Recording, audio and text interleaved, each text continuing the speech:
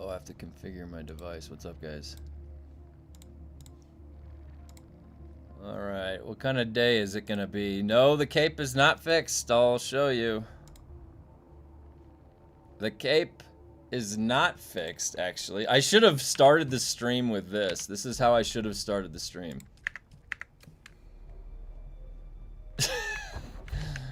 Nope. This is not a good day. This is... Hey, Kevin, how is today going to go? Well, we can measure it in inches. Right there. How is today gonna go, Kevin? Well, it's gonna go about 10 inches in the wrong direction. That's what's gonna happen today. Hey, what's up, oh, wow. What's up, Grumpy? Hey, June. Yeah, the game notification about the power. Wait, let me see what the actual message is. Where is it? I want to see this because wording is very important. Language is how we communicate. Alright, can we see it? Yeah. From July 1st through August 31st, all power generators and turbines will run twice as long on the same amount of consumable. Dude, am I tripping out, or is that the wrong way to say that? That's not how you say that. You say that it will be half the cost of fuel for the same amount of time. This says that the generators will literally run for 62 days and require 31 days of fuel. Is that not what that says? Is that not what that says? The generators will fucking run for 62 days, which would then make it easier to go on a vacation for the summer. But I logged in today and it still says 31 days of max fuel. Why the fuck does that help me keep my base powered till the end of summer? Do they even know what to do with words? This demands an immediate fucking pushback. That is like, stop saying words to me that are fake and then lies. Like, stop talking to me.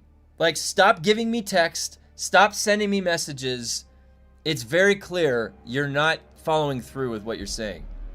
Because, like, literally, why did I log in, like, when I was getting breakfast ready? Why did I log in? It doesn't start until July 1st? Woo! Woo! Jared. Alright. Jared saved the day. We can move on from that point. Thank God. Wait a minute. Is the first day that they go on vacation July 1st? Is that what it is? So they're like, you know what? We don't want to hear shit from you guys. Notice the countdown timer? Yeah, you're right. You're right. What do you want, little dog? I already took you out. All right. Well, let's see. Let's see. All right. How is our back cape off to a start? We're not off to a good start. All right. So the double power basis starts on July 1st. So we have how long? We have 1 week. So in 1 week, we're going to get double bases. 61 days worth of power we'll get. Okay.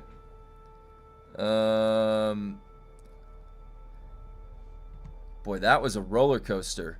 There's a bad bug with the cargo container now. If you assemble it in your base, it will spawn out of it a few seconds later. Wait, where's my cargo container? God damn it. Why can't this just not be like that? Can I want to wear the goggles. God damn it. Alright. I'm entitled to wear these silly goggles. Alright, do you guys see how silly these goggles are? Look at this. I am entitled. I'm entitled to wearing these goggles, but they seem like they don't want me to because they do not fix capes. What would even cause... Like, they have a note in the patch notes that says the ponytails were causing this. Okay, well, goggles are also causing this, guys. Goggles are also causing this. This is not fair.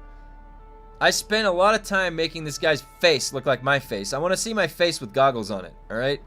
And I've got this cape like this. This is crazy. Are we living in the future? Is this 2026? I feel like this is the year 2000, where we have no capabilities and no internet and nobody's talking to a game developer. People got pissed at my Reddit comment that I posted too. All I said was that the fucking the Haga Basin was better when it had the old shit, and they removed the thickness of the storm. I only got to see that once a week for like 10 minutes. I'm like, oh, that's pretty thick. That's pretty cool, and then logged off. It wasn't a big deal. The fact that they changed the storm in Haga is stupid. All right. And I don't think they should have removed. You know, hey, what's up, Cable? You know, I was just about to go build like one of those dueling arenas too in Haga before they changed that. Hippie. Yes, you are entitled. What's doing in? So your character is sucking in the sand, but your eyes are good. Yep. I have the goggles on too, and it makes me look like I have a diaper on. It's not just capes. Oh, really? It's another chest piece? Oh my god. Alright, let's get into the patch notes. Let's see what the hell is going on in this game before we figure out. This water drain is very severe here in Arrakis. Alright.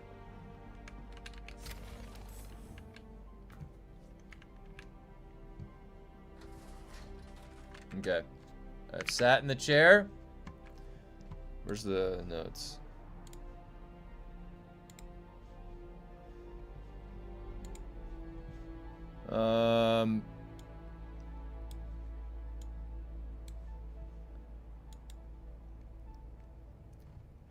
This denotes changes made based on player feedback and not our own mind.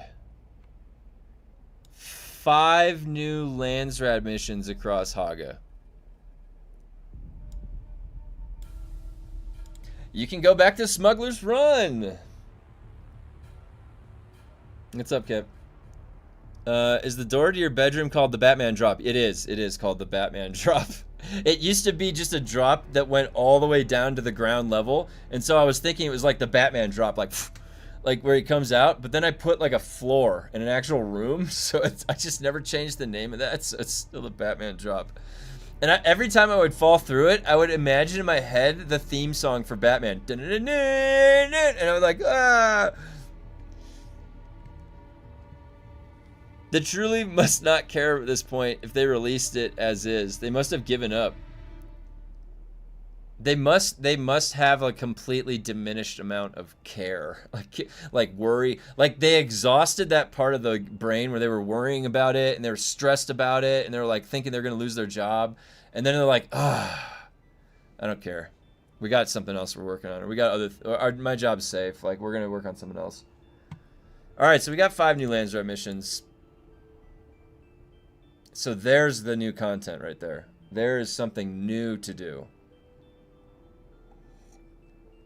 Improve This is stupid. Stop fucking with the game. Like the improved visibility during the Coriolis buildup in Haga. So why even have a Coriolis buildup? What's the point? Just fucking wipe the DD. Don't even mention anything happens. Who gives a shit, right? Why were we giving a shit in the first place? Why? You made it extreme, so you're like, oh, something's going on. I gotta wait and just kind of look outside. Look at that storm. Like, that actually made sense. Again, they're changing the base game. I don't like that. Made the cargo container have the mass of a small star. Alright, so now there's probably going to be some bugs with that, because that sounds like the most inefficient way to take care of this problem. Okay, you didn't have any work with the collisions or the animations or anything like that. You just increased the mass.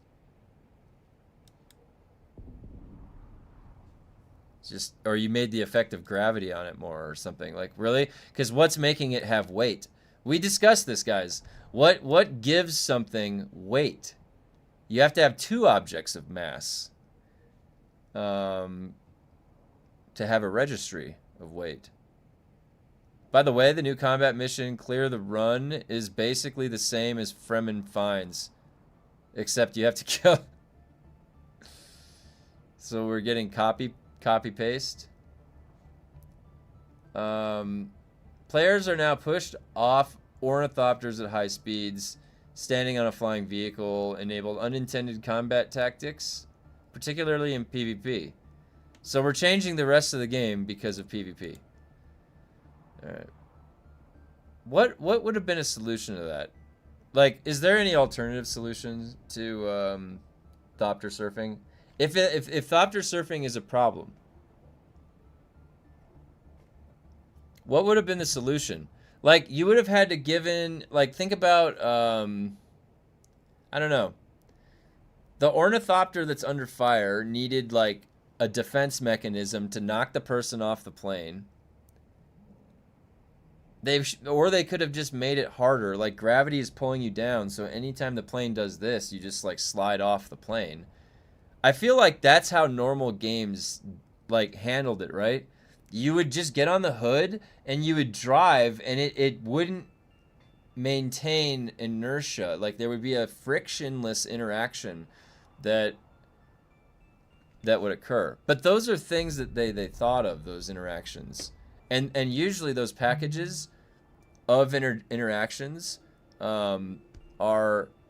Wait, hold on one second.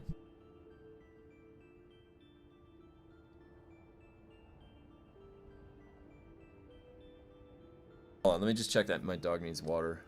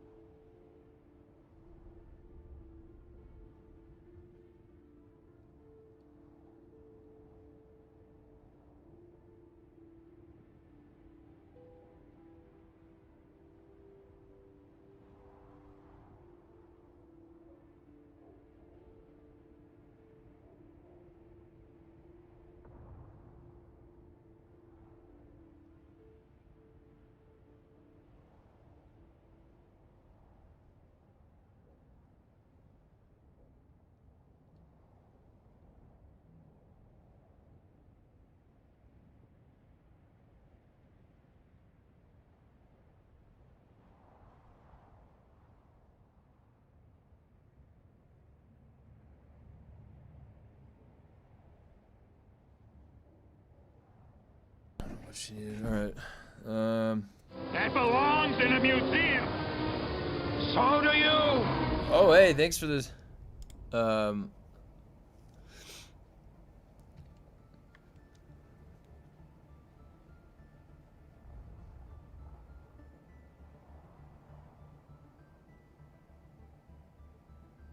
There was earthquake very, very far west.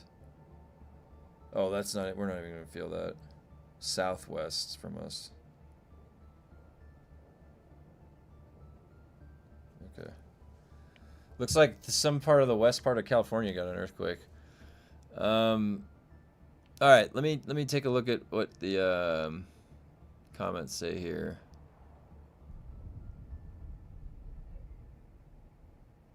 Make assault passengers be able to do something? Yeah, that actually would help. Vehicles should just have shields. Oh, Jared, yeah. Hey, that right there. Vehicles have shields. That's a really good idea.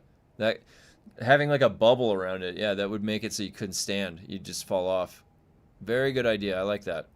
And we've been talking about for a long time how some of the early frustrations might have been solved if the ships had shields. And they did in the movies, right? So what's your opinion on blackout tattoos? Like, Dune has some similar options with lots of black, but I mean, in real life, when people get an arm or a whole body's black, it's just really dumb to me, ugly. So sometimes blackout tattoos are a choice, but it's usually a choice out of a progression.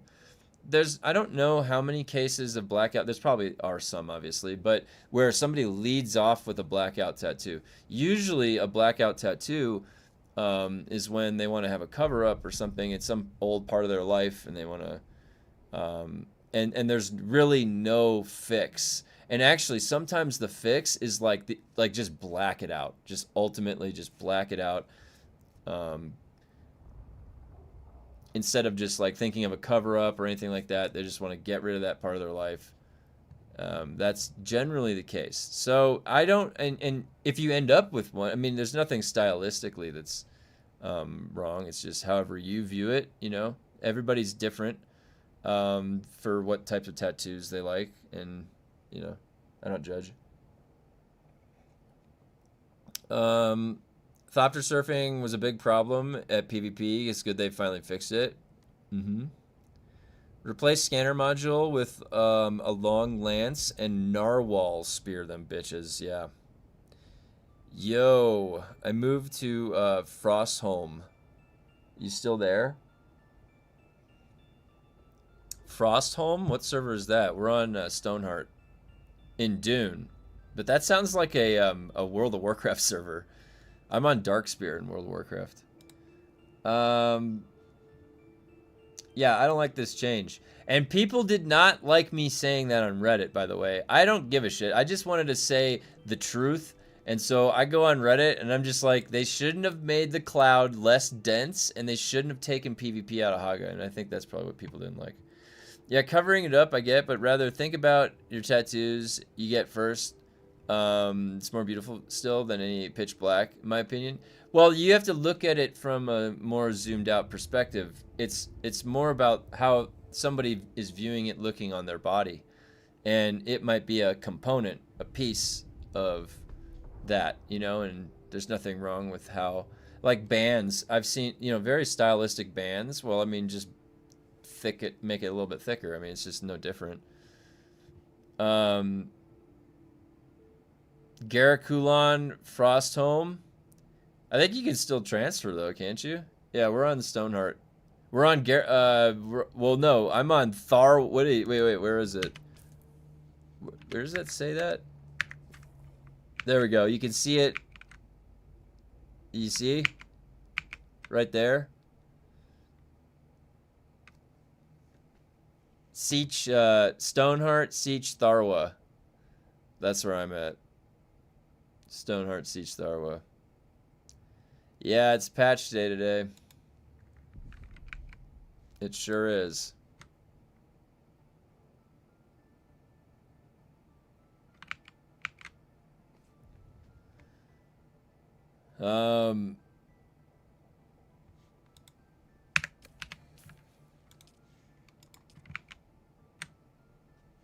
Yeah, let me, hold on.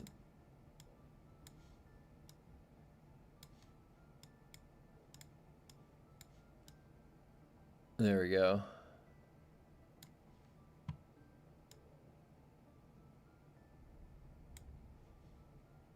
Okay. So, what do we have? One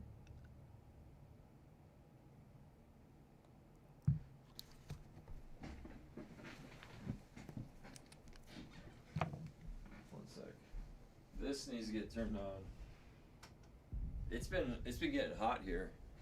I don't know about you guys, where you guys are, but all right. Let's finish going through this wall of text.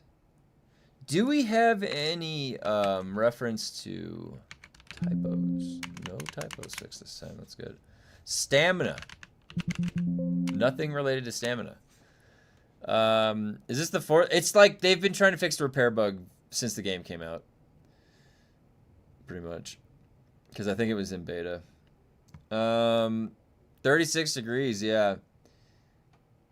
All right, this is where we got. All right, the unstuck menu feature will now work differently inside Overland map dungeons by teleporting the player to the start location. Outside of Overland map dungeons, the behavior will be the same as before. It will attempt to find the closest valid spot and teleport the player to it. Okay, so when you're in the Overland stations, there's going to be no more funny business. Don't even think about going and sneaking over to that boss with weirding step. Get out of here. Is there still a repair bug? If there is, if another one is found, we'll probably find it. We'll post about it in Discord. I'm sure there will eventually be one. They have taken a year to try and fix it, so I don't know if they've actually been able to. I got a YouTube ad below your stream. The website Nerdy Wave, some cool shirts and stuff, has some Dark Souls designs. Oh, cool. That's a good. Yeah, I mean, a lot of my interests are in From Software and Dark Souls and all that stuff. So I have a lot of visual content, and especially stuff that I used to do in the past. Was centered around FromSoft stuff. I anytime I get a chance to get another Dark Souls or FromSoft t-shirt, I always try and get one. This is pretty long. There seems to be a lot going down here. That probably leaves a lot more room for bugs. So if you guys find any bugs today when you're playing, just post about it in the Discord and we'll see. They took all the funny stuff and now all we were left with are sad things. Yeah. Yeah. A lot of it is repeated. Added a warning to the trans. Didn't they already say this? Didn't they already do this too? This was in like another patch. Optimize the memory usage for the shadows. See this again. Optimize memory usage in the location that you're fixing. Like for the game, don't say the function. Like, because we don't. This is just going to confuse us further. Like, were the shadows not working at a distance? Like, you don't say that specific part right there generally. Tweaked shadow display setting to improve game performance.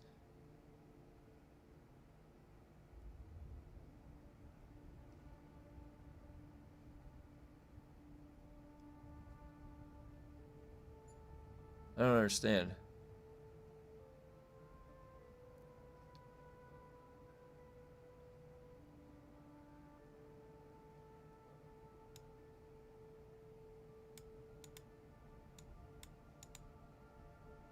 Did some under the hood cleanup in Haga Basin to improve overall game performance. That's how you say it. That's the way I say it. They fixed the wide door. Now the door is also deleted, not just the frame. So no more free doors. You guys are getting free doors. But if you've already built it, it works. Well, shit. That's not fun. They're taking away all the little building tricks and stuff. All right. Can you still re-roll the AUGs? No, not right now. Not unless someone finds another way. Performance optimization. Okay, again, you can't go back to that place.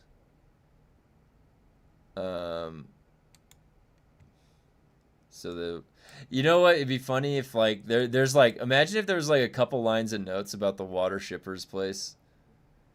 Change the siege sorting on the new server browser. The siege wherein the player's character last is now the first siege listed, so it's not alphabetical.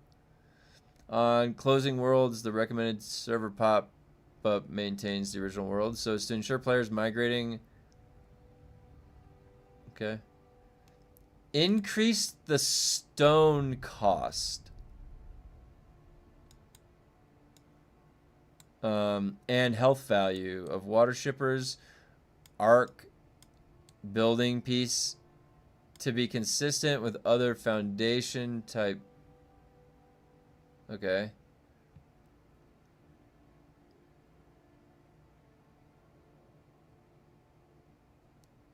Do you spell dueling with 2 L's or 1 L?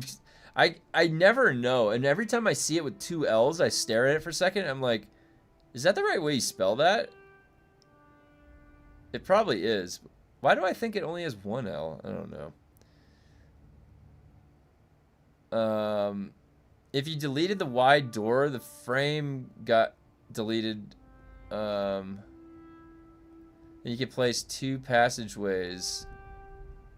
It's 1 L. That's a typo then. That's what we call a typo. It says made vehicle inventory disappear on sandworm attack after vehicle is destroyed. Doesn't say anything about quicksand though. Ah, Gunny. Very good catch.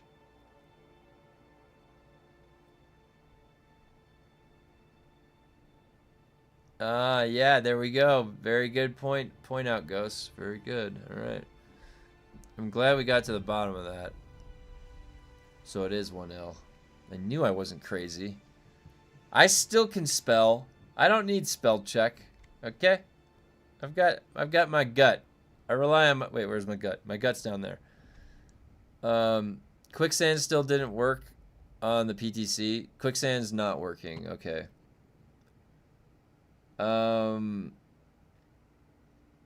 Yeah, maybe they don't know about. Well, we'll see. That sounds like they got all of them.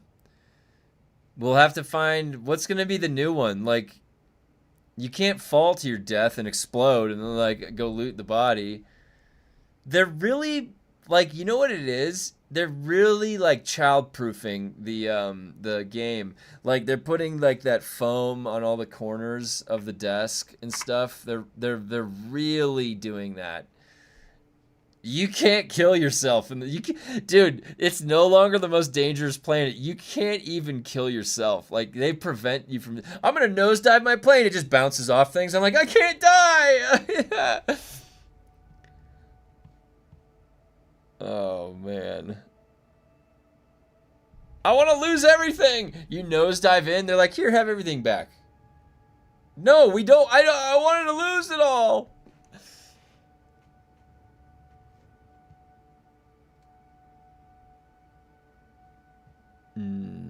Harkening.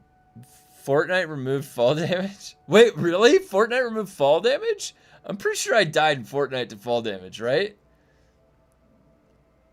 Don't worry, Kevin. We already got new tech for the labs. Oh my god. Is there really?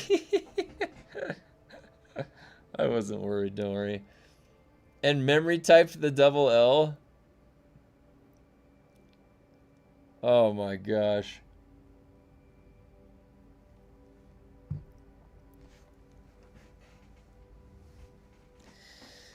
Okay. Removed the stock limit on some of the components. Okay.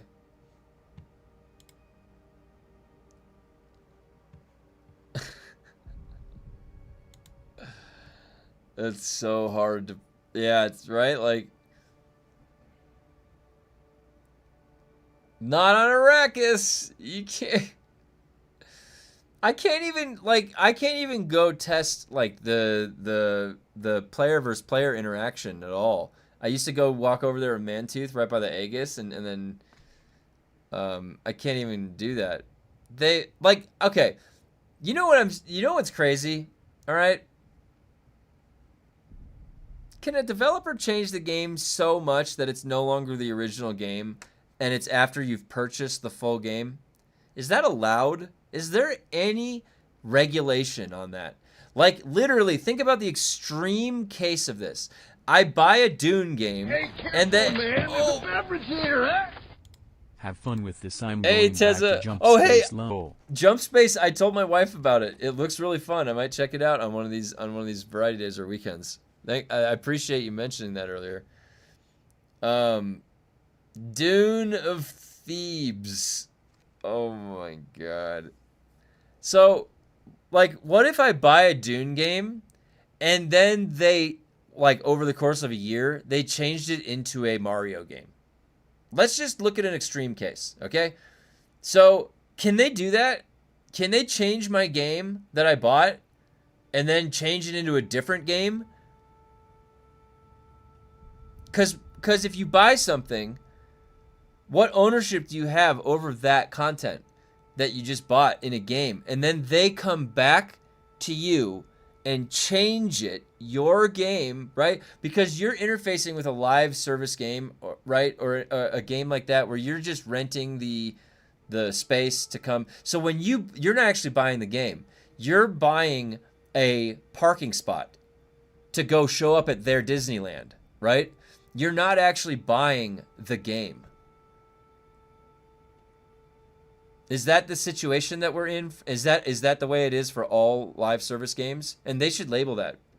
Because if it's a live service game, that game Dune, that's not a game Dune you're buying. That's game Dune you're renting. So they should label that differently, in my opinion, because this is false advertisement.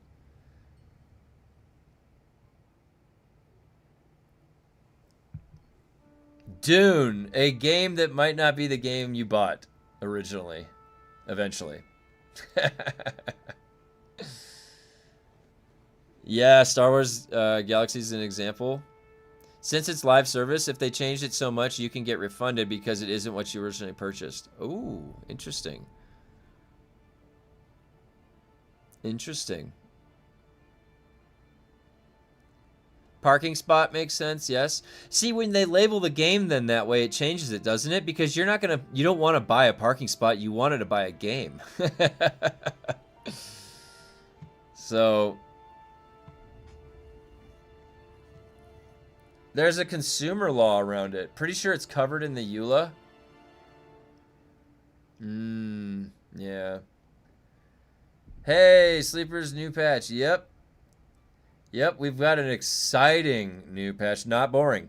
Exciting. Not boring. Yeah. Reduce the drop rate of the Ancient's Way in the Old Quarry to be in line with the drop rate in the other.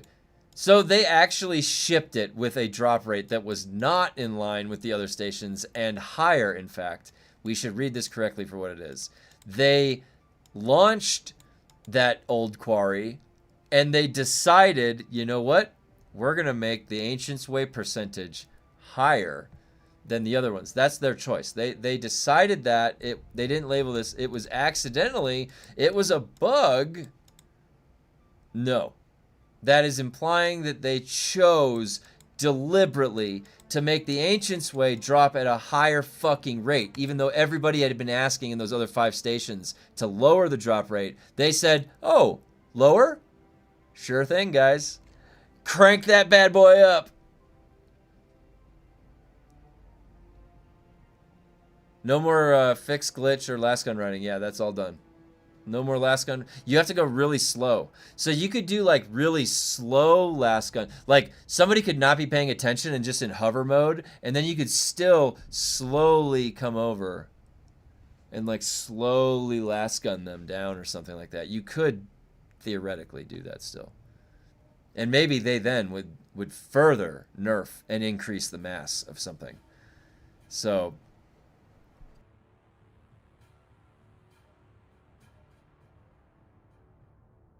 hey, I wonder how many things in the game we can get them to increase the mass of. We could just make everything very dense. It's a very dense game. A lot of weight to everything. It doesn't make sense really, because it's all relative, and if just increase the mass of everything, nothing changes. All right. Adjusted the ordering of the smuggler garage door to appear near the other doors. We know you couldn't find your way to the smuggler garage door, so we're gonna reorganize that for you. Thopters become black holes. You try to sit on one, you teleport under the map. That would be, but see, Ghost, that would be an accident. They accidentally created a black hole effect. They didn't do that intentionally. They were just doing things they didn't understand. Increase that number. No, you don't understand what that'll do. Damn it, Simmons, increase the number. I don't care about your physics, your silly physics, your funny numbers. Increase the mass, Simmons. I'm gonna get in trouble with my wife. She's in a meeting. I said do it. All right. Added a new blue color wall banner variation. Blue? I thought it was all red. Blue and red. Do you know that like when you decorate something, you don't usually go with opposites unless it's like black and white? Like opposite colors clash. So like we added a clashing banner. That's what this says. We added a color clash. Maximum output now. Oh.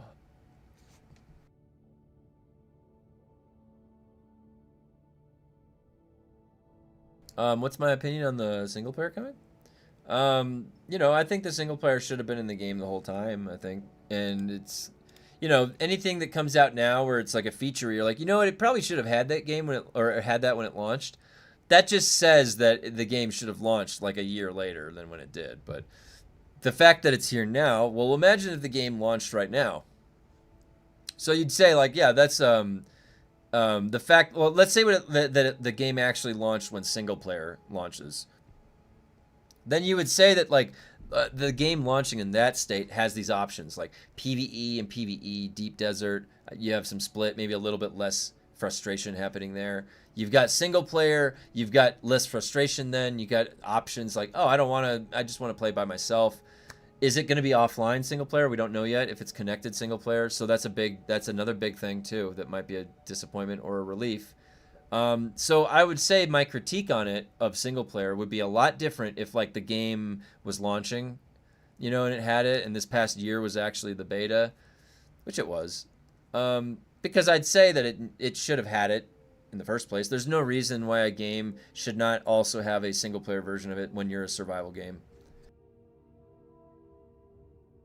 Part of the like the way that you interface with a survival game is you need to have sort of an isolated freedom with it.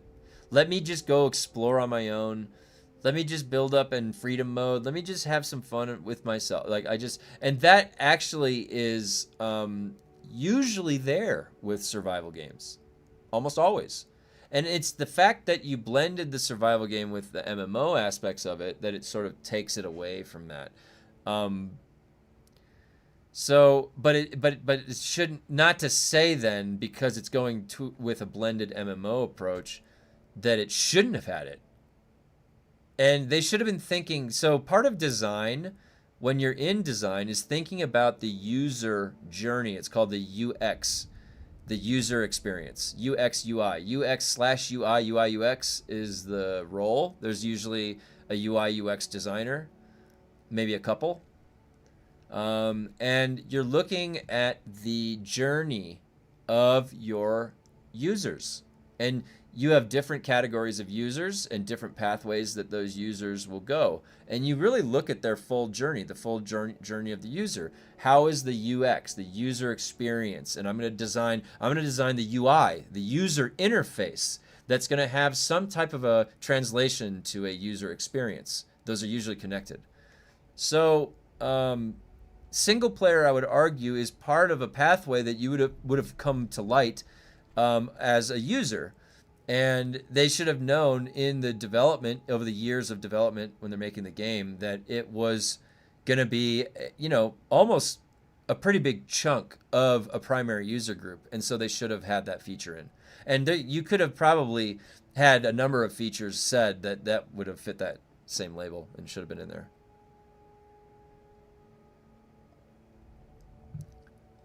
But it's almost like they didn't really understand their user groups very well. And they tried to cater to too many, but not really fulfill any one of them individually. And so then you got like a game that doesn't really know what it wants to be. It's not really fully an MMO RPG, and it's not really fully a survival, and it doesn't like have the best elements at the end of the day of both of them.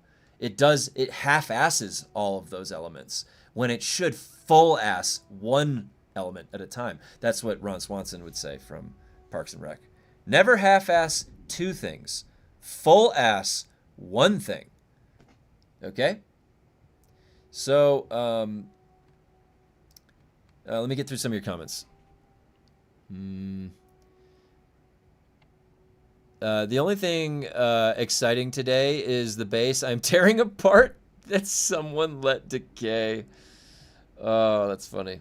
Oh, yeah, I got like 25 grade. Okay, yeah. So, Funcom had 100 100 meter token bill for June, 1 million. Yeah, vibe coded. That banner could come in 15 colors in about 12 seconds of programming, but they're dolling them about one by one. Yep. Nothing in Dune lore is colorful. So I don't know why they haven't fired everyone on the design team yet. Like, dude,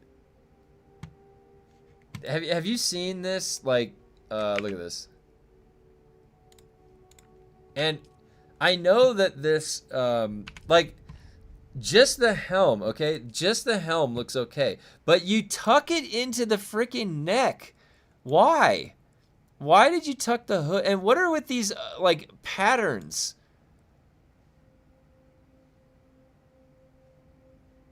Any of these, like, where is it? A lot of these GIMP masks, too. Like, it really strange. Like, out of function, I don't think they would have this, right? You don't, it's like the opposite of breathing.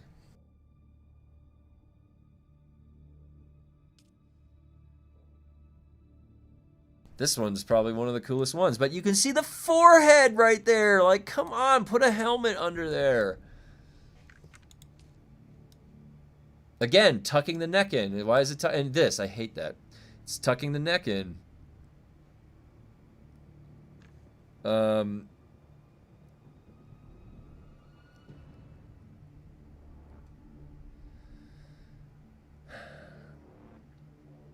The color choices in Dune suck for the most part. Yeah, the pairings. That's why I said let us customize the color pairings, because holy shit, we could probably do it better. Dune actually did have colorful places like yellow, red, green floors, like fish designs engraved or something, but overall much sand, black and white colors. A few days ago, I just came back to Dune. Oh boy, this game. Grind is a pain in the ass. I'm already frustrated. Yeah. You know, if you do find like a server that has a community going, if they're still running, then there's usually generous people. Even in like we had my guild, if there was people coming on our server, like we have extra Thopter parts and stuff laying around. We can help people out. I've got a lot of Solari, right? Not a lot to spend it on. Does this mean they're gonna shut down the online mode eventually, though? I don't know. Like, I don't know if that would be anytime soon. Like, if they didn't shut anything down already, then it's fine for another few years at least. Conan's servers, like, you're doing fine.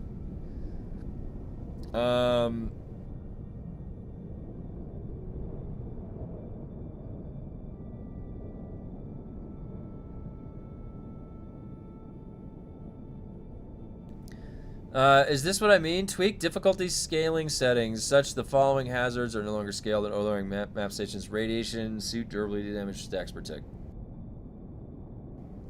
Half-assing two things are one thing combined, actually. Yeah, that's right. All self-hosted servers are down. Oh, really? Don't teach a man to fish. He's a grown man. Fishing isn't hard. Isn't that hard? Yeah, that's a great one. What a great Ron Swanson line. Kevin, you need to see yesterday's pop numbers, the lowest I've seen. Oh, really? Yeah, I bet. It's because they bored everybody out of their mind with no specialization double. Dune logo letters. Best headgear is heavy Harkonnen trader mask. Oh, yeah, the trader mask is good. I wonder, is is that mask? Does that connect the hood like in a good way? I forget. Let's see. Or is that still? No, that does. Look. That does the hood in a good way.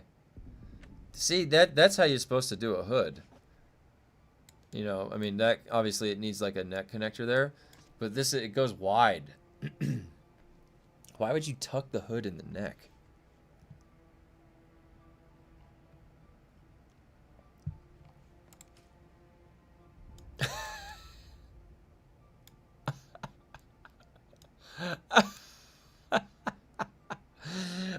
I'm blinking. I'm blinking. Dude, you can just get poked in the eyes. Why are those not like glowing gates or something, like covers? Dude, the sand can just blow right. You're going to get sandblasted straight in the eyes. Sandblasted. Why does that not have a gate or a cover?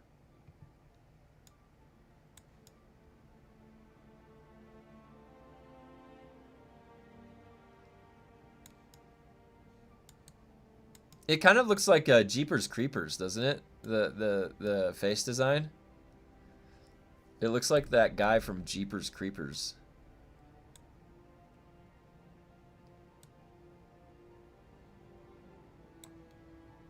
Hey, what happened? That's not... What the hell?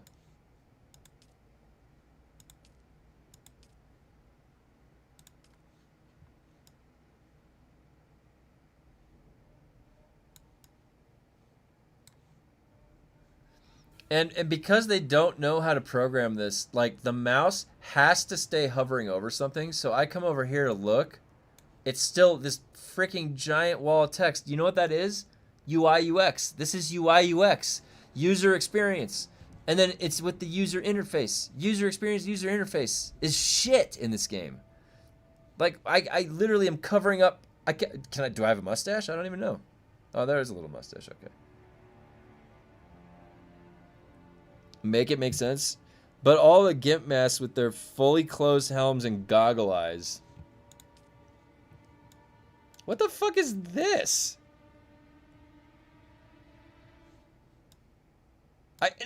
This text is driving me crazy.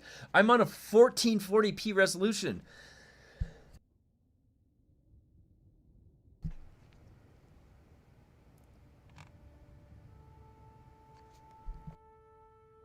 I just don't understand. That helmet looked like Leper King from Kingdom of Heaven. Oh, yeah. Wait a minute. Just put me in, coach. I'm ready.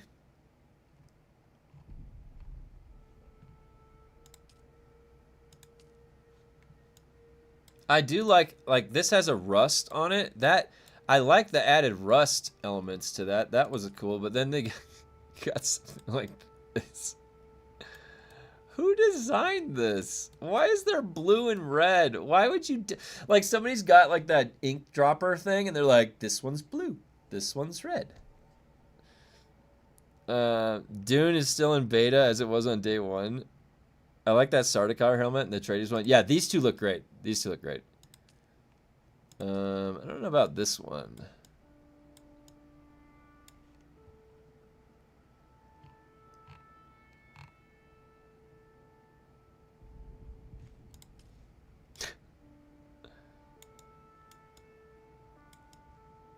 I was trying to check if it's connected, and I can't see. There I can. How come there's like a bulge in the back of the head?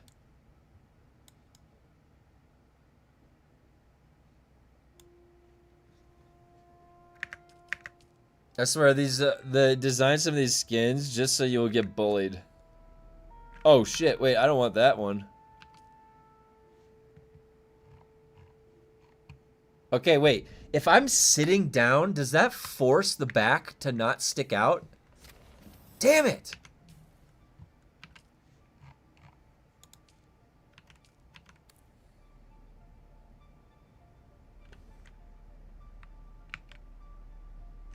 Most of these designs look so loveless. I agree.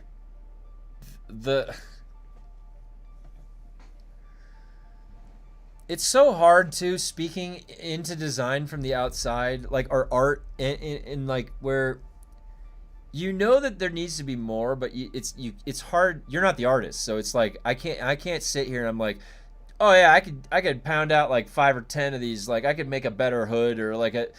I know I can't. I just know I've played other games where I didn't have to think of that, and they definitely thought ahead of that, and they had plenty that I could interface with, you know?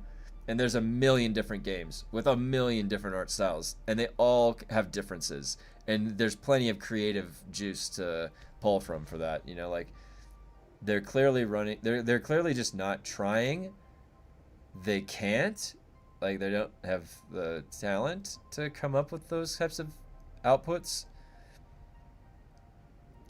Nothing in Dune lore is colorful, so I don't know why they haven't fired. Oh wait, I already read that. Oh wow, whoops, my chat was behind.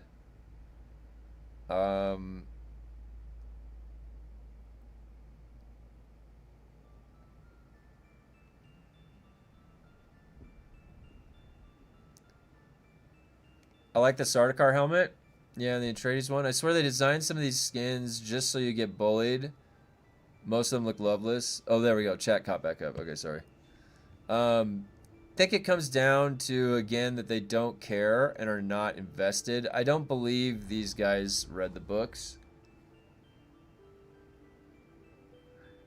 So they just have a job because they've got it. Like, oh, I'll do it because I have to. It always does seem like when they're talking about it, it always does seem they're like coming to it for the first time. Like, oh yeah, I haven't seen that in a while. Oh, which one was that? Oh yeah, oh yeah, that was that one. What was her name again? In that testing station we just. Oh yeah. Also, they're like, I love the Dune book. Not books. One book. You know what, though? I'll tell you. I wore my motivational shirt, okay? This is what Funcom should have been doing the entire time. They should have believed in themselves, okay? Just like Bigfoot. How could you read the books and then make these decisions? They are just collecting a paycheck. Why do they keep... Something at Funcom is a driving force for these IPs. Is it only money driven? Like, because it's like they got the Conan IP, they've got the Dune IP. They're holding them hostage if they're not willing to create something fun. But they keep... Obviously, there's something driving them towards these IPs. Where in the leadership, there's got to be some interest in it. And I'm sure that they're behind that interest is some good intention, right? To aim yourself at those IPs in the first place. The follow-through is a different story. Like, the follow-through issue could be Joel. There could be other parts of leadership that just are there. They've been there for 20 years and they can't get rid of them. It could be any... And maybe it's not Joel. Maybe it's something else. There could be any number of issues. But the game hopefully gets a comeback like No Man's Sky. Well, it's got... I mean, what's the timeline for that? 2 years total. The game can be alive for 2 years. We've never really seen it, only a few times, where it's like a much older game and then it gets a resurgence or they make it better. Tencent and the CEOs, this is actually just the track record of Funcom. They have some of the worst leadership. Look at Glassdoor and other sites with Funcom work reviews. Yeah, that's true. That's right. Bro, I quit playing this garbage months ago. How are people still playing? It's getting worse with every update. Yeah, it is. It literally is getting worse with every update. It is. I don't know how people are still playing. I mean, and we're trying to hold Funcom accountable because this could have been so much more, and maybe it still can. But I haven't seen anything. Like, I'm not gonna lie. This game potentially has really nothing new coming for like another year. Like March of next year, March of 2027. They would have been shut down years ago if it wasn't for the country they are based out of. Okay, so in the biz dev world, so the business development operations world, like Ghost is discussing, that actually might be a case to discuss. Has this created if you are constantly and safe of being whatever it is, if it's being bailed out or support from the government so that your company can't fail, then there's no risk really. And if that's the case, this like lack of delivery or doing the bare minimum or giving us very mediocre content, that's mediocre work. They're putting in mediocre work. But there's no risk, and there's still like the payment for mediocre work, and then pushing your fucking hours to the nose, like and working your ass off. That's paying the same. It's the same output, so it doesn't matter, and you're not at risk anyways. So why work that hard? There can be a case made about that. Like, what's pushing you to work so hard? Why do you need to challenge the things and make innovation happen in the game? Well, make it a more fun experience. They don't realize that. It's hard. Maybe it's complacency, but you don't realize it. If you make a stellar product, it sells. That's what sells it. too. Not this backwards micromanaging on the thing you already have.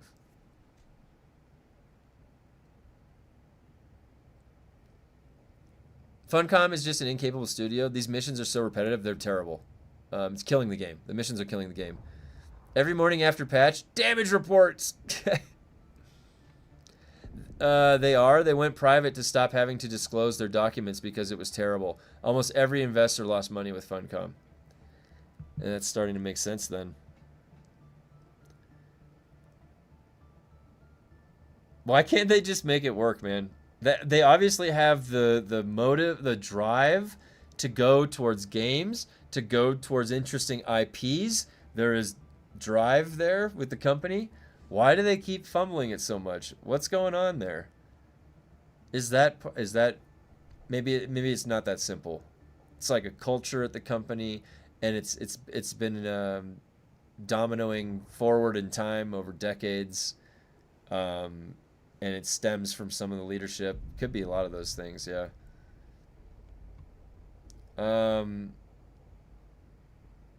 Things involving politics always go downhill. Why is politics still a thing then when everyone seems to hate it? People need to rebel harder. Well, no, those are two clashing ideas that you just said. The people not wanting to be involved in politics is literally because they don't want a fight. They don't want all that chaos. To go rebel is to go stand in front of your government and get fucking shot in some countries. So no, don't do that. It's just this is a different day and age now. All right, this is the connected international world of the digital age with funny smart wars. Like, it's a whole different world. So you can't go fight the same battles the same way anymore. You have to play it smart. But the answer to that question is not simple. Wait, no, seriously, what's broken? I just tuned in. I don't know.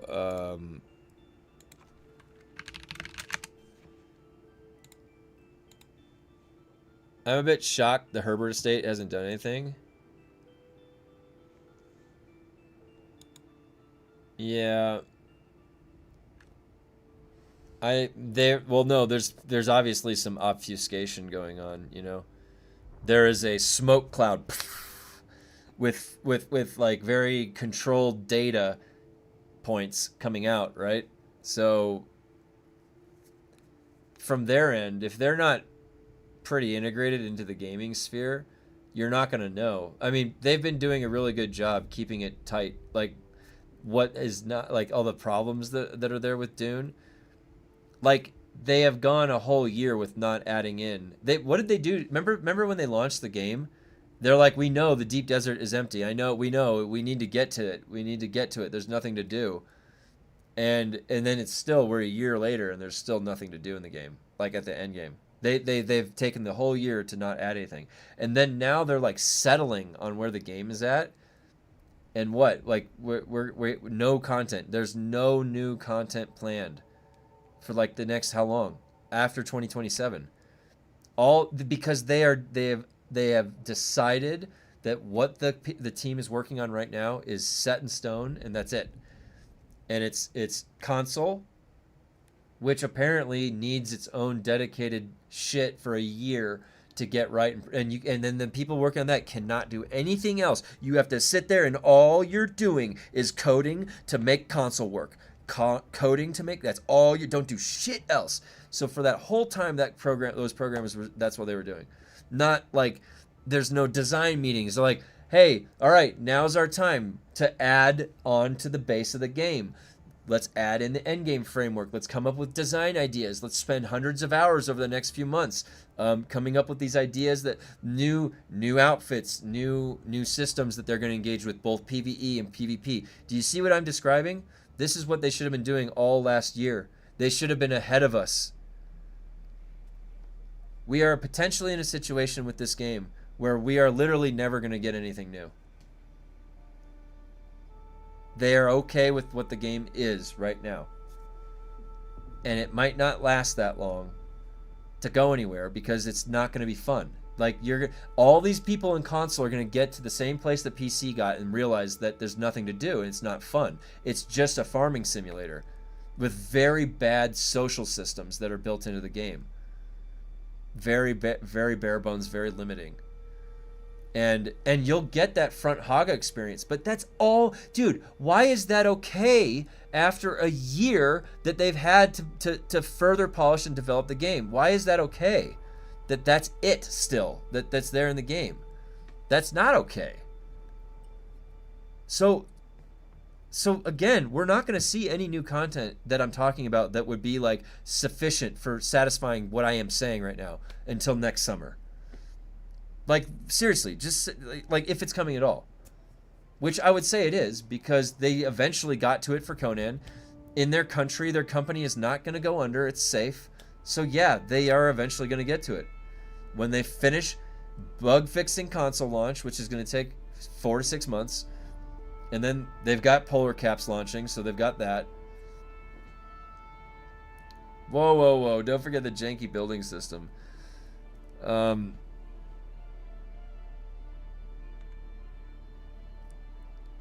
No, like, Funcom should be investigated at this point. They are borderline consumer fraud now. Well, the consumer fraud thing, to me, I didn't even start thinking about until I'm realizing that I'm logging into this game that I purchased, the Ultimate Edition of this game, and they have fundamentally changed the base of the game, that I can no longer interface with the game in the same way that the base of the game offered originally. And because of that, this is basically like a big giant fall. I bought something and they came back and changed my product that I bought. So it's kind of bullshit, if you ask me. And I honestly, I am gonna keep showing up and calling these assholes out if they keep changing the base game, because I don't think you should change the base game. That's what you sold people and they bought. You should only be adding on top of the game. It makes no sense to me. We are really witnessing something that hasn't really happened that often. I have to go look if it has, because I don't want to speak to something I don't know. But in my knowledge, I have never gone through an experience with a game like this before. It's one of the reasons why I keep showing back up. I literally just don't know what the fuck to expect. And it's like I'm staring at like a train wreck about to happen. I'm like, should I look away? Like, no. So, are they gonna like keep changing the game? Like, what? What? We're gonna come back. Like, think about this, guys. You're gonna spend an entire year doing this fucking monotonous specialization grind, only for them to change it in some way. All right, just wait for that to happen. Oh boy, that'll be fucking a day. But I put all that time into this. Yeah, well, you know what that is? That's that meme where you look over. It's like, your first time? Is this your first time? The guy's like got a noose on his neck.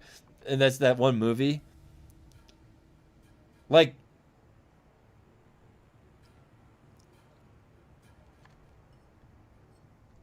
they just look at like the Conan skill tree, or yeah, you put in all that. Like, dude, just look at Destiny 2, Bungie, all right? I put in all that effort for my mountaintop. I had that for a little while, and then they sunset everything.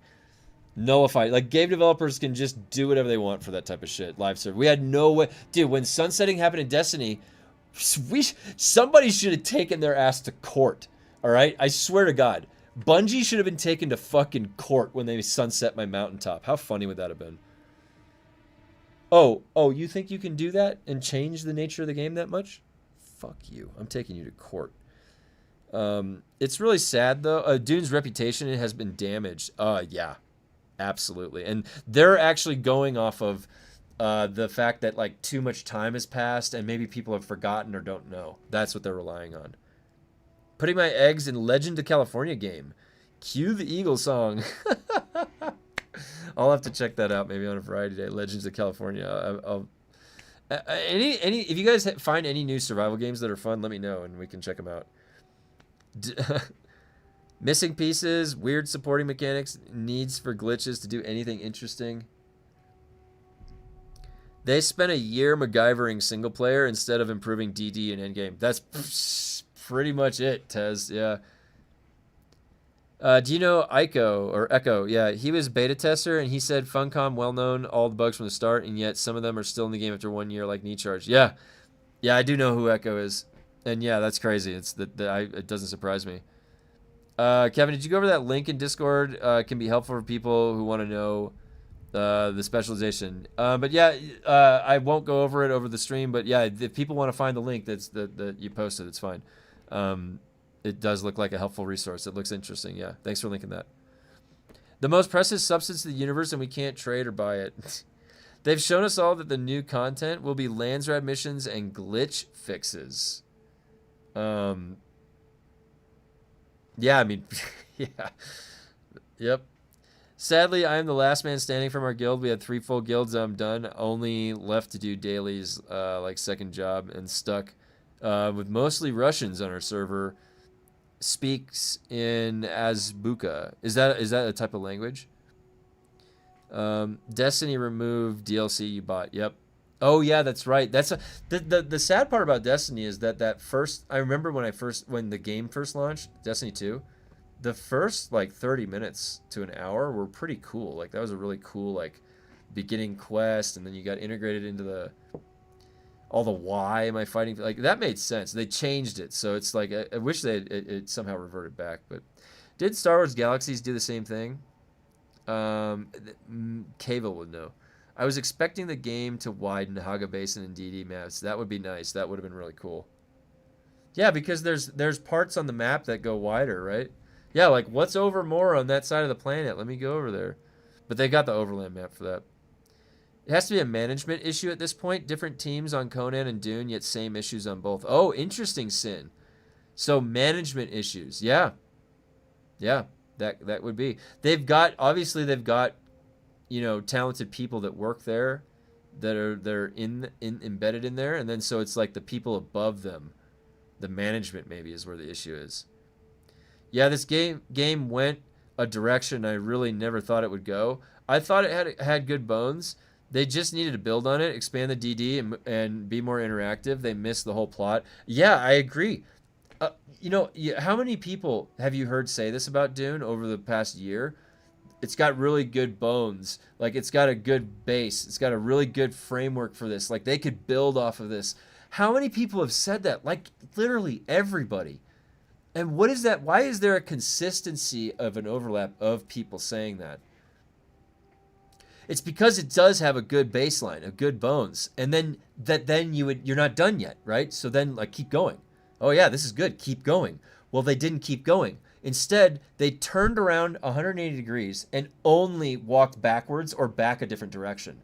They've never found their way back to where they were originally headed, and they've never caught up to themselves in time. So I don't know if we're ever going to make it there where we needed to be, where we should have been going in the first place with this game. And that's part of the reason why we do a lot of this talk like this developer critique, because we are in our time, our time is precious. We look to invest lots of brackets of a lot of time into games, and so we want to make sure it's like, all right, in the next year or two with this company, with this game, is my time being respected as a consumer, as a gamer? They are not really advertising Dune Part 3 anymore. Did you notice that? Yeah, I did. And that's not a good thing. Games know they can yank away your paid DLCs, etc. these days. Just look at Warzone, the Battle Royale community. Oh, did they do it there too? That's not good. I have 300 100 levels combat crafting sabotage, level 40 exploration, funcom. Have like a couple months I finished the game. The game, well, but see, you don't have a couple months because you have to refuel your base in less time. Actually, no, I take that back. Starting July 1st, it'll be 62 days. Okay. The game crashed in the quarry boss room. Oh, geez. I'm sorry to hear that. I play a great survival game called iRacing. You have to survive turn 1. Echo went ham on the game, still waiting for his most negative video, as apparently the last video wasn't. Oh, really? Yeah, I heard about that. I haven't seen anything posted, though. Online racing can be catastrophic. I know it well. Oh, yeah. I love it, though. Yeah, Echo promoted a longer video. Still waiting for it. iRacing is thriving. Was the new samples... the new samples bug out for you as well? So what is that? So, can you repeat that? What? Sorry, that's a misspelling, I think. Did they patch anything? Yeah, they did. They did. This is the patch. Where is it?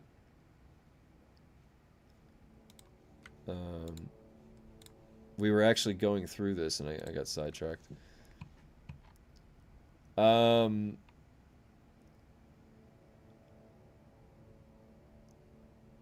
There's a reason many people keep mentioning refunds should be open up on Discord. The Steam page alone shows how they lied to people.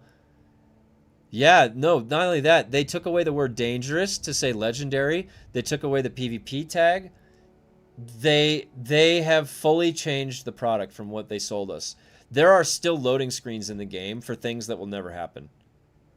And they just literally are like getting your hopes up, and you're like, oh, what's that? They don't even have the fucking like respect for you to remove those single image loading screens. Single image.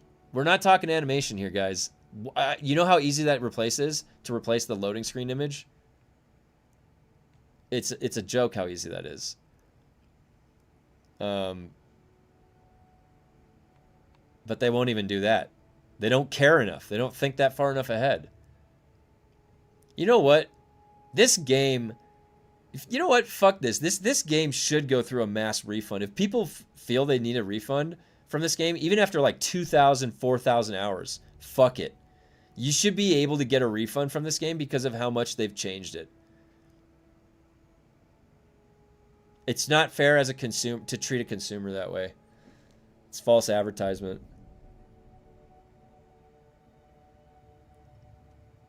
But firm handshakes around the board. Firm handshakes around the board, guys.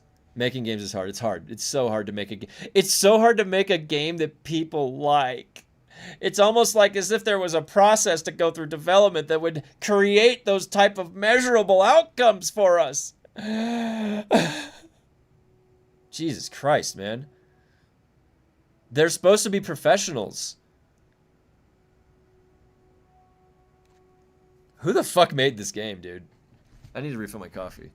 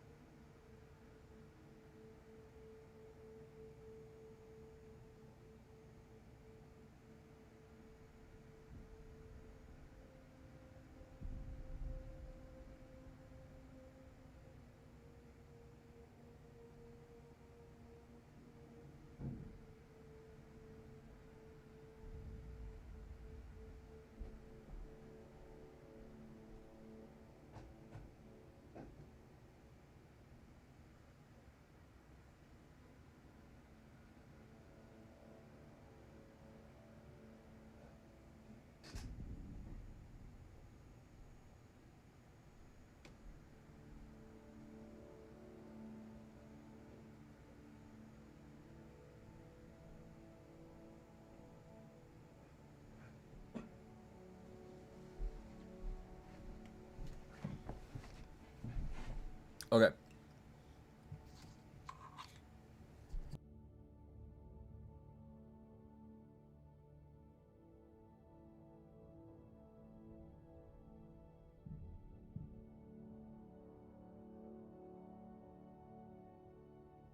Okay.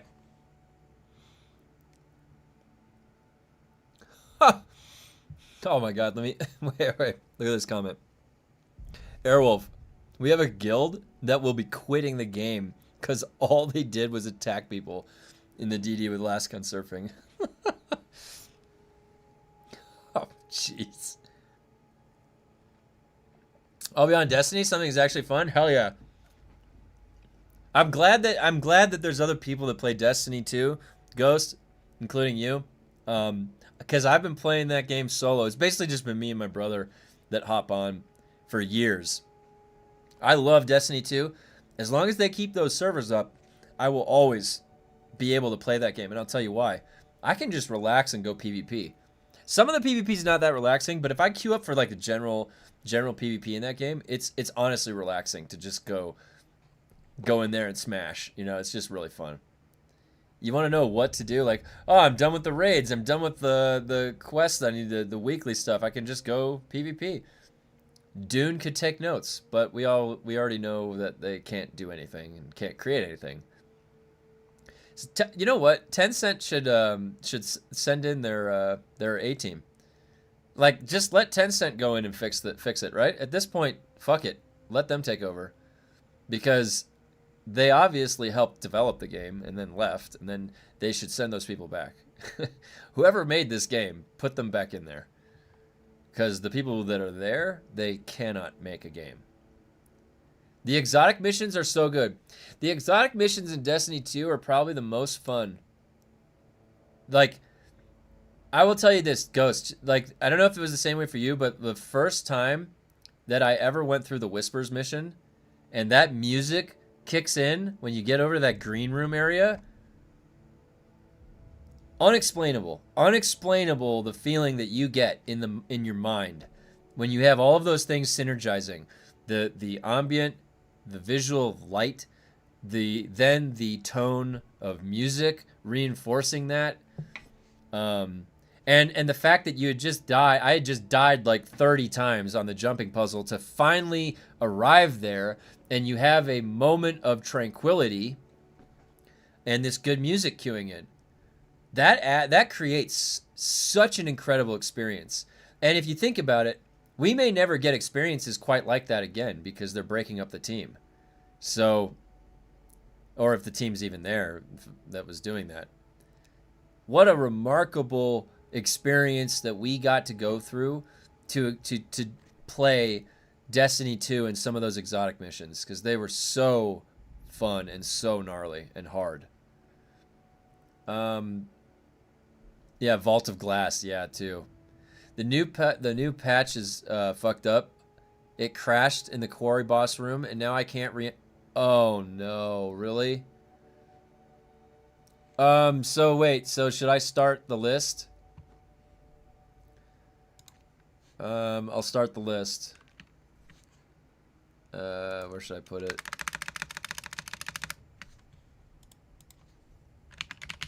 Current known bug list.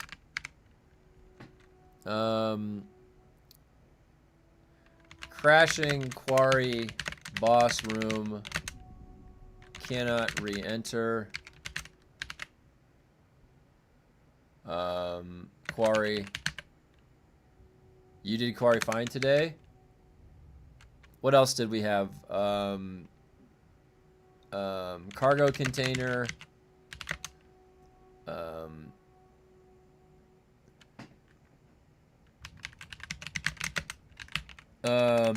Outside of base.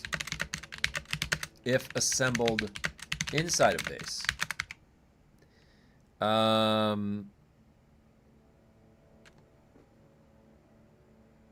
Doing too much work for Funcom.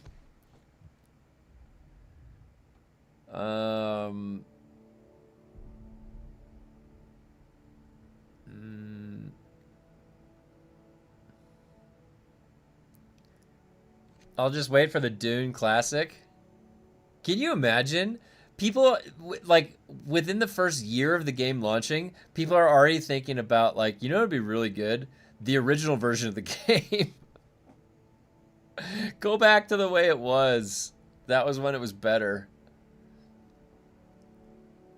OG Vault of Glass was insane. Lots of love for D2 when my mates stopped playing. Yeah.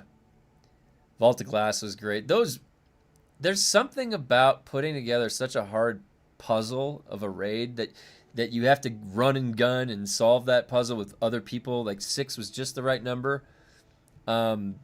Made for some really challenging and fun experiences that when you champion those, it feels so good and you get the best looking armor, you know?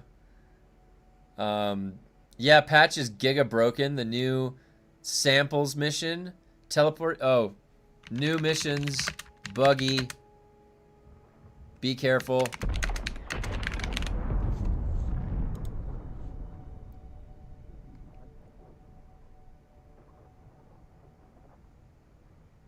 Okay. Getting the Vex Mythocast. Oh, so OP in Trials. Oh yeah, the Vex Mytho class. I was actually already setting up my build, planning for the nerfs that were coming or the fixes. So my hunter was already set up. I didn't have to change anything with that patch. Still operating it. I have such a good roll on the rows. And I'm still using a Liar's Handshake. I'm using Liar's Handshake.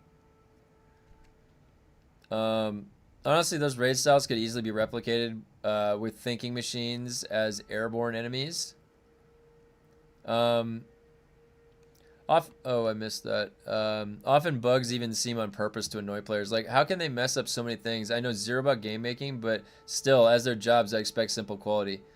And yeah, no, what you just said is correct. And so what you can trust usually at a company is process. And you don't you're not relying so much on a human or multiple human, like you're relying on the process. Just tell the human to follow the process. So part of a process for development is the QA, bug testing and bug finding and fixing. And so actually, and there's so many other issues too that what's going on here. It's hard to just, it's not as binary as you'd think. It's very complex how many different things are going on right now wrong at that company. But it's just economics at this point. They are reducing their cost exposure with what they view maximizes returns when console launches. True development is expensive and would just and Veldov, so what Veldov just said is something that we always have to take into consideration is at this state right now or prior, can we blame them as a company? Them, right? The company. Because at the end of the day, it's just business. They're just going to follow what is successful, what works. So it's like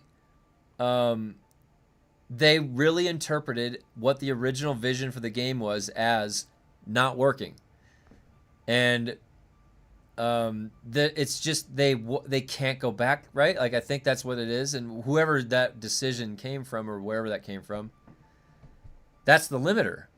It's like, that thing that you were originally doing, don't do that. It did not make us money. But technically it did, right? Because it did. It was part of the game. But then was it? Because it was uncertain. You didn't know when you bought the game that that was what was waiting for you or what wasn't waiting for you. So, Dune may never... Well, first of all, you have to like decide for yourself. Is it possible for them to ever go back to where they came from? Probably not. What elements of where they came from or why they can't go back there in the investor's eyes? Now, take those elements and look forward. Are any of those elements things that we've wanted and we've been saying need to be in the game? Because that's not going to ever come, right? Because that's part of what the original vision was where they were told that's not working, don't do that. And so we maybe have, and so I hope, like, here's the other thing though, is that Joel said we will be looking at PvP. He said almost like the fact that it was moldable in the first place suggests that it can also be moldable again. That to show that so what you've decided, right, is to do all these data-driven decisions and make a million Landsrad quests and make everything unfun. There then must be data that comes out of that suggests that that is not the good way to do it. That is not a good idea. And that would push them to think of something else, whatever that might be. So, like, for me, for an example, I saw, oh, there's no ×2 specialization last weekend. I'm not logging in this weekend. So, because to them, they're just seeing little lights blinking. They don't see any emotion or feeling or anything. It's just like a computer switch is like beep, boop, beep, boop. You know, there's no soul. They're just looking at the numbers, right? So, I don't know.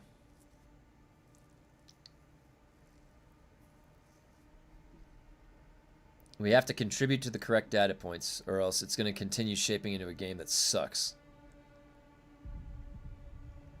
Log off, log in is still the same. Oh, wait. I haven't tested the new overlay after the patch to see. Oh, yeah, that's right. I'm not sure. I got a bug in the buggy mission in Blushing Caverns. Could dismantle one buggy 2 times, and it credited for other location of buggy. Dismantled one by the camps twice, not inside the cavern. Maybe it spawned fast or something.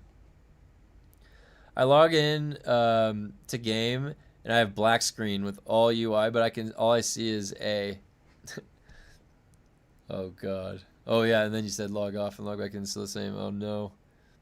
Were you using the companion app? Maybe that's having a conflict or something. Yeah, it's of their own doing, though. They have no one to blame but themselves. Instead of listening to 95% of the players, they instead listen to the 1% who is the loudest. And in general, how to listen to feedback. I mean, in any job, when I did some work for a ed tech company, a big one that needed to figure out a learning management software system that would be the best one for them. And so I need to understand their entire student base. Like, how do I gather the feedback that is necessary, the right feedback? What techniques am I going to come in with that would give me validation but behind the data points that I then am extracting from, which is going to be qualitative in some cases and not quantitative. So in any job, because every job is hard, right? All jobs are hard in some way. But in any job that you would need to understand something like that and then analyze it, looking at feedback, right? How to look at feedback, how to filter the right feedback. And you could say that in a consumer, in an economics sector, with business, when money is tied in, it's all the more important. But because it's literally the success of your company is relying on the appropriate integration of feedback and iteration. Yeah, the problem that they've always had this problem where they're like showing a fake showcase to the public, because then I'm like thinking, who are they really showing this to? This is like a broadcast for their investor group or something, not fucking. Because like all the other stuff they do is what really is the marketing that's outside of that. That's the main marketing doesn't come from those live streams. So then what's the point? There's another point to them. We'll always have poison tooth. I kind of miss some stuff from the old lands where I had like crafting a bunch of guns and handing them in. Now there's no big, yeah, no. You just said a really simple thing, because in the RPG of this game, getting a bunch of guns together and showing up like, hey, I got a bunch of guns, and you put them on the desk, and you're like, how much is it? Give me what you got. I like that. I liked that barter. Like, that interaction was nice, but no, they took that out.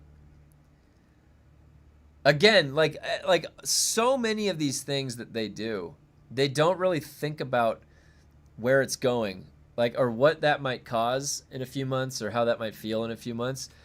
They just, the decision gets made and they put it in. First rule of Poison Tooth, we don't talk about. Oh gosh. Well, they cherry picked the data, so it doesn't really matter. Yeah, let me check Discord to see if there was any other,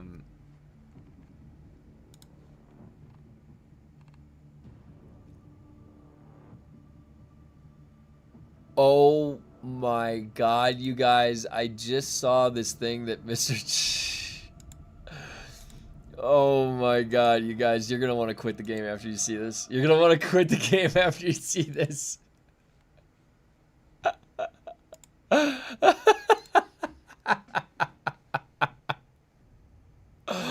Oh my god, that's egregious. That's so egregious. There's children that play this game. There's children that play this game. That's egregious, dude. Oh my god. He said that it wasn't limited to capes, the thing that the goggles do. That's the goggles, guys, that are causing that. That is egregious. That is egregious. What the fuck, man? That's, you guys, that's from putting on those goggles.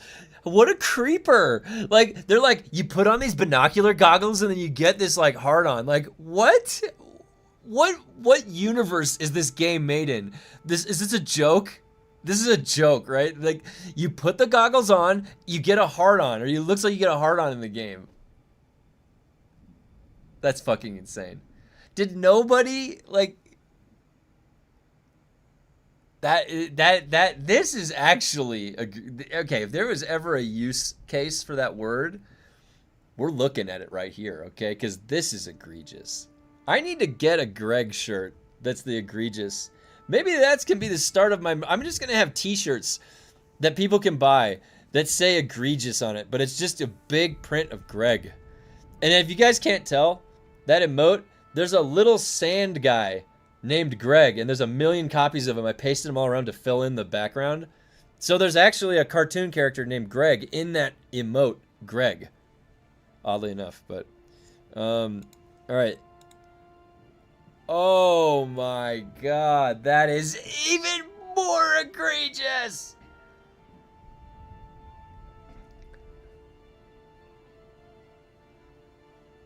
How does that even happen?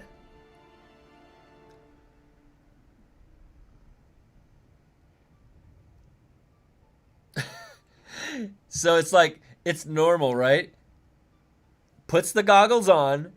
It goes like this, like a tent. Oh my god. It's the new enhanced booty set. You gotta show it up his head. Classic. This is classic Funcom, really, right here, what we're dealing with, yeah. That's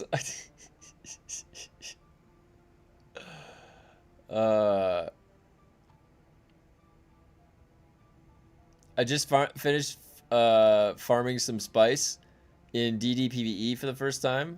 Very disappointed. Little or no spice explosion, all super empty. Oh, really? Unleash the beast. What are we watching? The death of a game. That's what we're watching.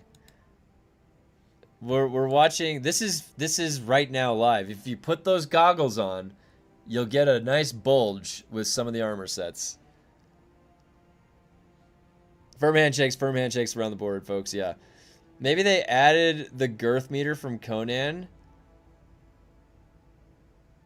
They're like, by popular demand, there's now a dong slider in Dune. Have fun.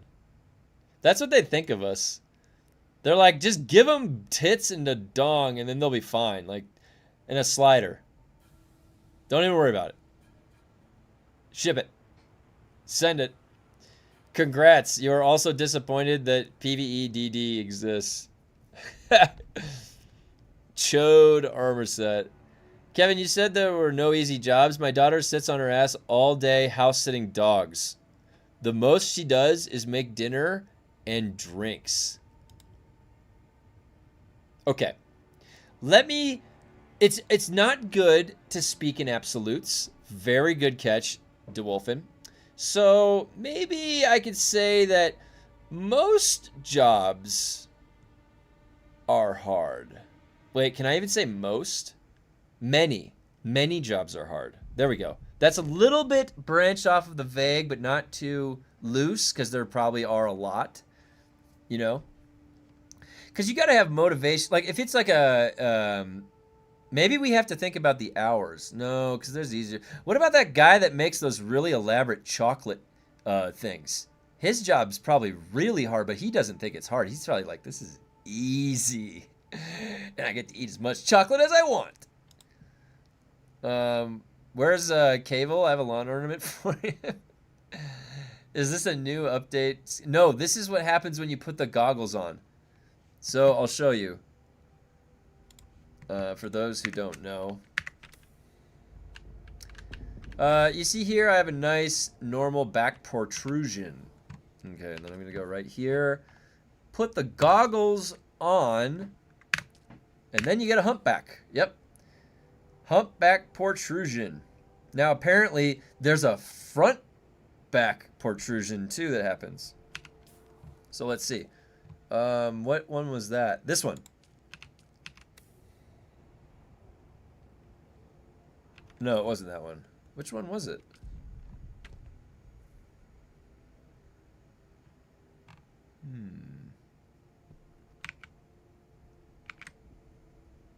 It is that one. Wait. Wait, oh wait, wait. Do I have to take it on and off again? It didn't move. The flap didn't move.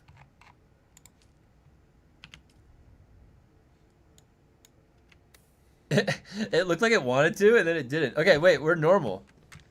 Oh, that is just... What is with that tubing? Okay, so mine's normal. How did you get like that? What did you do? Is it the dye? How did you get it like that? I'm trying to replicate it.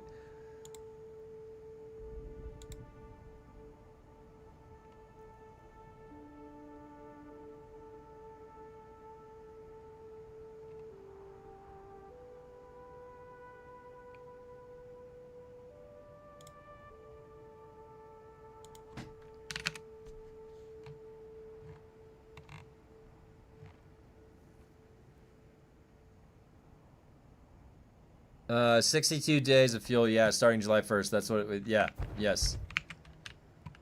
Maybe I have to roll or dodge. Yeah, I'm not getting the bulge. Maybe it's the dye. That was a different dye that he had. It was like...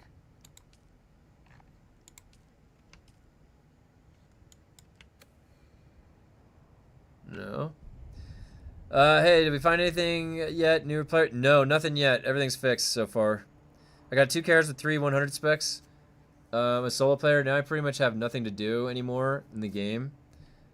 Yeah, I mean, I haven't had much to do in the game for like months. And I'm still, once this gets to 100, yeah. Yeah, I feel you. I'm in the same boat. I'm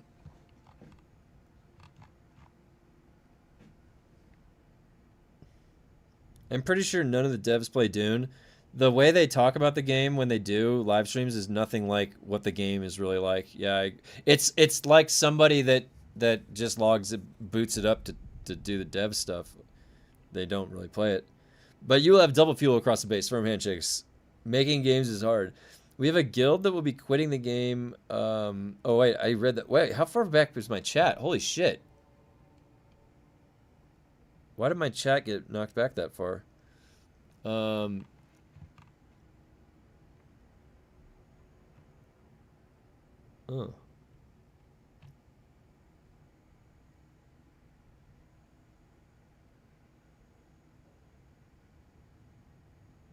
Hey, what's up, Kpix? New quarry try. This game is gonna drive me to drink. Yeah, I can see that. I quit drinking years ago. Best decision I ever made. But I was drinking a lot. Is there even any point to go through these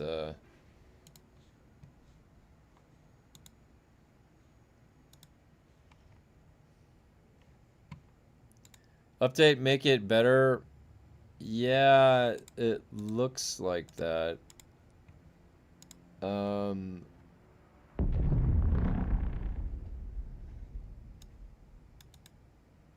All vehicles that can be recovered are now shown on the vehicle backup tool. There was a previously a limit of 5. So somebody had more than 5 vehicles that had to be recovered? Funcom, making games is hard. Update, make it better. I think it, no, it nerfed, it didn't make it, it nerfed the boss HP, which you could argue is then slightly easier, but it didn't solve the problem of what made the grouping hard, is that it spawns a shitload of ads. So there's still going to be a lot of ads, I think, right? They have increased the mass of the cargo container so that it resembles a small neutron star.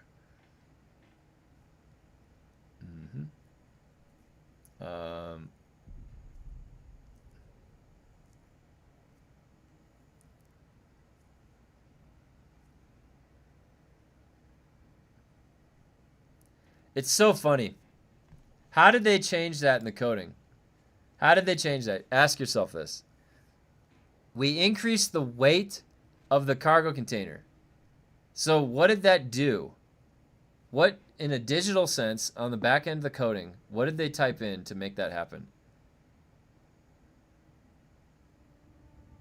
Think about, like, yeah, we're just going to make the cargo container heavier. This is to address an issue by pushing it. So like to prevent you from pushing it, which they couldn't think of a prevention of that interaction, which you have, you can literally do anything you want in coding, in programming. You can create an idea into the code.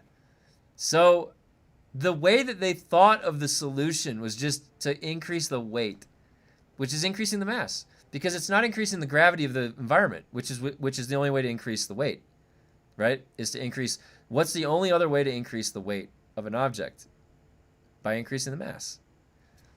So they don't even know. They're just typing in a number difference, but it's what makes that possible in the physics framework of the game. That's why I just think this is a funny solution to this. These guys were getting griefed and they were pushing the cargo containers. Make it heavier. That's the solution.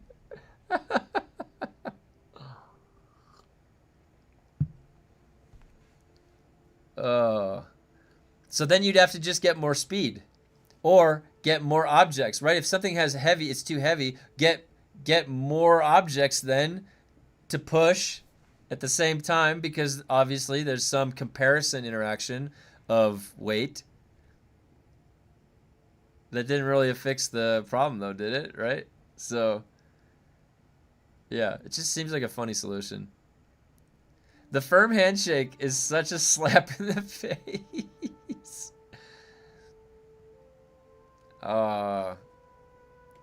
Every time I see, like, it's honestly one of the funniest emotes that I see pop up in my chat. Every time I see somebody just do a firm handshake, it, like, I inside of myself, I have a tiny child Kevin that's dying of laughter. Cause it's funny every time. It's so forced. It's so forced. Like, this was your idea, guys. Firm handshakes. We got this done. Firm handshakes. Yeah. Yeah. They make it heavier if we do.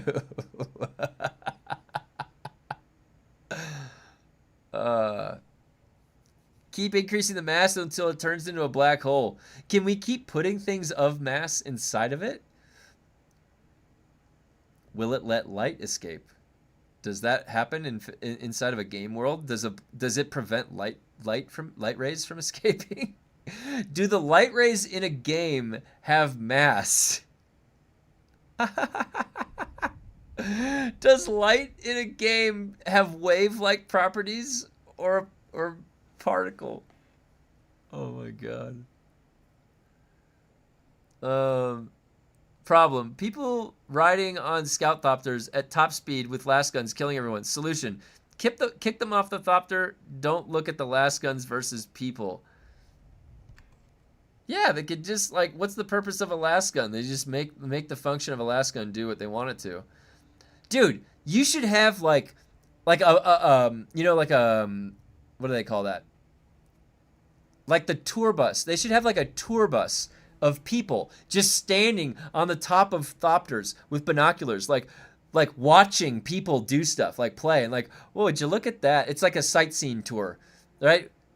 Look at that, right? Because there's no interaction to like attack other players. They've fixed that, but you can still like ride on top of thopter. Why not? That's a cool feature. Like the first thing that a kid is gonna do when they're like, "Can I ride on top of it?" Like that's the first thing a kid is gonna ask when he's in a game with his dad, like with a thopter.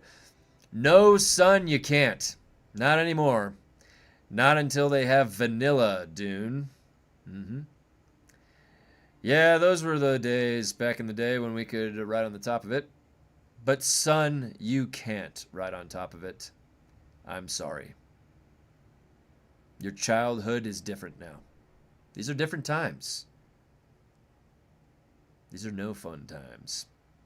They should start thinking about a free-to-play game. Future is dark. Oh.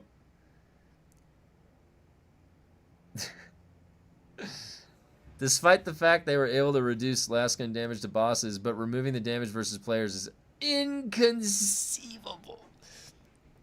Thank you for believing we heard you. Thank you for believing we heard you. Oh, that is a good way to put it. That is clever. Thank you for that.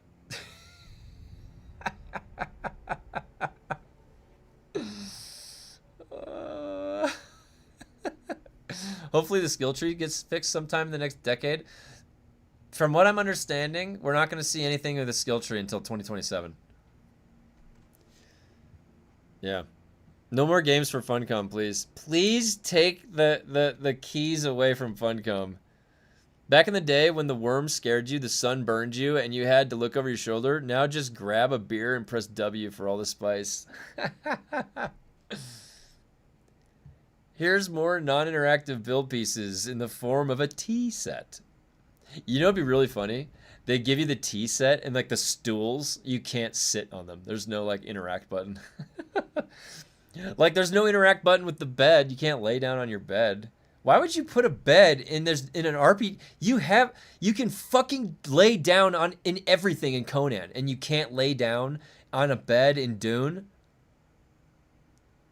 You want to know how you fix the game, Dune, and you save the game? You start caring about the small things, okay? Because they will add up, and eventually it will be the whole thing, and even some big things. But they don't even care about the small things. But all those small things add up to us. I still knee charge into the ceiling. I have bug reported that thing 15 times since the game launched, okay? That was in beta. Are you telling me that they don't have the talent or the skills to make knee charge work properly, or they don't care, or they just haven't gotten to it yet?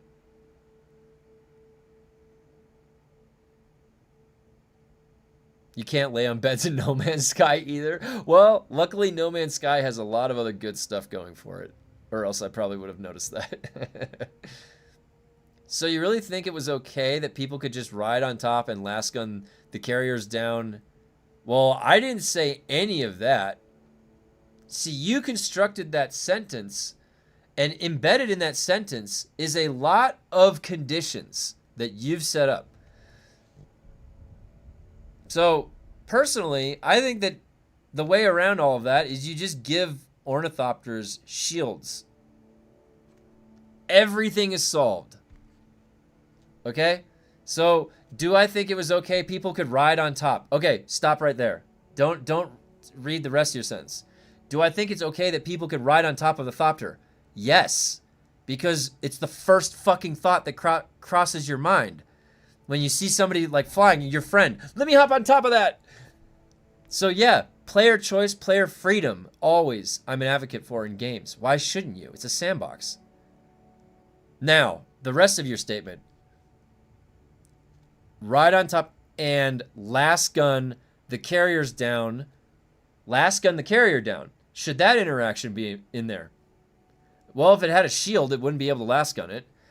No, but the carrier has, wait, here's the key of your statement.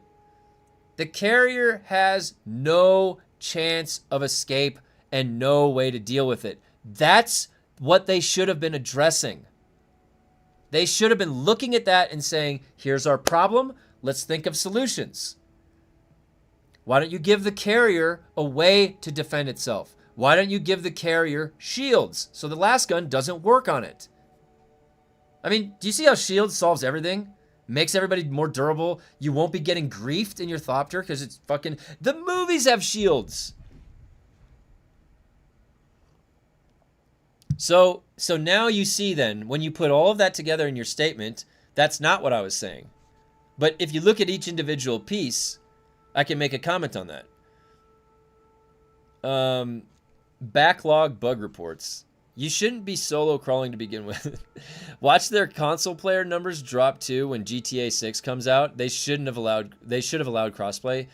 I mean, if you have the capability, you should do everything, right? In the Dune universe, if you cross beams with a Holtzman shield, something really cool happens. Ooh, I like the way that sentence made me think about things. Carriers should have last guns and turrets. Yeah. Put an automated turret on there. There you go. Put an auto turret. Or put a man inside that turret. Let a man be inside of that turret. Like fucking Cuba Gooding Jr. from Pearl Harbor. Hell yeah.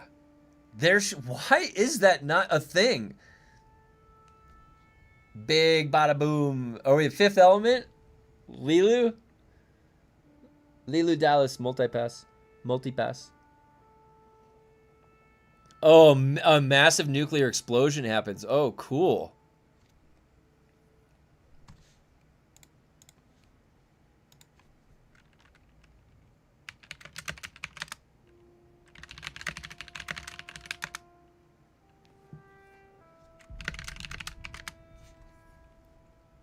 Exactly, man. Turrets would be so much fun.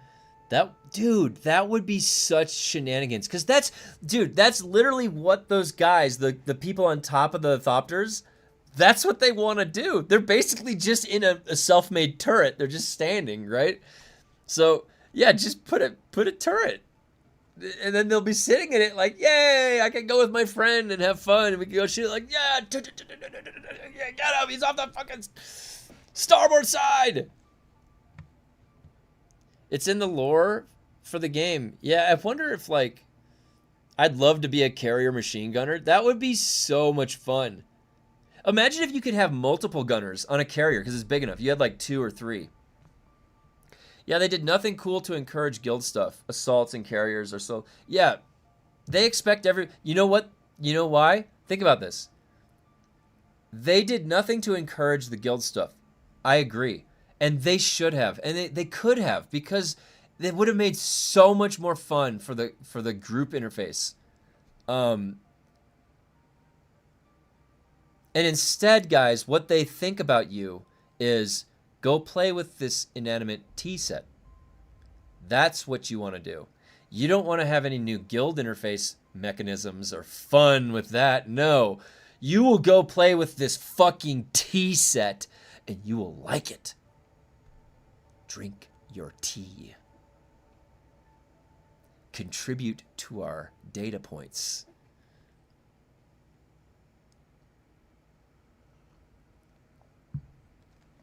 Dune devs say new missions. The missions take out these 4 dudes at camp. It's incomplete. Funcom should realize that. Yeah. Yep.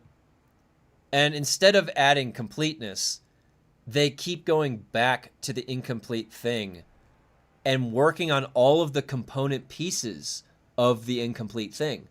They are not adding in the completeness features, the features that would create completeness.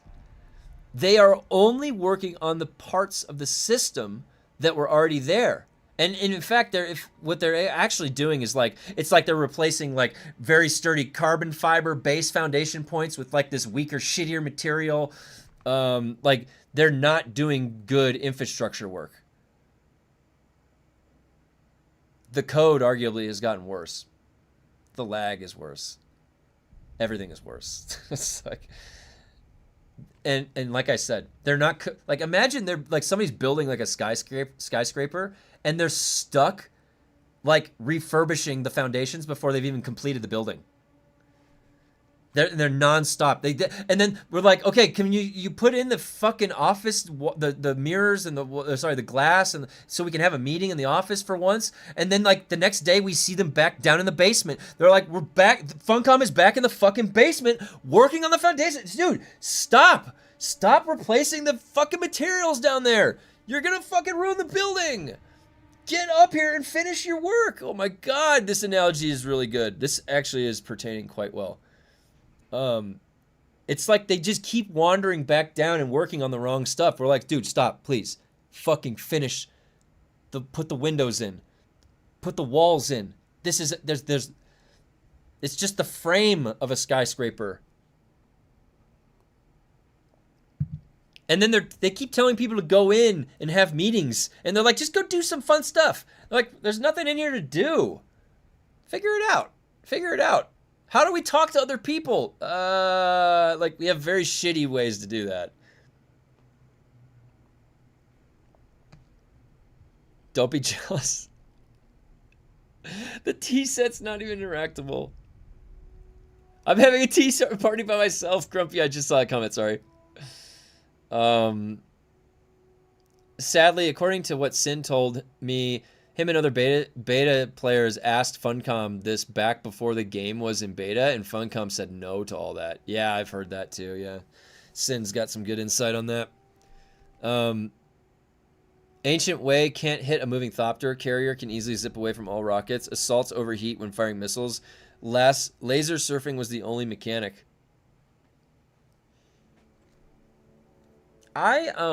Not gonna lie, like when you think about a big scale siege, like on a castle, I used to play a witch hunter, and one of the fun things that you could do is infiltrate. You could infiltrate in. You're like a small rogue, stealthing in, and you can't siege the castle yourself. There's a siege happening outside, but you're like infiltrating in to go mess with the wires.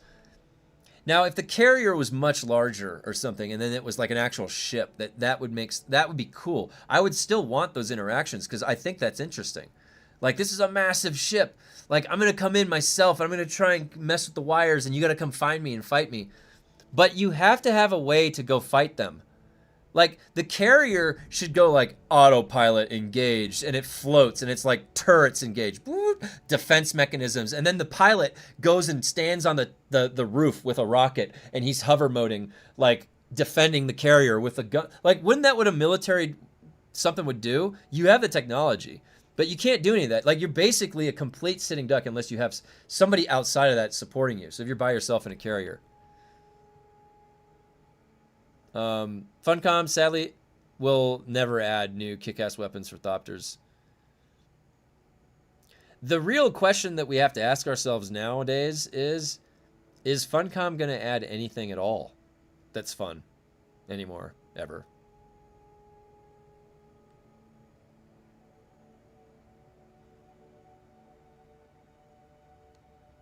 It's just lazy. It's just fucking laziness. Instead of fixing broken PvP mechanics, Funcom just removes the mechanic entirely while adding no new gameplay. That's exactly, yeah, Jar Jar. Another thing, that one of the biggest issues that is occurring over the past year is that they have only taken away, and they have been unable to create anything new, and which is 100% an expectation of a cadence of a game of this nature. Okay. You can't, it's almost too much to list off. Too much punishment. They're not Funcom. They're the fun police. Yeah. I'm done running the Landsrat hamster wheel. To be honest, I think that's it for Dune. It definitely could be the case. Because who's going to be staying around, like, saying this is the right way to set this game up? These are the right decisions. This is exactly what I wanted. See, right here. How much development work went into this? Right here. 5 new Landsrat missions across Smuggler's Run. How long did this take? Was this 4 weeks? Was this 5 weeks? So a week per mission? So was this 2 months? How long did this take right here? 5 weeks? 6 weeks? That's how much work they gave themselves. They're planning on doing 500 of these. Think of how much that spreads it out of work. They are giving themselves plenty to work on. They have all these tools. They can make all of these worlds. They've got, I could just reskin it. We've got the assets, all right? But again, is it fun? No. They're just giving themselves more to work on. They might be on vacation right now. They definitely shipped this patch and gave themselves 1 week before they go on vacation. So I think that probably was smart to do.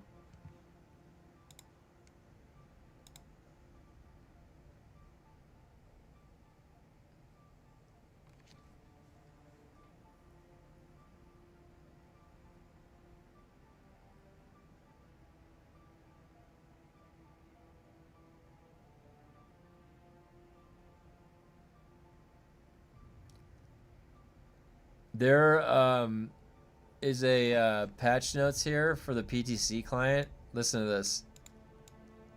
Fixed an issue where volume increasing armor augments reapplied a 50% modifier on every map load.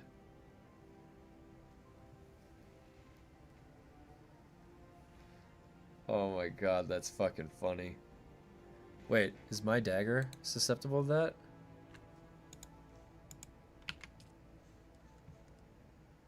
What's the weight? Oh, it's 2V. No. Okay, we're good. I've been in the sun? How? I'm safe. Oh my god, I literally, wait, do I have to move it back there? I was not safe. And what is this outfit?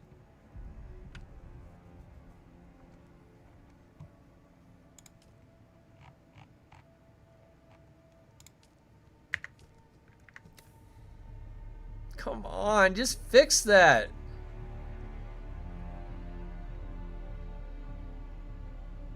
Oh, I really want to wear these goggles, damn it.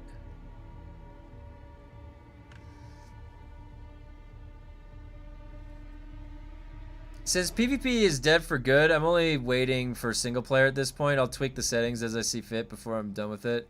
Yeah, and we might, guys, so there's a chance that eventually one day, because we have a couple dedicated servers set up for the survival games on the community, and I might be willing to set up a dedicated server for Dune when the time comes, you know, when they have that all polished up. So where I don't even have to think about it, where it's the same thing as my Valheim server. I have like a dedicated Valheim server up. And maybe that would be the way to sort of preserve, I don't know, anything fun, anything sensible to be fun with this game. So then at that point, we'll have to see how many people we can let on to the server. I'll just make it posted in the Discord. Hey, who knows? Maybe that's the way that the game is going to be fun, is that the players create it themselves. Like literally, we take the game off their hands and then we make it better. Again, that's a lot of fucking work though that we have to do, and we're not. That was their job. And we paid them to do that. I don't see this game alive without the MMO.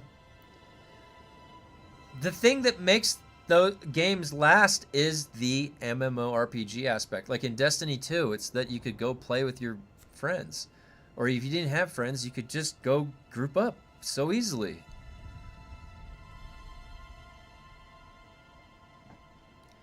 It's the same issue again and again. What's the point of gearing yourself and finding all the augments? No point. Yeah, it's exactly right. We've been saying this for a year to these guys. That they have to think, this is your job. You have to think, what type of robust systems can we add that they can interface with at the end game that make this feel meaningful? That then they are comfortable just not doing much in the game because they're relaxing, they're resting in your place, or like after a battle. Like we're not. I've analogized this so many times to other games as if like, what if this was it? You bought a new expansion. Wow, World of Warcraft Midnight came out. You buy that new expansion, you level up to the max level, and then when you get there, all that there is for you to do is a weekly quest, and it says do 35 world quests. And there was 5 dungeons while you were leveling up in the various zone areas. That's it. So this game launched with that. Do 35 quests. In World of Warcraft, I can list out a million other things for me to do, or what I would want to do, or systems to engage with that I can. But you can bet your ass that the end game for World of Warcraft is not do 35 quests each week, and that's it. Just look at any MMORPG. What else are people doing beyond quests? Right? It's almost like the most basic understanding of a game. What should people do? Quests? Ah, is that it? Just that. Okay. There's no other layers on top of that, right?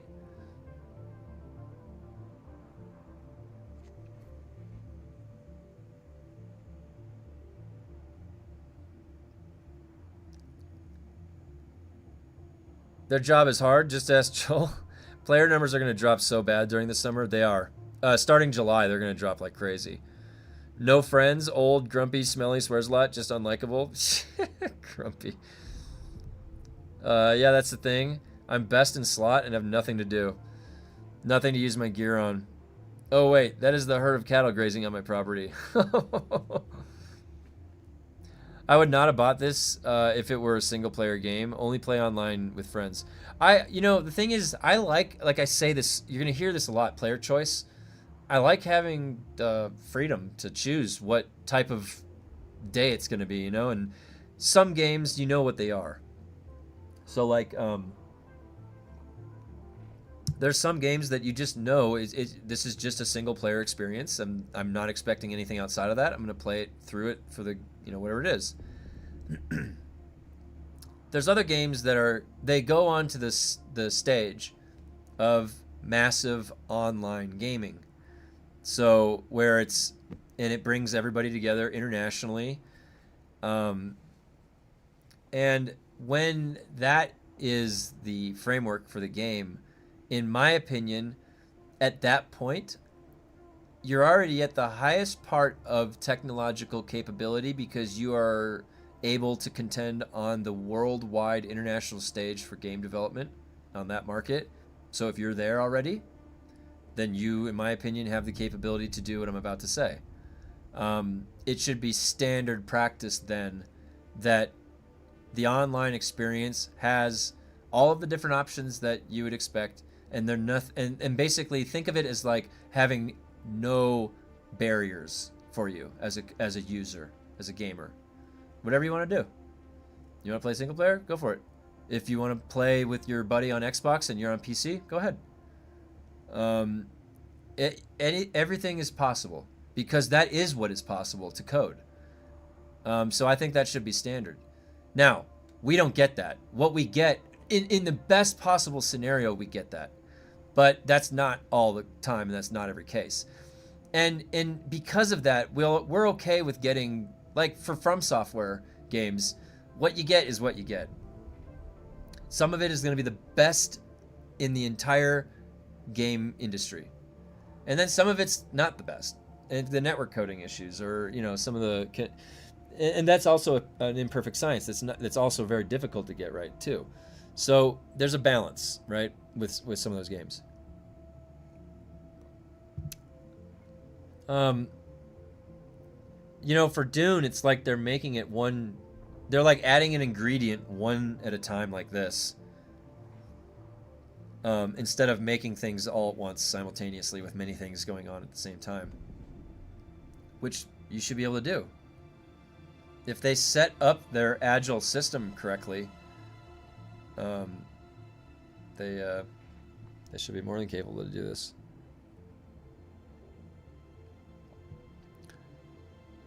If they give us a Joel skin, the game will become perfect.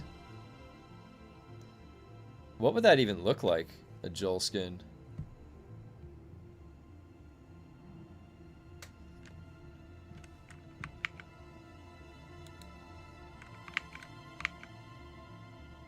I don't even know what that would look like.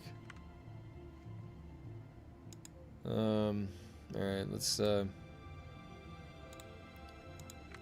Alright, well, so they added 5 more Landsrat missions, and we're probably going to get a couple hundred more of those Landsrat missions over the next few years. So eventually one day we're going to be able to do like one different one like every single day or something.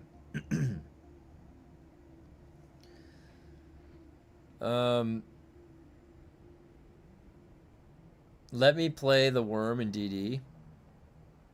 Joel's shorts and flip-flops. Tweak the difficulty scaling settings such that the following hazards no longer scale: radiation, poison, explosive, quicksand.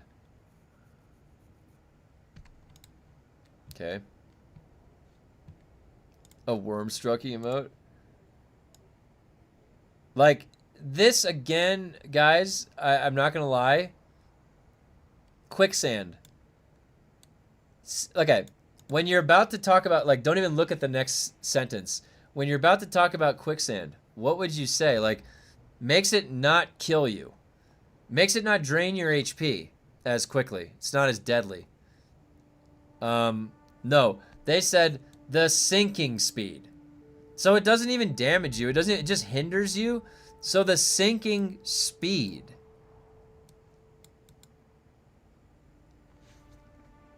Was scaling. Oh, that's really quicksand. Very quick. Be careful. Hey, what's up, TMP? All right, the unstuck. Yeah, so that's we got some firm handshakes coming over here, guys.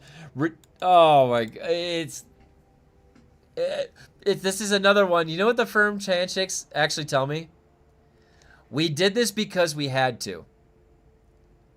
It's like, fine, we'll do it because we have to. Not because we want to, because we have to. So we're going to put this firm handshake there to let you know that we're strong handshaking you. Show dominance. That's the dominating handshake. The dominance handshake. Funcom is the right hand in that. And they're really gripping hard to show you that they have a strong grip and a firm shake. I can't believe I'm going to take a long break until they have a major update at the end of the year. I know, it's dude, there's so many people that literally, you barely have to give us a bone to have that we would come into the game and then go engage with the content and play. But it's just like they don't know how, or they just don't want to add anything into the game that's interesting. They are totally satisfied. They are about to go take a month-long vacation, content, happy, and satisfied with themselves. That they just delivered us new content, guys, which is 5 new Landsrat missions, which is, guess what? Giving us what we asked for. Gotta get to work. Hey, send later. They are satisfied with delivering 5 new Landsride missions. Because in their mind, they're thinking, all right, one of the top requested things was there's too much repetition in the Landsrad. It's getting monotonous and boring. Okay, but that sentence has an equivalency association there that they're assuming. So then their solution is, okay, we'll add more to add variability. But the problem is that it's the fact that the only thing that we're being called to do is these fucking Landsride quests. It doesn't matter if you have one new one for every single one that I do, if you procedurally generated these. In fact, that would actually make them more annoying to deal with because I'd still have to do 3,500 of these. It's the fact that we have to do 3,500 of something. And that's the only thing that there is to do in the end game. Is 3,500 of something.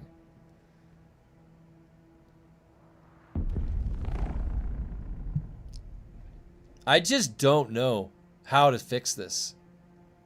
The testing stations they make are not interesting. There's literally, like when I play those exotic missions in Destiny 2, and I'm like, I've actually got to think sometimes, and it's like a puzzle a little bit, and then it's a puzzle in the environment. What are the fucking puzzles in the Dune environment? Like, oh, the button right there. Boop. Door opens. Oh, right there, 6 feet away. Okay, I'll walk through there. That's the extent of a Dune puzzle.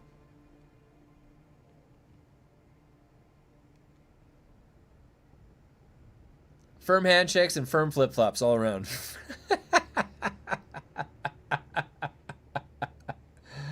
Can I get some firm flip-flops in the chat?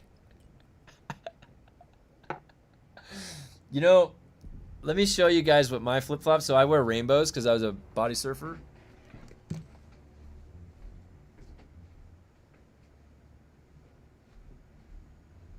Look at this.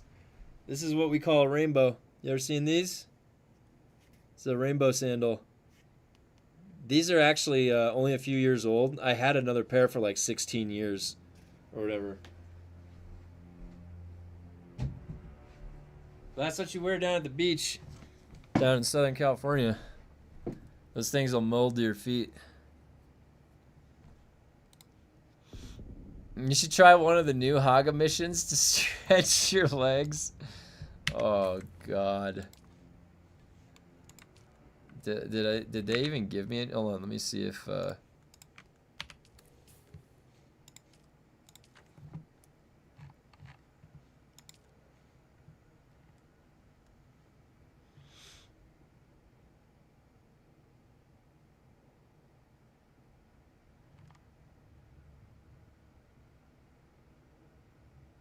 this is a new one, right? Oh, wow, look, they took out, that's good. They shuffled these. I got so bored, I started playing Marathon for handshakes. Oh, man, that's good. That spice blow was perfectly timed for that rant. Oh, man. We call those ojotas down here. This was just disappointing. Last game I have ever really looked forward to is a Dune game. Everything else, I just waited for sales. I still play Neverwinter Nights and BG for 20 plus years. Oh, yeah. Well, the one good thing that you guys can think about all of this is that Dune was the game that ended up bringing the community together here. So, I mean, well, you know, Dune, who fucking knows, honestly. Honestly, in this reality, crazier things have happened. Like, Dune still could surprise in 2027. I don't know. But the best part about this is that we now have a community to coordinate other games that come out. So I'll tell you, if there's another survival MMO that's going to come out and it's in a really cool universe, we can hop right on that. Nothing about gaming really excites me anymore. It's been taken over by people who have ruined long-running franchises. Yeah. The thing is, it's been so... I grew up from a little kid. I always want to do it, right? And so it's just like, it's crazy to me. Yeah, because it's interesting. It's gone through a lot of ups and downs, everything over the years. And where are we at right now? And then where is it going to go over the next 5 to 10 years? You know, you have to have like a constant refurbishment of people going into the companies that still care in the same way, that still have the same talent, that same pipeline. Some companies have a better pipeline and training that they can solidify that. But if you go enough distance, eventually it's going to be a totally different set of people in there with different ideas and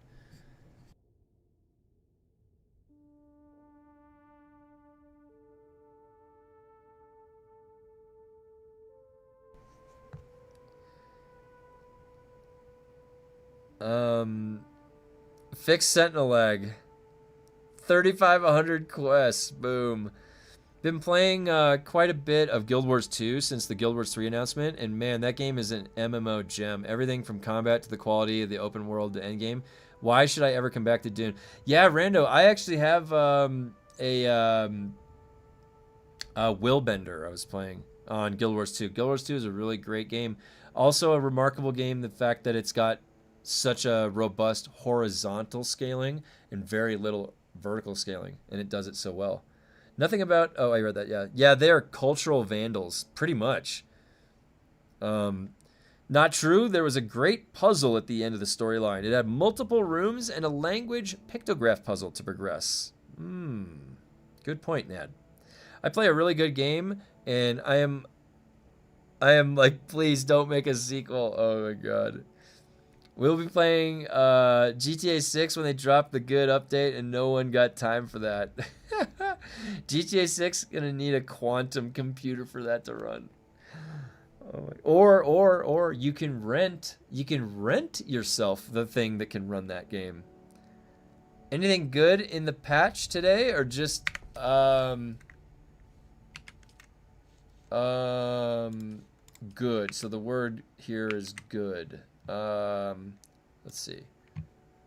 So good. Well, you have 5 new Landsrad missions. So that could be good for some people, maybe. And we're still getting through. Oh, Jesus. Oh my gosh, I'm not even close. What? What? Wait.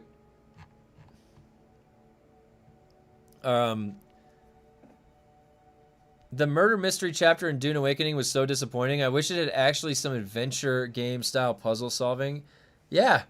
Like that's the craziest thing is we go back and we were playing Destiny 2 and doing some of those exotic missions, and we're like in there like, these are really good.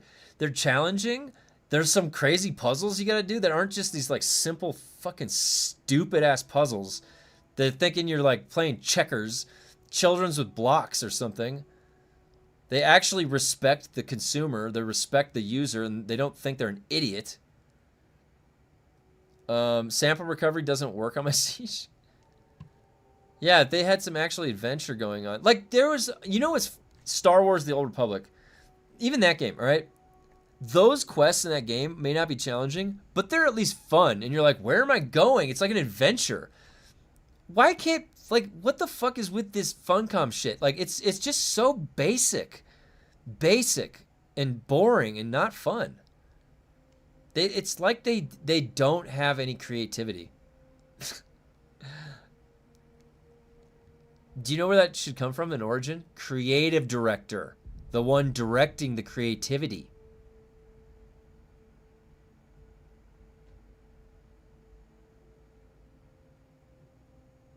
Like finding the Fremen, yeah.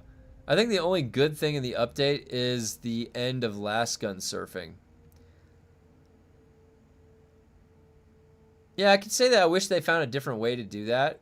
Like, I think they should have given ships shields. I think that would have solved everything.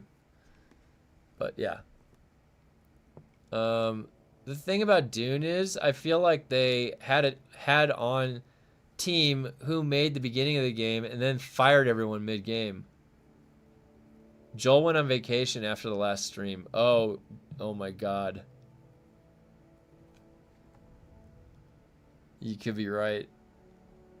That Joel has just been gone for like 6 months. Like the easiest job of his life. Ugh, man.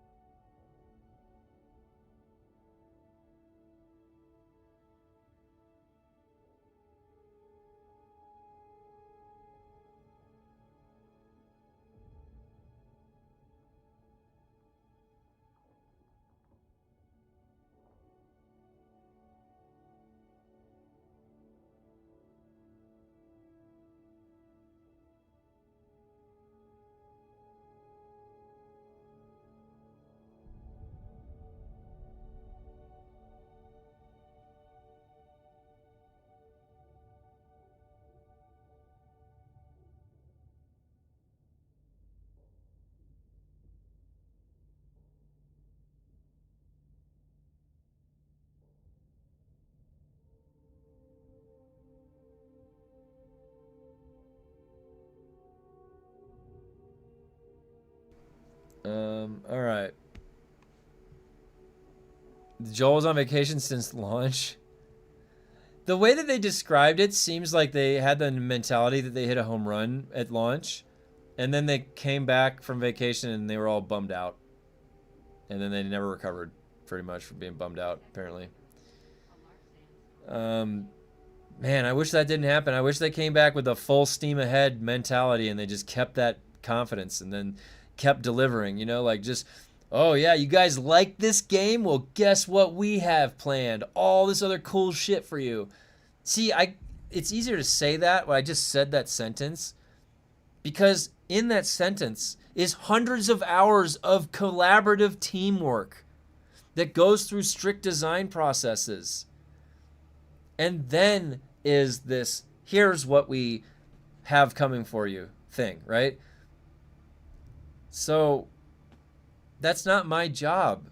I can't supplement hundreds of hours of a full team of people collaborating and going through process. You can't match that. What I can do is look to other things that I've experienced that would apply to this game. And then I've worked in video game development before on the end-to-end ground level, so I understand what might be feasible, and I can comment on feasibility.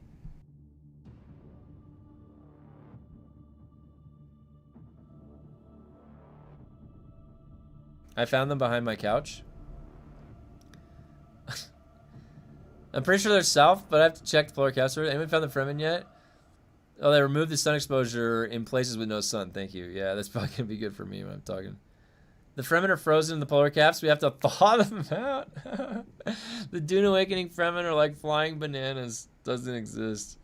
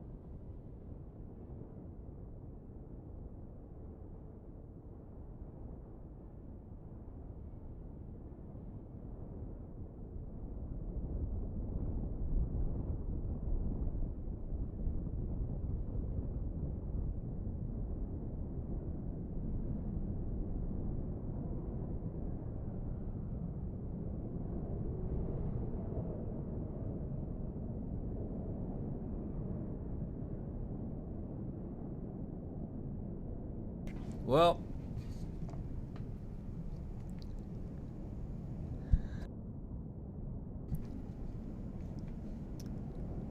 got my my sausage little biscuit breakfast. At least I can have something good this morning. Because this patch is exactly what I thought it was going to be. And I asked Joel, he read my question, and I asked, is there any new content planned before September 22nd? And they said this. This was the content plan. This is not content. They are telling you this is sufficient to say this is new content.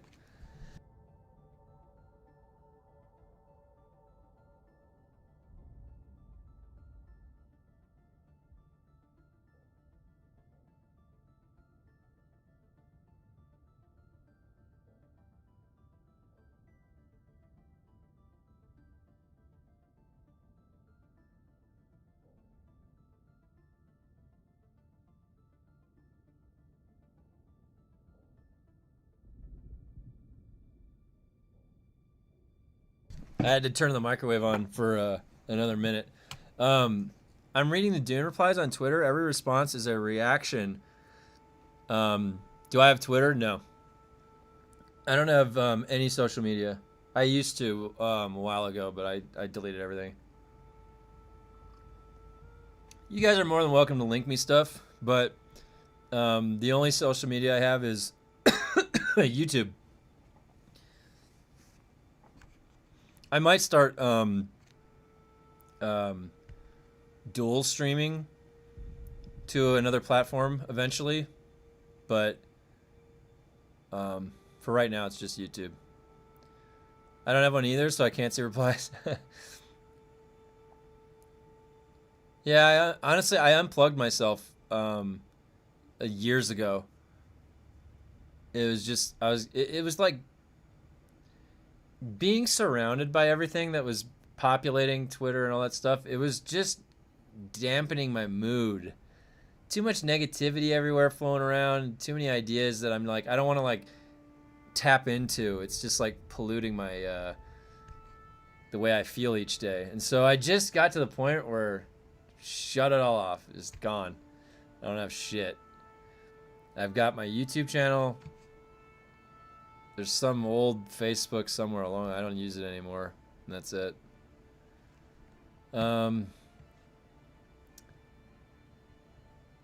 It's so disappointing with the recent update. Will you stay until the end of Dune Awakening?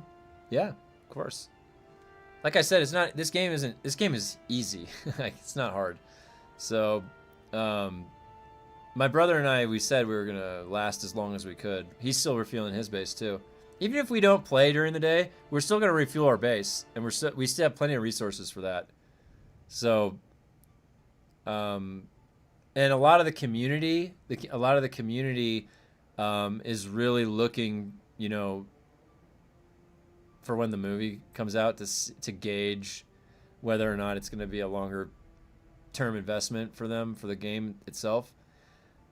They've made it kind of easy to take breaks, so it's like more than likely you can just pack the base up and come back if you want at a later time. You know, when you think of a game that's an MMORPG, it's not even a question. Like, if you're just going to stay and play the game forever, it's supposed to be that way. So Dune was originally supposed to be that way, and whether or not it's going to continue being that way, we'll see. I think, to be honest, we're going to know quite a bit by the time the movie launches, like what's going to be happening over the course of the next year with Dune Awakening. Let me go grab my thing.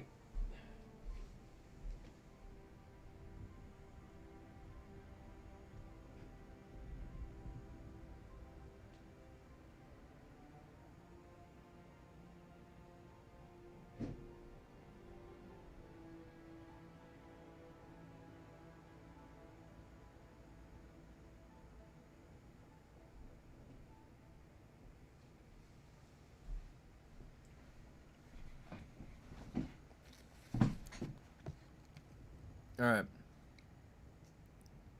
I'll just keep doing Landrat stuff until I'm maxed out all specializations, then go base maintenance mode. When should we be finishing everything? It's like It'll be by September or October, right? For all the Landsrad stuff.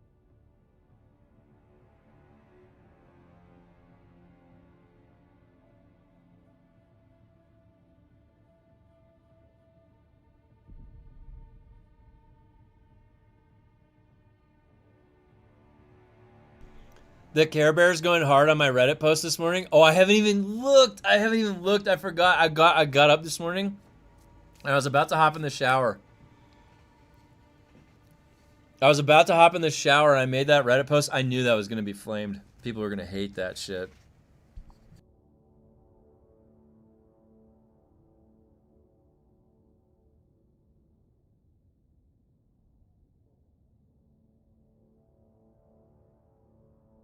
I call it like I see it.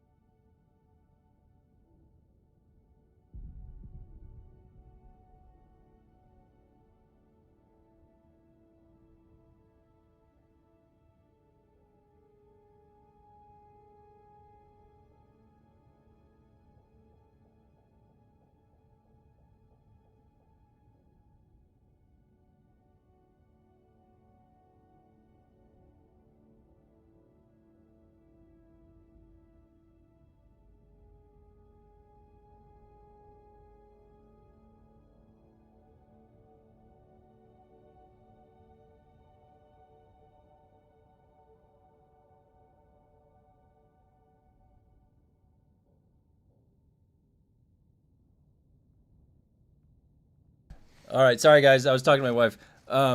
Okay, this is what I posted. Look, that's not that bad. That's not that bad at all. Look at this. What's so bad about that? I'm just calling the truth out here. They're watering down Haga. They changed the game. It used to be a different way, and they changed the game. Why would they make the storm fucking like? It's just a stupid change. I don't agree with it. But the thing is like the moment I mention something negative, so Dune is gonna be boring, and PvP. I mentioned the word PvP. It's like, grab your pitchforks. Somebody said PvP. You can't put two P's that close together with the V. You can't do that.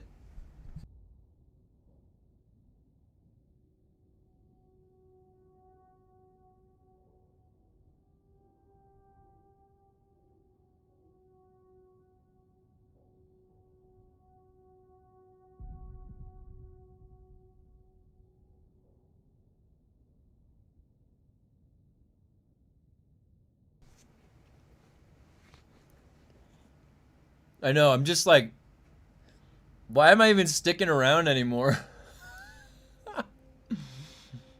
It's like, everybody hates you. Go away.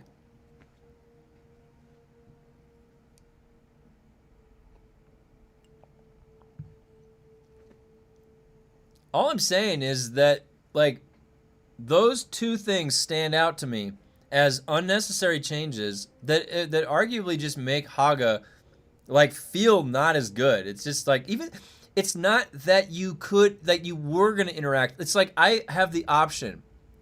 I'm basically logging into a dead fucking, like, what is interesting in Haga? Even if you had the option, you just have this crashed ship. There might be somebody there. I wonder if there's anybody there. Well, it's a little dangerous, right? Just having that there, that's a simple thing. That's a dangerous zone. Don't go there. Okay, I won't go there. It's a dangerous zone. They completely removed a dangerous zone. There's no danger zone now. It's not. You didn't even have to go there. There was no actual thing that forced you in there unless it was part of the tutorial.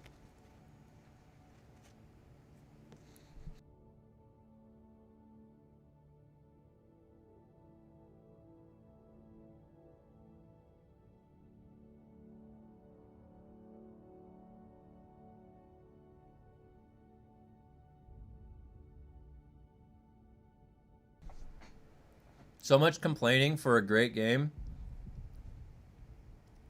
This is what happened to Destiny. Great game, constant. No. Destiny wasn't ruined by complainers, and it's not the problem of people complaining. If people are calling something out, you have to ask yourself what is being called out and why so many people are in alignment about it. Right? What I'm actually vouching for is to make sure that you didn't get ripped off. Because they're doing things that are on the border of that, ripping you off. Oh, Lafu!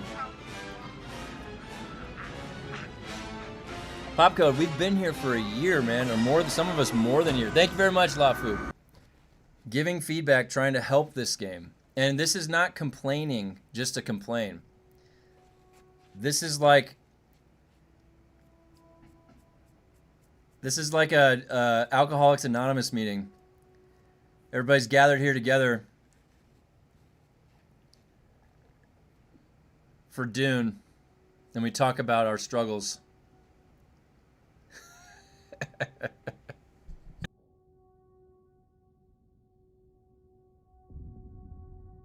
And I will tell you this, if I didn't care about the game, okay, or it doing well, I wouldn't have taken the time to gather all of that feedback from my community and go there and show up to their, take time, all right, when I have a time slot for work, to go show up to their creator call, to sit there and then give them organized feedback to try and help the game. They didn't pay me to do that. Every step of the way, how many bug reports have we all done? We've been sitting here trying to help the game. Okay? You have to understand that there is an accurate and valid correlation between our complaints and the state of the game.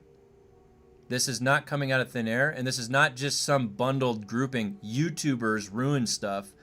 I wasn't even... Dude, do you know what I did for YouTube before I started streaming Chapter 3? I literally only did Chapter 3 because there was going to be too much to document. I wasn't going to be able to make a video for everything that was going to go wrong. I made guides to help people learn because I work in education, okay? So I don't want to hear this stupid shit, all right? Oh, YouTubers ruined the game. It's just what happened to Destiny. I'm a fucking longtime advocate for Destiny 2. I've been playing since Destiny 1, you idiot. People like you are the ones that fucking ruin the games with false equivalencies, you asshole. You are literally the reason why the game is arguably worse. Fuck, man. Don't come at me with shit. Fuck. Hate that. You're gonna get me riled up. My wife is gonna come walking in here. She's in a meeting. Don't get my wife pissed at me, dude. And then you're gonna get me really pissed off, I swear to God. Don't get my wife pissed at me.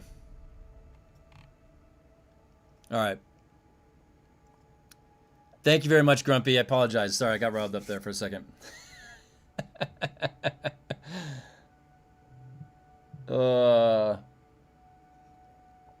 Damn false equivalencies.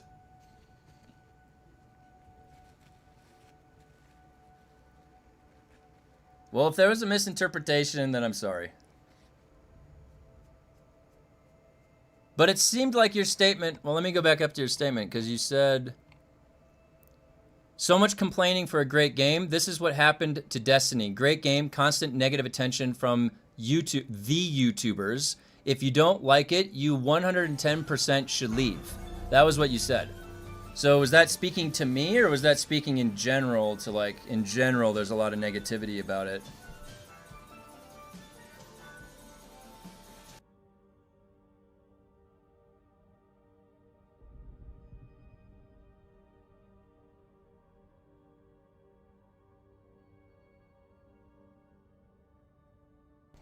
Thank you, Lafu.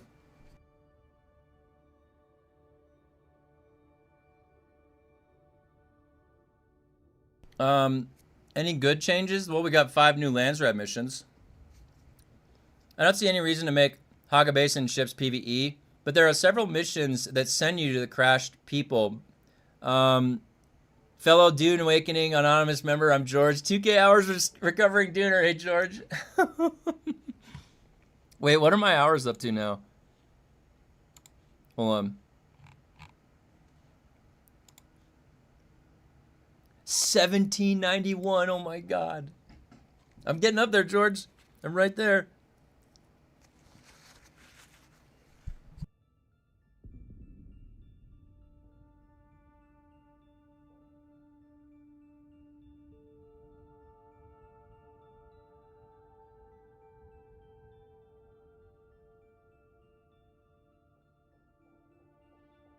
Okay, so pop code. If you did say it in general, okay, that's good. I apologize. Not to direct it at you, but then in general. So then the question is that is the feedback from is the feedback coming from YouTubers? Is that the incorrect feedback that the game developers are listening to, or is the incorrect feedback then coming from somewhere else? Right? You saw the power notification? Yeah, I did. I'll say this about you. Each time I tune in, a grip of complaining, that might be the lack of draw. Oh, the luck of the draw. Oh, the luck of the draw. I think you know what it is, mostly. It's just bad timing. And why I say that is that, and in the interval of bad timing is quite large right now. Because Dune is in a very stale state. If you've been here since the beginning, like comparatively right now, and we're looking ahead of us, and we've got potentially 5.5 months of no new content. So it just so happens that you stop by when we're in that state, when Dune is in that state. So there's a lot to critique. And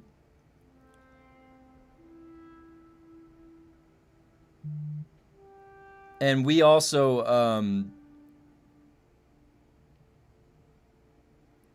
dude, do you know what I just got an email for, you guys? Have you guys ever heard of the game Camelot Unchained? Oh man, I'll get into that in a second. Let me get through the comments here though. Grumpy, I'm so happy to hear that are you enjoying the Dark Tide? The atmosphere? It's pretty cool, isn't it? I'll be on later for that. Quest that sent me to crash ships in Haga always had that extra edge. Yeah, I agree. I agree, Bombholm. I feel the same way. I liked it. I enjoyed that. Even if I didn't interact with anybody. I don't think I actually I didn't even fight anybody ever. I never run into anybody. If I wouldn't enjoy games, it makes sense to leave, of course. You support the game and want to help make it better, especially being a teacher and worked in game development makes sense to me. Yeah, there you go. I do get riled up sometimes and I can go a little negative, but I always try and come out of that mindset best I can. Because, like, at the end of the day, it's just a bunch of human beings doing shit. Like, they're a bunch of humans, I'm a human. Like, it's all, like, relatable at the base, all right? So, I understand. People are people. But the thing is we're on the international stage here, and there are other capable people that make this look like child's play compared to the things that seem hard.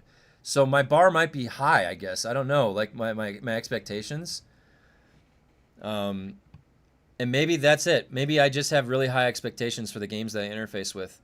But then you can have games that are really small scale, made by one person, that are fine. And I don't have critique. It's rock solid of a game. You go look at something on 11 people made Terraria, Stardew Valley. I mean, you would never hear me critique those games this same way. It's definitely a consequence of how the game's being made and what they are delivering. Hey, what's up, Skirin?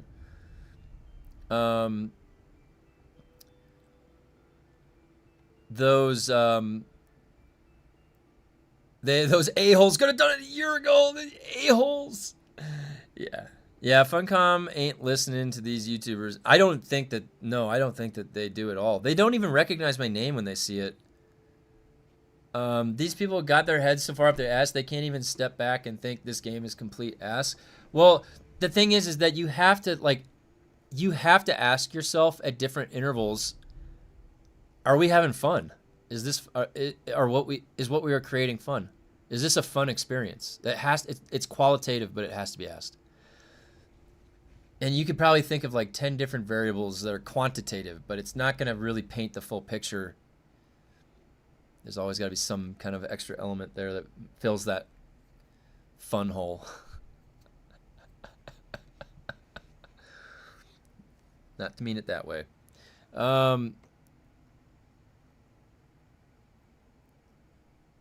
Thanks for the gift. We have every right to complain. We put thousands of hours into this.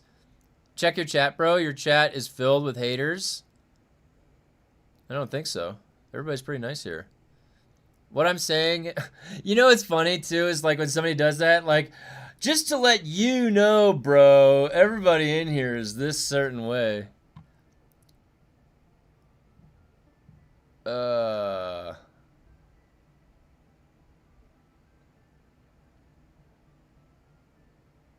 I've built more games than you've played, son. All right, this guy's just insulting people. Later, buddy. Goodbye. I don't usually like do that with people, but if you're just gonna come in here and throw insults around the crowd, then you get kicked. Also, I've made more games than you've played, buddy. Okay, I've worked in game development. A couple other you guys have too. Do you ever approach conversation like that? That's like a dick swinging contest. I don't like dick swingers. All right, get the fuck out of here. That's like small dick behavior. That's like small dick behavior. Yeah. That's your PvEers right there? Could be, I don't know. Later, pop dork.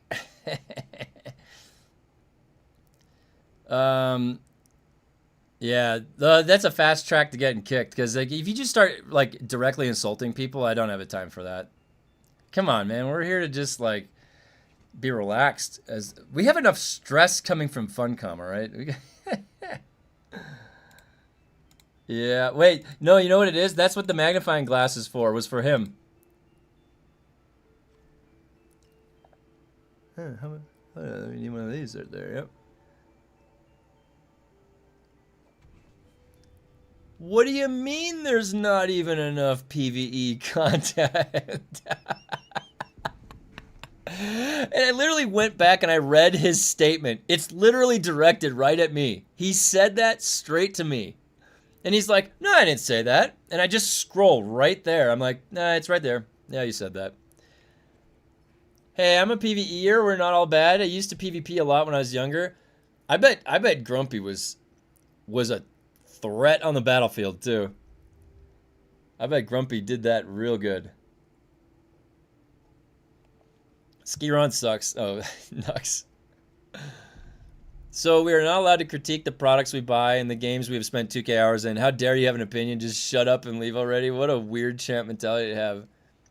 Well, it's like, you know what that is? It's where you like something, and then it's not possible for there to be anything to contradict that. So it's not possible for that to be unlikable.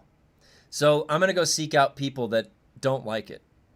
And then I'm going to come in there and I'm going to correct them. Because this is likable, okay? It's a very forceful behavior because people are open to have their own minds, just like he's open to have his own mindset like that.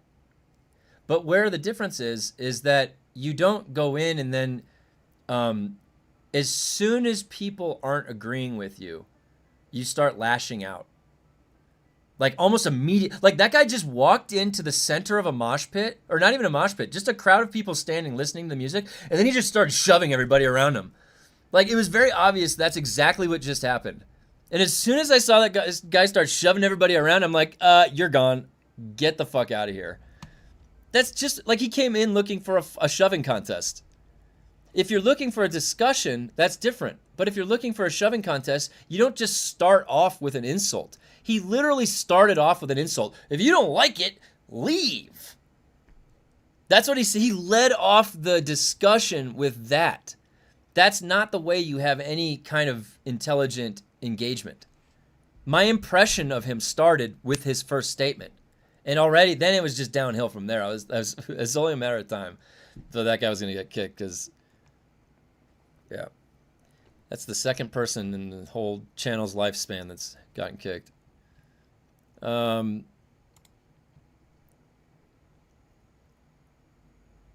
Debate versus argue once again. There you go. Yeah, that's the right word distinguishment right there.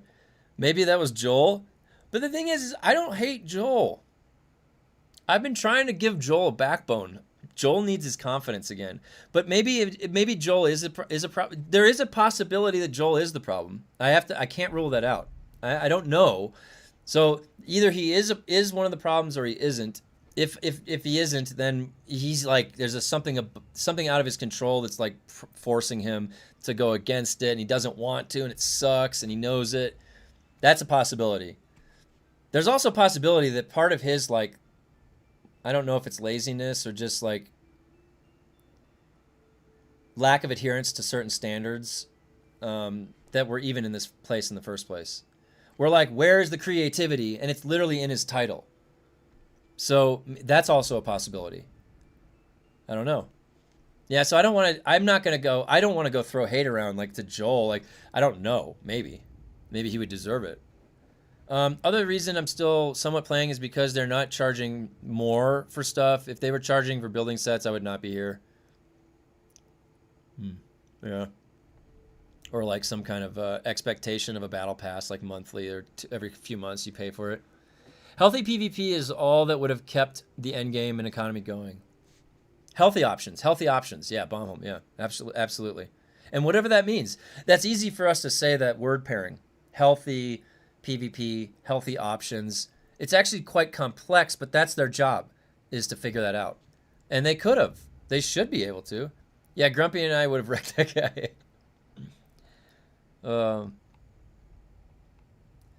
Do PvE in games, not in chat? How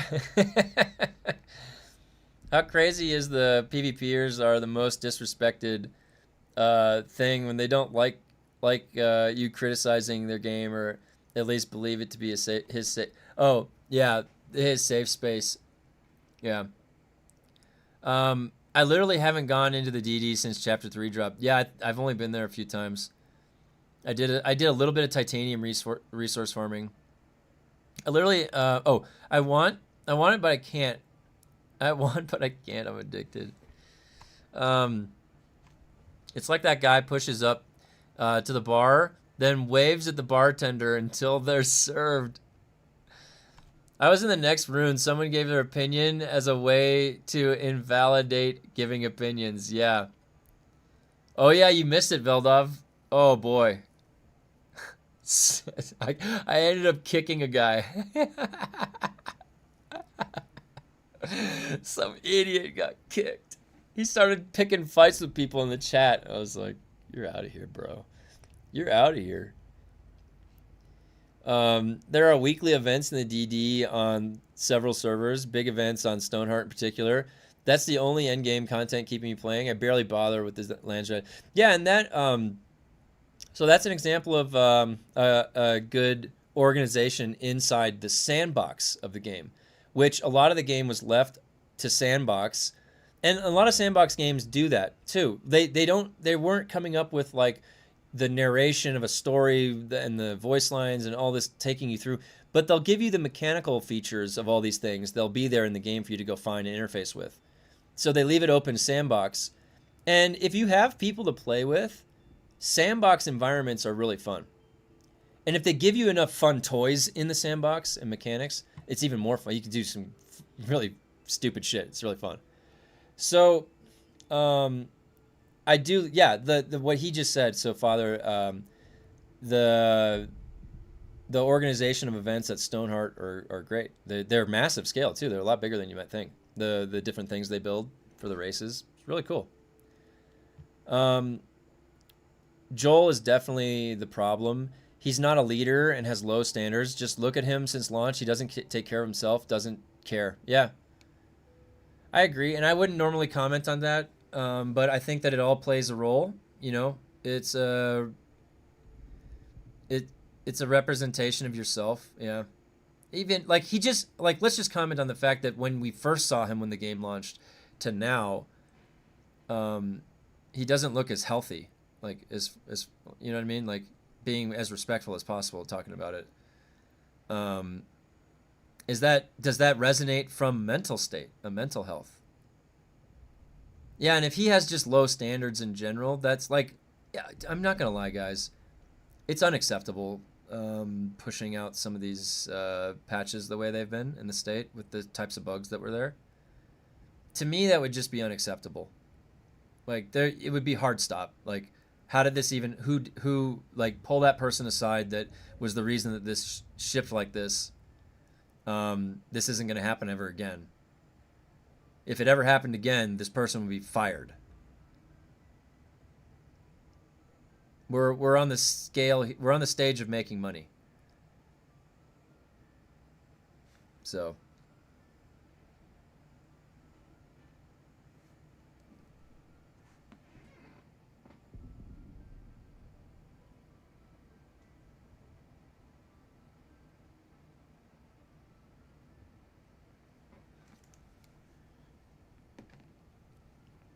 Anyways, did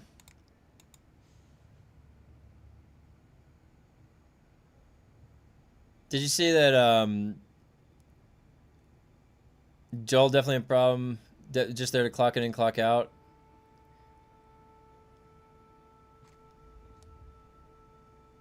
Okay, that's the fin. All right, sorry. Are they going to add more labs in DD? I'm tired of running the same 9. Well, yeah, I mean, they'd have to then, so they have to take some development time and sit down and say, how are we going to address this problem? The DD. It's been sitting there in the state. It's not in the right state. What are we going to do for it? We have the PvE Deep Desert and we have the PvP Deep Desert. 2 cases.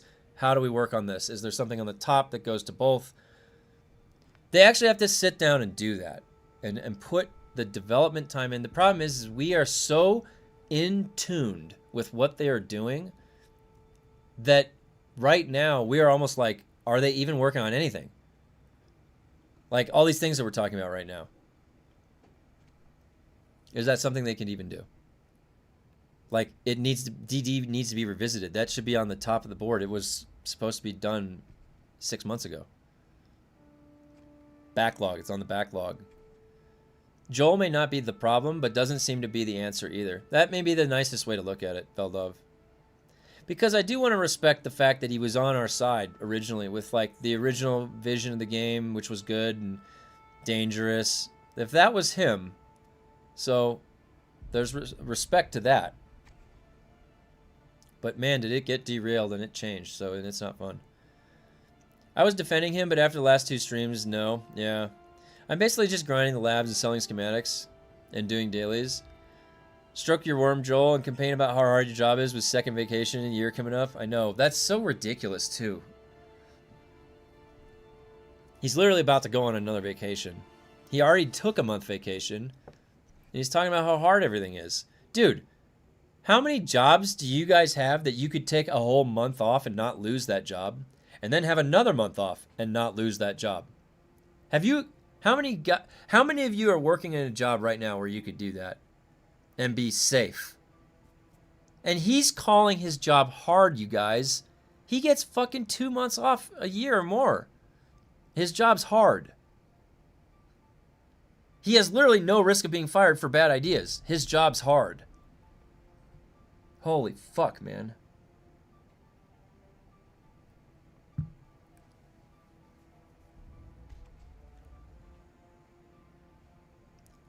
Did you see Dustin Poirier arrested? He became McGregor. Yeah. What the fuck is up with celebrities and addicts? Yeah, I mean, I think that like, I think I saw the body cam too. Like, it seems like they weren't leaving him alone. I don't know what instigated it, but then Dustin Poirier was just way too drunk. And if you're a trained fighter, and he was saying it, like, after he retired, he didn't have anything to do. And he needed to be channeling who he was, because he's a trained fighter. So he's just been dwelling in his brain, like, alone, like, drinking himself to death. So, yeah, I feel bad for him. He's got to get his shit together, but man, he's got to just think of stuff to do. He's got to think of stuff to occupy his time. Maybe go into coaching or something, fighting.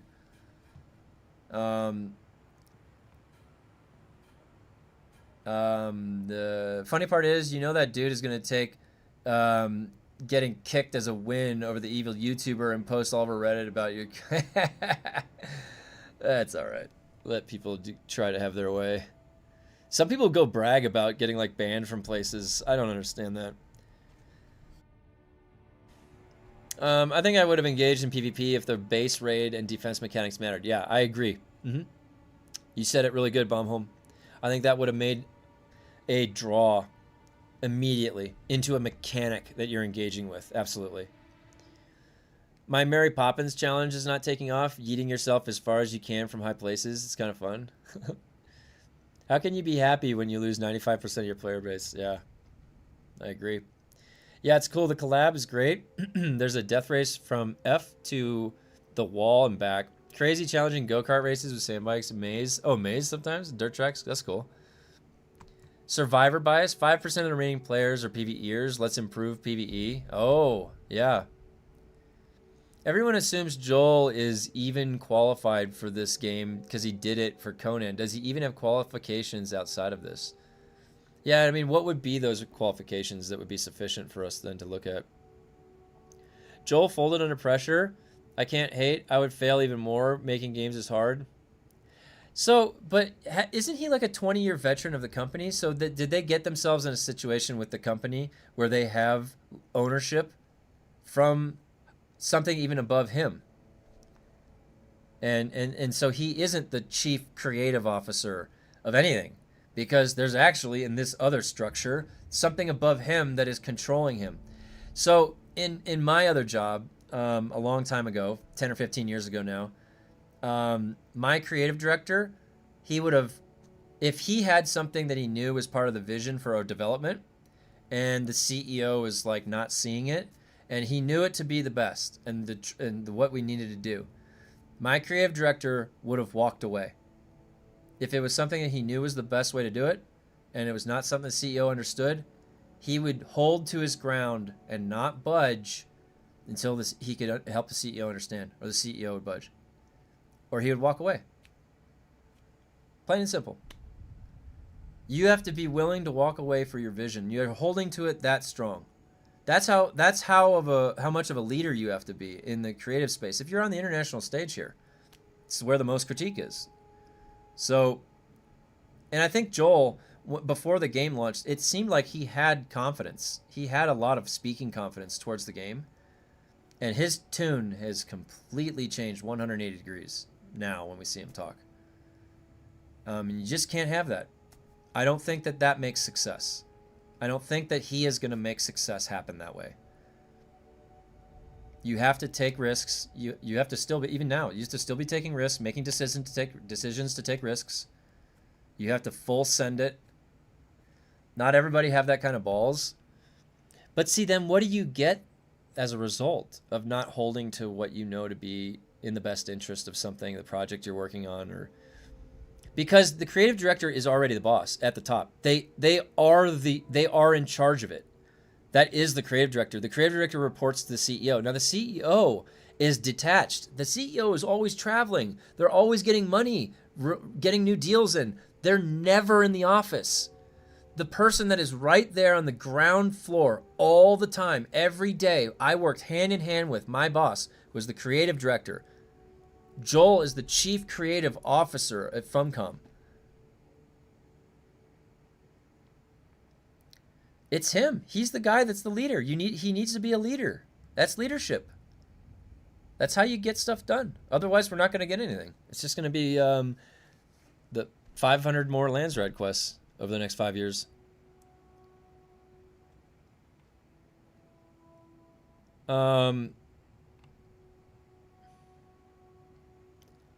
Joel Fold. Oh yeah, he's gonna third vacation following the success of console launch. Oh my god, did they say if Dune Awakening is profitable? Well, I mean it if you extrapolate based on what the Well, no, actually, I take this back because we actually were going to look at their filings. We looked at the last few years of Funcom's filings. Funcom has actually, they were like in the red prior to Dune's launch. Dune helped them get normal, like not in the red, like even. So to say if Dune made them a profit, I can't, because the company themselves, they were already not doing good before the launch of Dune. They were already in the red. So they had to pay up that deficit, right, with the profits from Dune. So who knows what the actual, and they had a bunch of layoffs in August. So they went into self-sustain mode last August. They made a shitload of money, millions of copies, or however many copies sold. And then literally they viewed it as, you have 3 months or 2 months. Oh, it dropped off that far.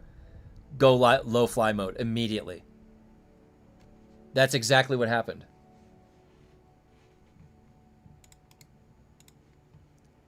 They consolidated that quickly last August, the moment all those numbers dipped like that.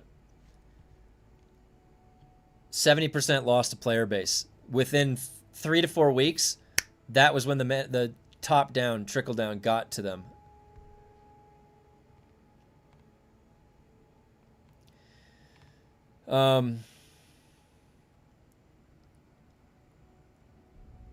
That's their couture style. It's almost like despite all of the possible downsides, capitalistic pressure can make better products. It's weird, Veldov, isn't that might be what's going on. That absolutely could be something that's happening here. Yeah. You need a little bit of drive coming from that capitalistic risk. My poor bike is just collecting dust now that I've maxed crafting. No more reason for Smuggler's Run. Oh, no, yeah. How about creating another successful game? Not everybody have that kind of balls, yeah. Keeping the job that you love. What's the deal with generators running twice as long? It's going to start on July 1st. So it's 62 days it'll be fully topped off. I'm not gonna lie. I said this immediately. That's the way it should be permanently. They should allow 60 something days. Like that's the baseline for generate. Maybe even 90 days. Then you could take breaks. Then you don't have to worry. Oh, did I refuel? And you come back 2.5 months later. Oh, it's still here. Oh, great. That's the way it should be. I'm not gonna lie. They double or triple the generator capabilities, but not make it cost less fuel and keep it at 31 days. That's not what that means. We might not see nothing for 3 years because Xbox and Sony launch. Oh, interesting. Maybe. Joel's past laurels may have offered some predictive value, hope, but it is a cause in itself for future success. That error props up the game studio model. Yep, that's true. I understand Joel because I had different jobs, and in the past I tried masking everything and acting confident. Over time, the mask fails and get overwhelmed. That's exactly what happened. I think the budget ran out very quickly. They're never going to be able to take the 2 times. They're never going to be able to take the 2 times. Dude, I said that right when they announced that, when I saw that on the login. You guys, that's the way it should be. And it's going to feel so good and feel so bad to revert it. Dude, just do not revert it. Just keep it that way. Like, even just read the text. We're going to make it easier for you to take a break. Like, don't you want that? Do you not want that the case always? I still want to be able to have my death stills to have inventory so I can stack bodies, or at least let me load them from storage. That'd be nice. Console players will come and play Dune until the GTA 6 release and then drop Dune like a hot potato. Yeah. Oh, yeah. GTA 6 is going to be huge. That's going to be like the biggest to do. It's going to have everything going for it. It's going to have a potential DDoS attack trying to attack it. It's going to have everything you can think of because it's the biggest fucking thing ever. So you bet your ass I'm going to show up for that Because that's when it's the most fun to play a game. When you don't know what is going to happen. Are the servers going to explode? Are they going to be fine? Am I going to be able to just play right away? What? What's the 2 times? Yeah, starting on July 1st. The generators at your base will be double. So it'll be 61 days. Because they want it easy. It's right as they go on vacation, by the way, on July. They're like, here, we're going on vacation, so now you're going to be able to go on vacation easier. Typo in my last message. I meant his past laurels are not themselves a cause for future success. Ah, yeah. That makes sense.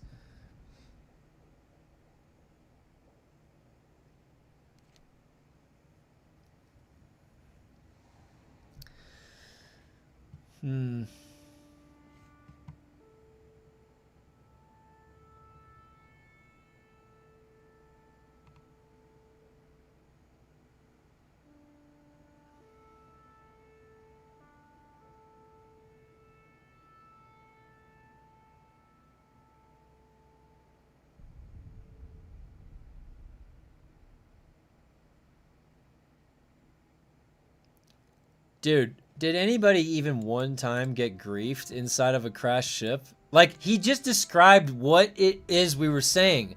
I didn't even go near it because it was too dangerous. That's the fucking point. There's literally nothing else in the game that causes you to think that. This is too dangerous. I'm not going to do that. Nothing. Holy fuck, they just want a completely neutered ass game that they can just single player. Go play single player, right? Like, cause what's the fuck, man? Changing the game for other people. Why can't everybody coexist? I have never seen a game create such a fucking line in the sand of the PvPers and the PvEers. I'm both, motherfuckers.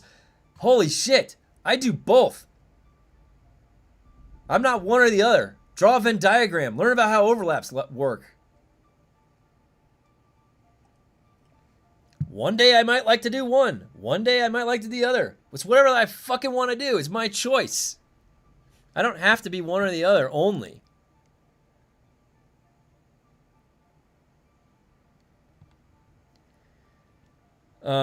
I stopped playing GTA years ago, but I'm excited to see what GTA 6 will be. I will watch some gameplay, but for sure it could be the biggest game ever. Look what Red Dead 2 was. GTA 6 got to be bigger. Well, GTA 6 is going to have a lot of innovation for programming. They already had a really good AI coding for GTA 5, and I'm interested to see what new improvements. Learn some formal logic and set notation, motherfucker. You like PvP? You sound like a griefer. This changes everything. Nothing. Still more likely 0 content till December. Yep. Glad you got that, Dixie. I inadvertently run over another player with my buggy and killed him. Did that? What's up, fellow dudeman? Is it more on? Oh yeah, today's a big unfuncom day. Oh yeah. By the way, did you see Iggy said that the polar cap patch more than likely would be released in a series? No. What? No. Really? Kaimwan, say it ain't so. Really? That's fucking crazy. So they did a double hype and they're going to do a double letdown for a polar caps? I've never seen that, dude. Dude, you guys. Oh my god. They re-hyped polar caps only to let it down again and be something they can't deliver. Oh my god. What is going on over there? Oh my god. I can't believe it, dude. If that's true. They also market the endgame to be PvP, and look how it turns out. People calling other griefers, calling it griefers, they are in the PvP zone. Yeah, it's definitely it's become its own thing in this game, where you can just like, you're a griefer, and you're like, I was just stopping by. I didn't even fight anybody. Griefer! I got called a griefer when I defended myself trying to get the chest in a crashed ship. The guy started saying I was griefing and camping. I'm like, I literally just landed here. You got here 30 seconds after me, and I thought you were coming here to kill me. So I defended myself with the loot, and I left, and then you said I was camping and I was a griefer. You're being a big baby. You're being a big man baby. Quit being a man baby. That's what I should have said. I have to go back. It's like Seinfeld. The jerk store called and they're all out of you. I'm going to disappear off the internet for like 6 months so I can avoid this hype train wreck. We are on a freight train with no brakes headed towards the movie in December, guys. I hope you're ready for that because it is going to explode into a black hole. I don't think Funcom realizes what's coming. What do you think is going to happen to all these veteran players that have platforms and communities and they're going to be talking about the game right before the launch or right before the polar caps or whatever? Like, they've done nothing to build good merit with, like, the other creators and shit. Want to know the worst part? The White Knights are saying it's a good thing. I mean, the thing is like, you're always going to have like a variance to like an opinion about something the company's doing or what the patch is. There's always going to be both sides to it. And that can be part of the issue right now. Is when something is very clearly not a good thing and then you ignore that it's a bad thing because your concern is the well-being, the welfare of like the company name. So, oh, yeah, no, that's not good, but don't tell anybody that. Don't tell anybody that's not good. That's misleading and that's obfuscating, not being honest with the consumer then. So, I mean, the thing is, like, the tastes that we have in games is obviously the game that Dune is or was. It brought us all together here. And so when we offer like critique or feedback to this, it's coming from people that love these games. It's not coming from a place of hate. It's coming from a place where we know these games very well and we love playing them. That's where a lot of it's coming from. It's not coming out of just like artificial hate out of nowhere. I don't like hate. I don't like to have hate in me. It fits. They will trickle out content and make it sound like more ads update than it actually is. They're going to find a way to really aggravate me all the way to the launch of this fucking thing in the movie.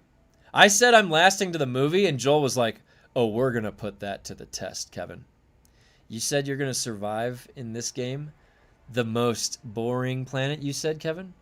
You think you're going to... Well, that boredom is going to create the challenge for you because you won't be able to survive for that bored level for very much longer, I'll tell you. That's what Joel's thinking in his head. They're trying to make me quit so that I can't give any negative feedback about the game. Part of me wants to stick around and keep calling them out on shit, even if I'm not playing. Just because somebody needs to be there in the distance like, hey, don't even think about doing that. And I'm pointing a finger at Joel. I'm like, you way over there. I'm like 2,000 miles away. I'm like, don't even think about doing that. No, don't do that, Joel. You don't have the right design intentions there. The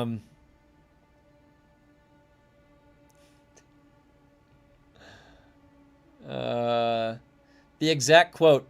It ended up being 1.4 and some of the contents originally planned for Chapter 4 have now been redistributed as parts of other future updates. See more info on that here.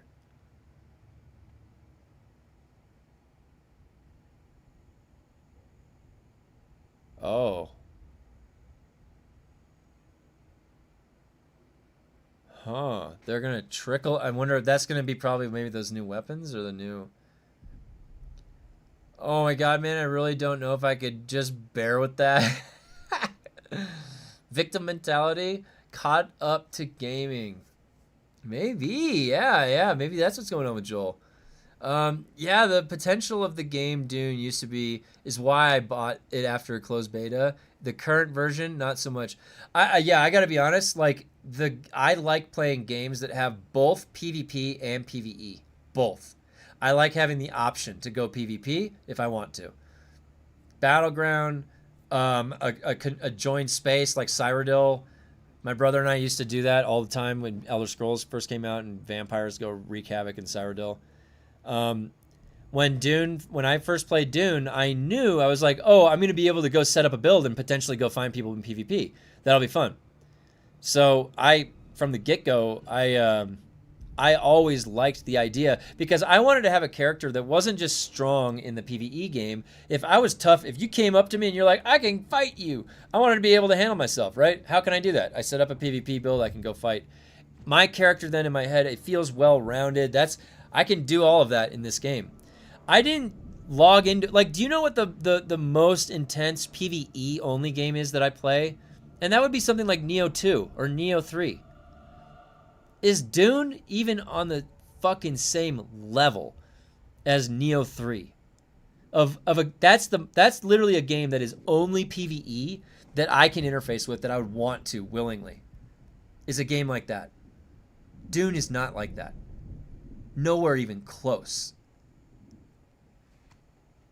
So they've got me logging in now to a PvE simulator. Are they stupid?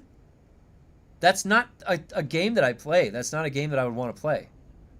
What am I doing? Where's my challenge? I like playing games to be challenged. The fuck? They literally... Now they don't even... This is not a game, dude. This is not a game. Like... What am I doing? For what? There used to be some of these answers very loosely.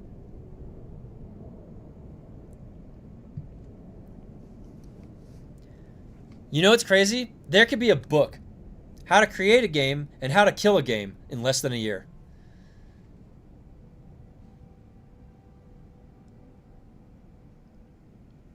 The challenge is 5 missions per day. Oh my god, yeah, you're right. No new patches until September 22nd. Yeah, that's right. As far as I understand it.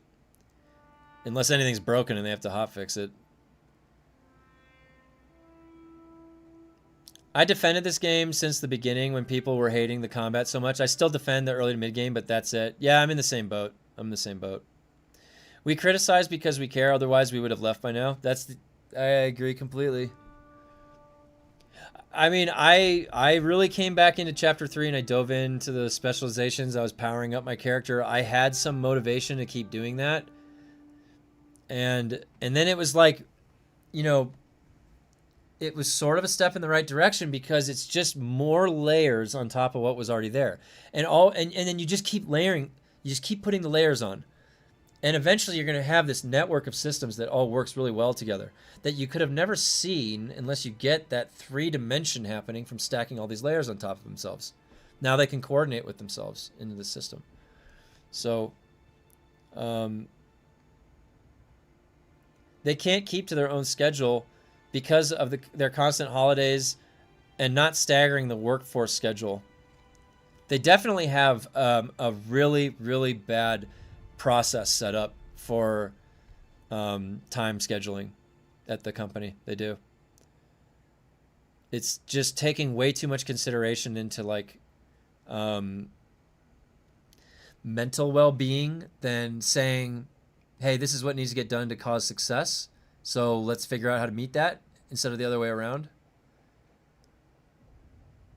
It's too lax of an environment then. There's not enough like risk of doing good or like being innovative. Even social media captions for Dune Awakening feel like victim attitude. Transforming a persistent multi-map server authoritative open world survival game into a smooth local experience is no small feat. Oh my god.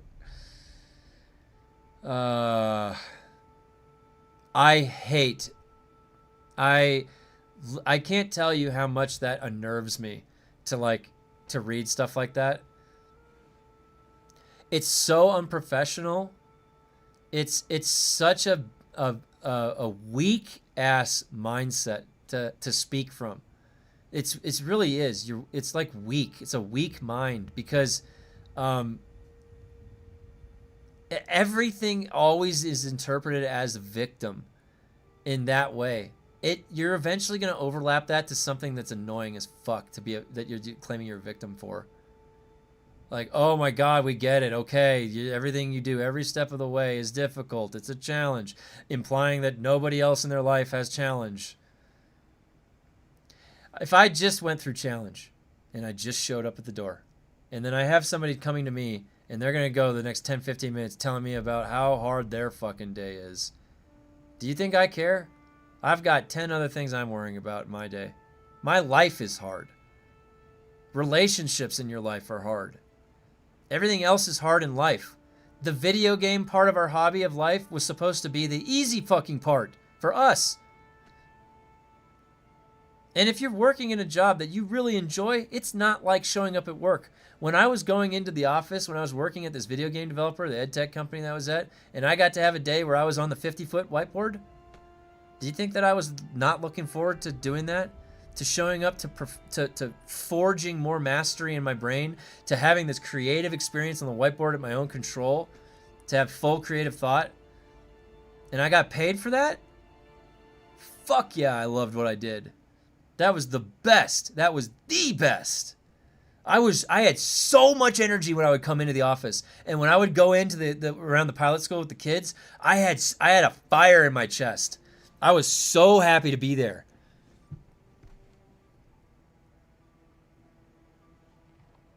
The energy comes from the brain, man. That's where all the energy. They need to start making explosions in that office. Like, boom! Idea storm!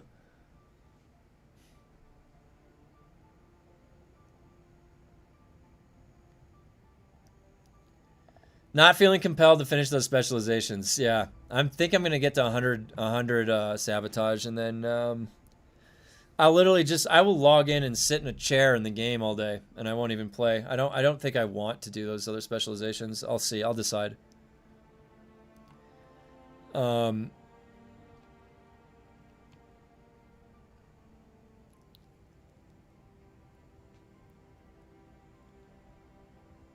Are they stupid? Sometimes I feel like the answer to that is we are the stupid ones for sticking around. Oh, it's good. Self-reflection is good.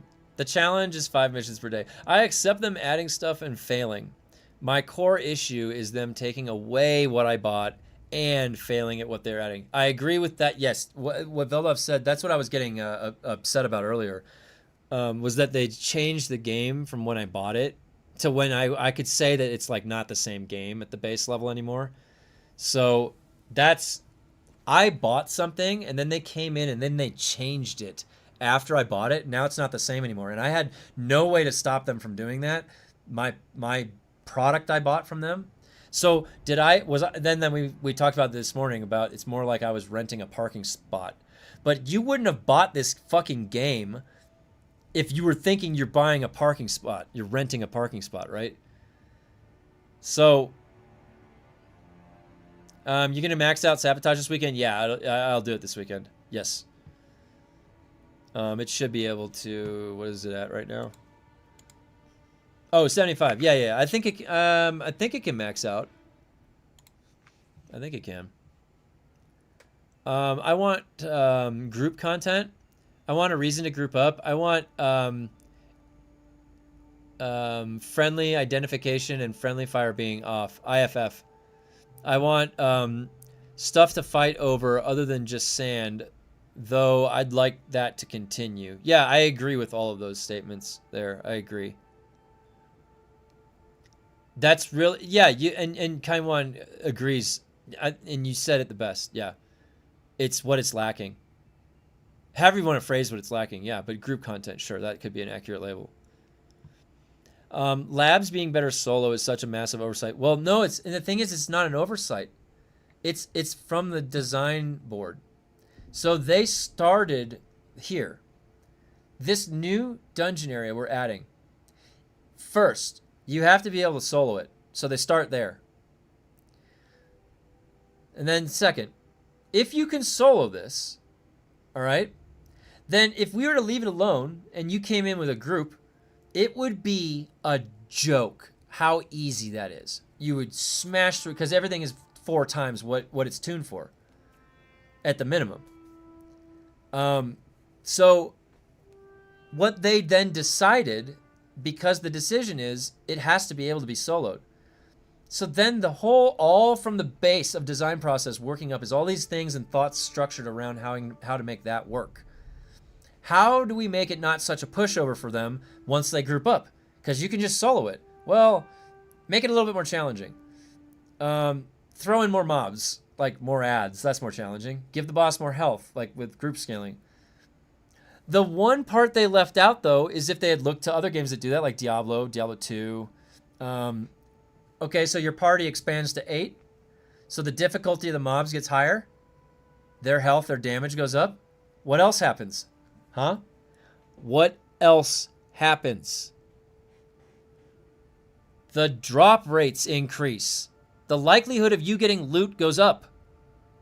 That. They didn't put that in. So if they could have looked at other systems that did this right, they would have known that if you're going to increase the difficulty, you have to increase the reward. You have to. I'm sorry, you have to increase the reward. How do you increase the reward in this system? Well, you would have to make the percentages different. Like you get the better, rarer loot at a higher chance or something like that. But then, okay, go back to the design board. How do you design this correctly? You probably have 1 dungeon or 2 you can solo. It's literally the solo dungeon. That's it. And then you have 5 or 6 or 7 dungeons that legitimately you will die on the first pack if you go try to solo. You can't. You cannot solo it. The only way you can clear through this is if you group.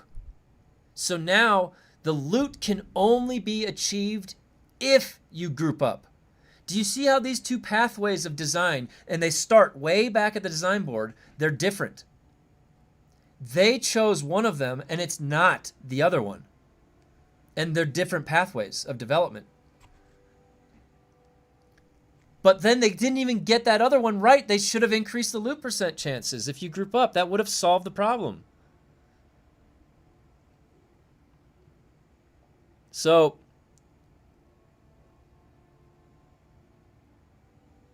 damn Miyazaki-chan.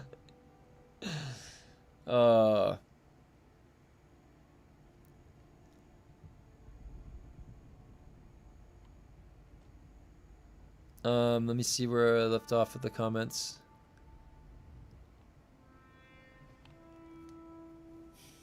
Here we go. So, just Shigawire and levitation belts. Imagine them making a big obstacle course with force fields and falls. Oh, dude. If you give an actual level designer something that wants to have fun, they could have made this like American Gladiators thing, you know, with like a NPC like Nitro, like shooting balls at you or whatever. And you're like, and you gotta like do something. Even that is fun, right? Just give us something fun. Give us a fucking ball pit or some shit. Jesus Christ. The guys have like 100 days of vacations. Life is hard. I live in Latin America too.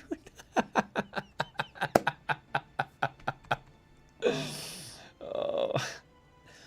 So one of the things I learned in life is that you should never underestimate how difficult somebody else's experience might be in life and anything. Because just as much as you think you've had a hard time in life, I can bet you it's pretty easy to find somebody that's had a much more difficult time or had something worse happen to them. Life is very gnarly. So to go publicly and speak to how hard it is for you when it really appears like you're kind of comfortably living over there is sort of insulting in a way, isn't it? Because it's really not taking into consideration like what you're actually using those words for. Like, no, it doesn't look like it's that hard. You're just interpreting everything in your life as hard. That's not easy. This doesn't come easily. Well, guess what? making a game is a complex system, and it engages with a lot of other complexities. And you, as an expert and somebody at the very fucking top, should look at that and think it's child's play. It is easy to do this shit. I am limited by my team. If anything, not me. I'm fucking capable. This shit is easy for me to do. Making a game? I'll make 3 games in my sleep. You fucking kidding me? It's hard. That's the risk you run by saying that. You never know that somebody else out there is going to hear that and be like, that's what you think is hard, huh? Oh. That's nice. The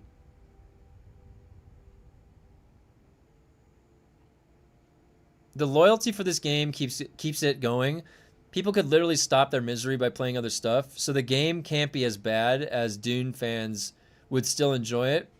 Yeah, but that's not fair to those Dune fans, right? And what if we can be just loud enough where it makes just an impact of enough, like a dent on their passenger side door or something, and they're like, you know what? We might have to buff that out. I just noticed it. Holy shit.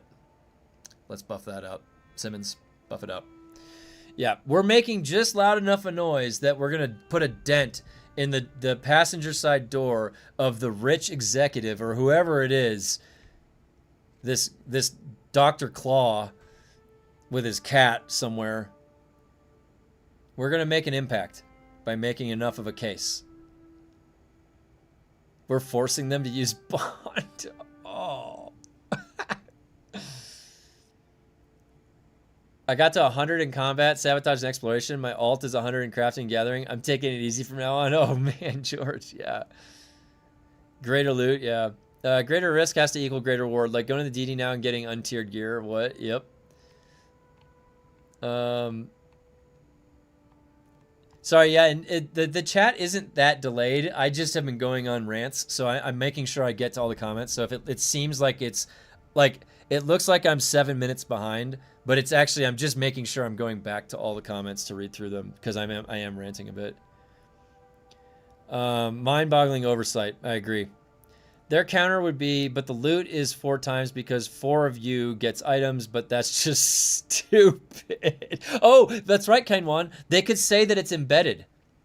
They could say the incentive is embedded, but that's not incentive right there, is it? Yeah, you're right. You're right to point that out. You play it the way they tell you, and you shut your mouth. Games are hard.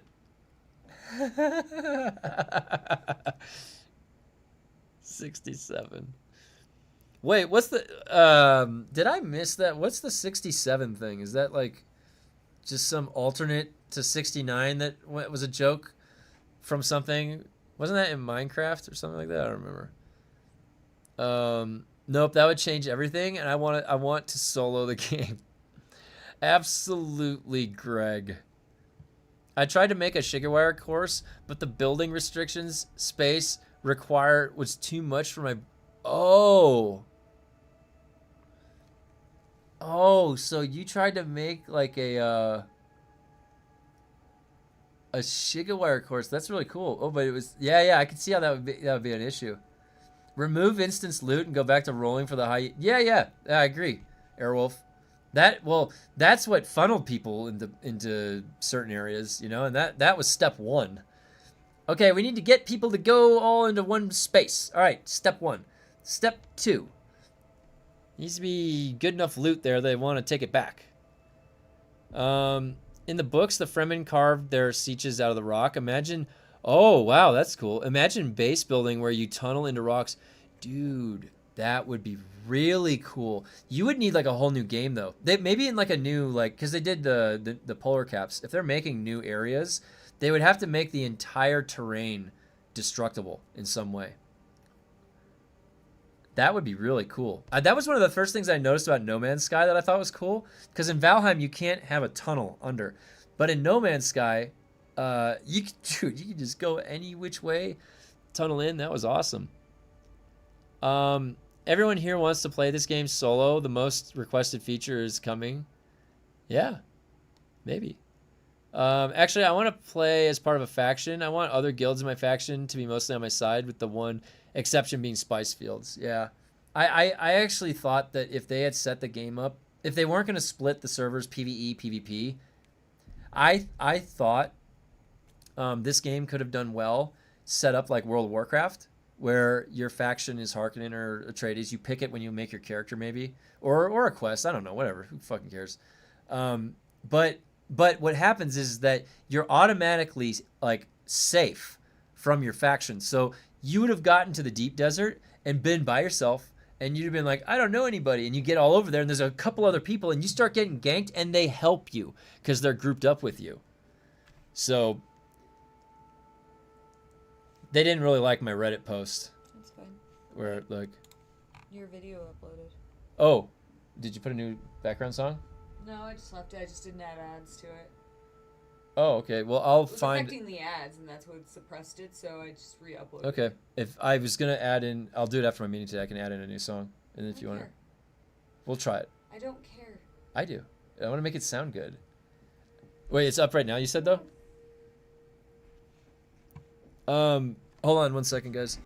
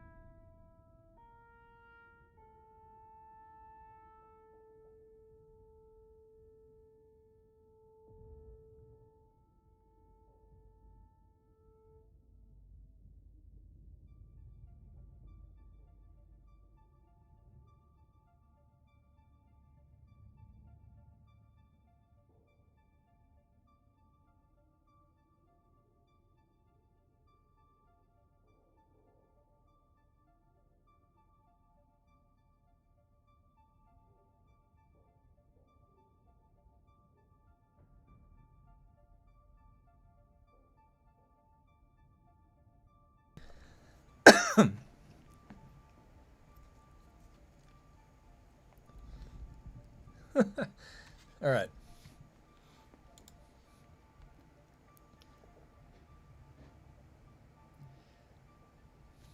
In the books, Fremen carved their. Oh, I read that.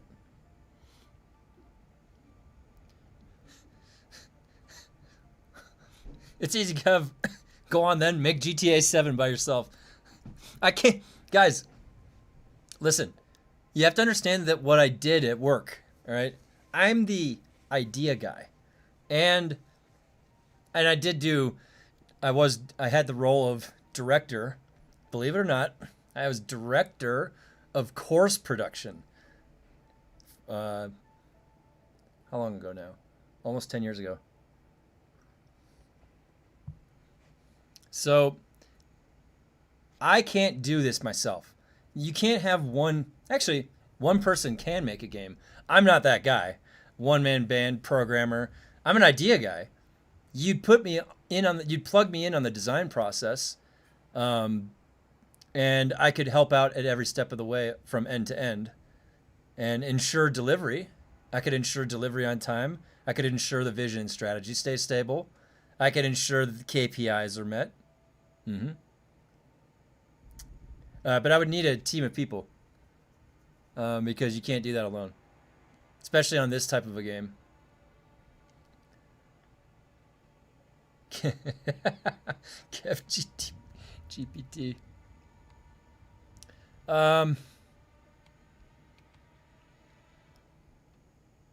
Brondo has electrolytes that plants crave. Hold on, I'm getting back up. All right, here we go. But that ain't gonna happen. We're forcing them to use Bondo. I know making a game is hard, but I don't want to hear it. Yep, I agree. What I'm hoping for is that similar to other survival games like DayZ, community tools get good enough that private servers become a viable alternative official. Yeah, Benjamin, with that comment, I agree completely. And if you think about it, if they made it the interface for it seamless, so you had the what is it in the workshop for Steam, and you just go into the workshop and you click on a couple things, and now boom, your game has these mods on them, and you can go play. If they open up the freedom of mod development and implementation, and then you have the stable single player experience, and that is offline single player experience, and you have the ability to manage the private servers. Yeah, I mean, it's kind of like Funcom just gave up, and then they're like, here, you do it. Now, I don't want this to be an excuse for them to just spend the next 9 years making 3,500 Landsred quests for us. And they get paid for all 9 years the same amount of money as if they made something stellar for us in those 9 years. So, guys, are we going to get 9 years of 3,500 Landsred quests and that's it? And nothing else creative comes out? Do you see what I'm saying? They have not shown us anything new.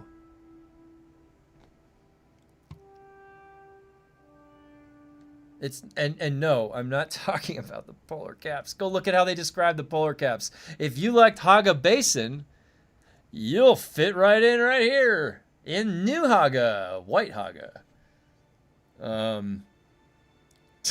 We go on vacation. Good luck, everybody else. Offline single player. Ludicrous. How do we sell the emails? Battlefront 2 is fun. Honestly, guys, can I be honest with you? How funny is it when you go from Dune and then you go play and there's unexplainable. You're like, you just have this big smile on your face and you're having fun. And you're like, it doesn't, like, it could be Battlefront 2, it could be Destiny 2, it doesn't matter anything. The differential of going from like the whatever the hell Dune is doing right now and that type of fun to anything else, it's such an extreme that you're like, oh my God, I haven't felt this in years.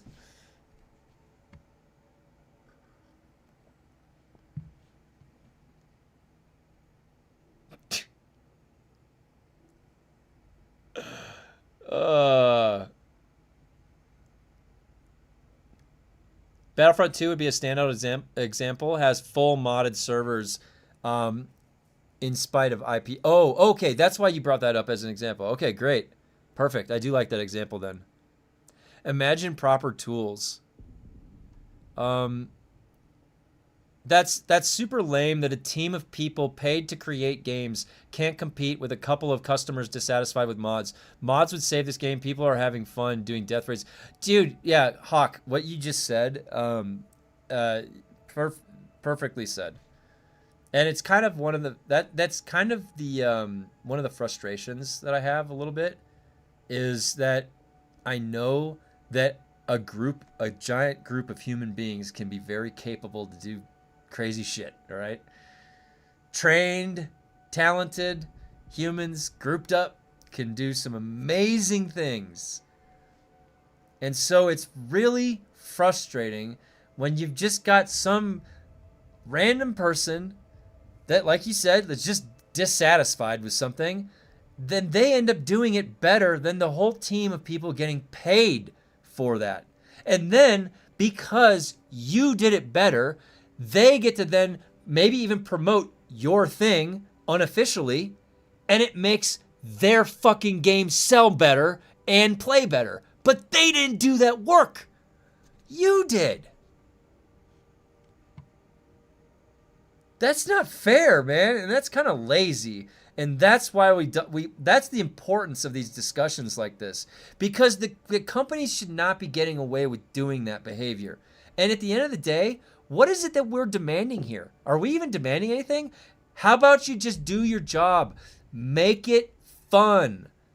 stop changing the game after I bought it to now this product that I bought is not the same as it used to be. And now I'm dissatisfied. And I'm going to sit here until you make it better. Or what? What's the other alternative? I get my money back?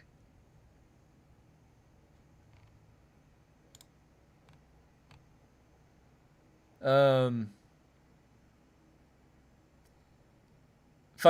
I read that. Offline single player? That's ludicrous. Nothing else creative comes out. I'm not even sure that qualifies as creative.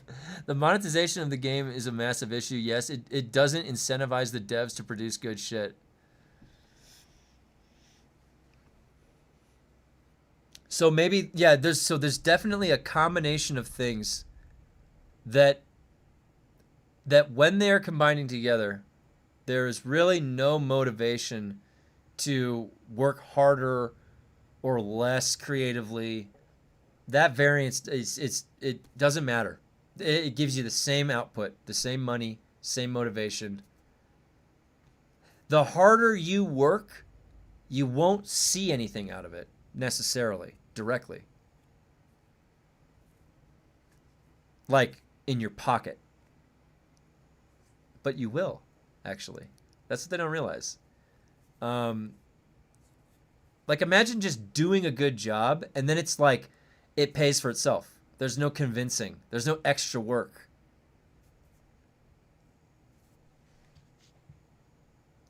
Honestly, they should have, from the very start, made PvP and PvE servers, I agree.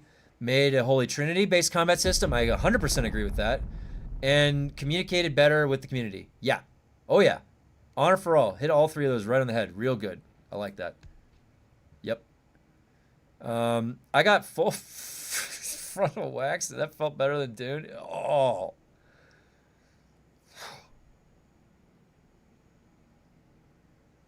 That exact feeling when you don't eat a long time and every food tastes like 4K Dolby Digital 4.1 surround sound upstream.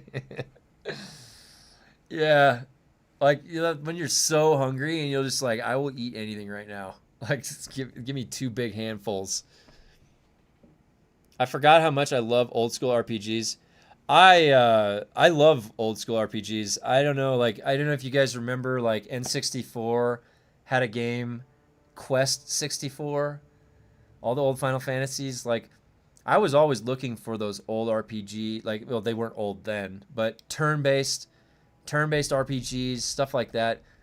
We had some really fun games back in the day. Really, really well-made games.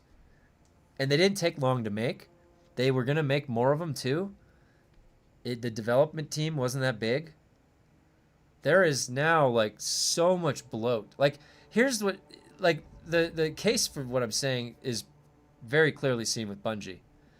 It's clear that they can make the highest quality of a game, like the fidelity of Destiny is the best. Like, but that company bloated. So and then it died. So it's kind of like, or like part of the company got cancer and it got to get its surgery removed. How do you want to rationalize what happened?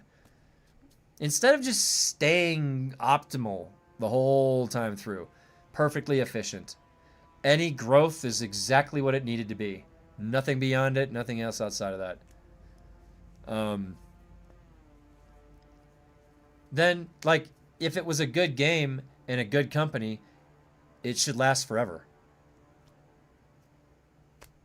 But that's never the case. There's always things that change, and money that it starts distorting and corrupting and bloating and inefficiencies and greed. When it's a small system, it's easier maintained, less inefficiencies, easier to track. But then you have capability ranges, right?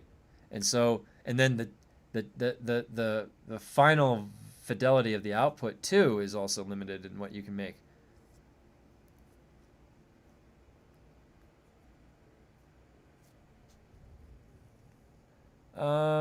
Having a blast in the Gothic remake, yeah. Gothic remake looked cool. I forgot how much. Oh yeah, yeah. I read that other line first. Tasting every atom.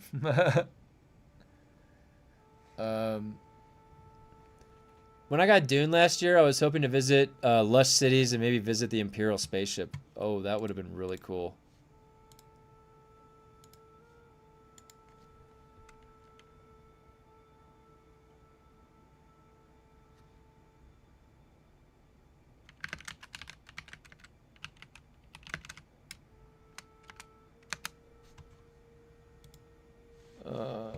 is this? This was the this is my wife's oh shit, I don't think I can have this song playing because that guy so I was making these clips, these highlight reels for my wife, and the it's when she played through Dark Souls 3. The song that I put on was from one of those free song libraries databases from like years ago. And then the person with that song decided they're going to charge it's like copyright now. It had changed. So I had to find a new song. But so there's no way I can listen to this, but when I fix the song, I'll relink it so that we can see that, because it's really funny. Her playthrough of Dark Souls 3 was hilarious. All right, so let me see. Yeah, I agree. That would have been really cool, Adab, to go to those places. Holy shit, that would have been. And God, this is literally like we're talking like new content. That's it. That's an example. A major city with mechanical tie-ins, loops there. That's a function of a new piece of a city, right? That we can engage with. Not just a destination to go walk around in. You have some interface with it, but just give us mods and we'll take over Dune, Joel. So you guys like testing stations?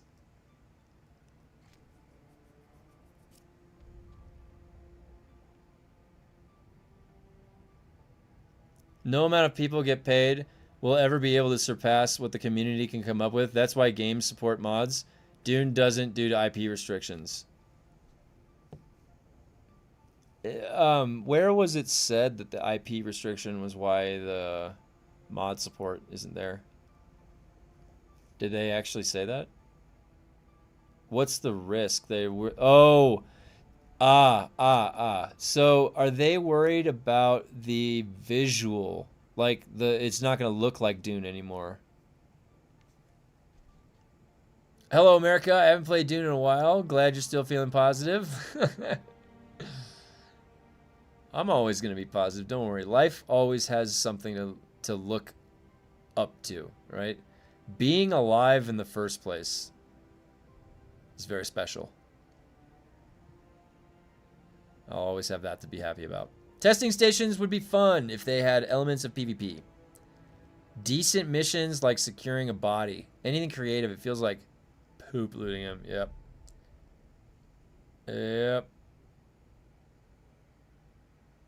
Have you seen the double power generation bonus? We're going on vacation too. Yeah, it's July 1st. July 1st. Everybody's going on a 60-day vacation. You know what that time frame is? For their vacation, and then for them to get back, and then fix whatever that needs to be fixing, and then you get back. All right, ta-da! Everything's back to normal. Console launch is right around the corner. You guys are satisfied. That's how they're thinking. That's what's going on. However, once private servers are available, the community will mod. Look at V Rising. The community built amazing new experiences without mod support. Oh, really? If I could mod, I'd be making a bunch of Dune 84 armor variants. Oh, yeah. That would look really cool. Not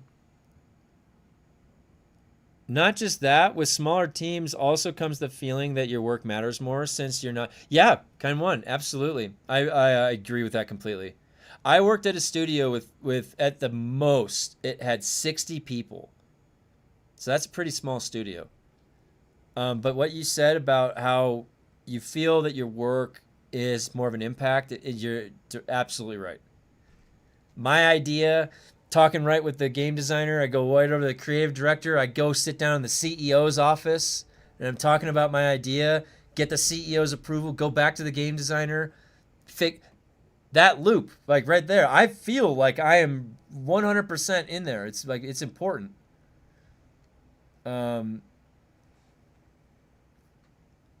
So you guys like testing stations. Reminds me of the most infuriating thing Iggy said on Discord when he defended their effing metrics as true impartial metrics. That is the, yep. Iggy's never been one for finding the best way to say something or the most polite way. I don't know. Is it like how different is the how different is their language? Norwegian? Like when they speak, is it an accident they've left out certain things like words that would usually emphasize or not emphasize something, or is he knows what he's saying? They should make us play guild navigators, or even half sandworm like Lido 2. That'd be funny if you could be half sandworm. But how is double power even a real buff? If you wanted to not log in, you could just turn everything off except shields and voila, basically 0 power drain. I think it's just it's the total duration. It'll allow you to actually step away from your computer for the 60-something days.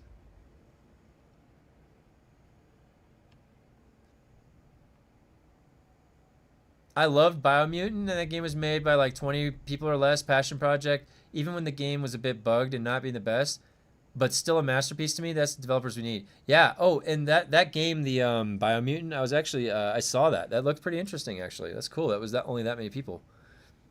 Devs go on vacation. Hey, everyone here, 2 months of extra power.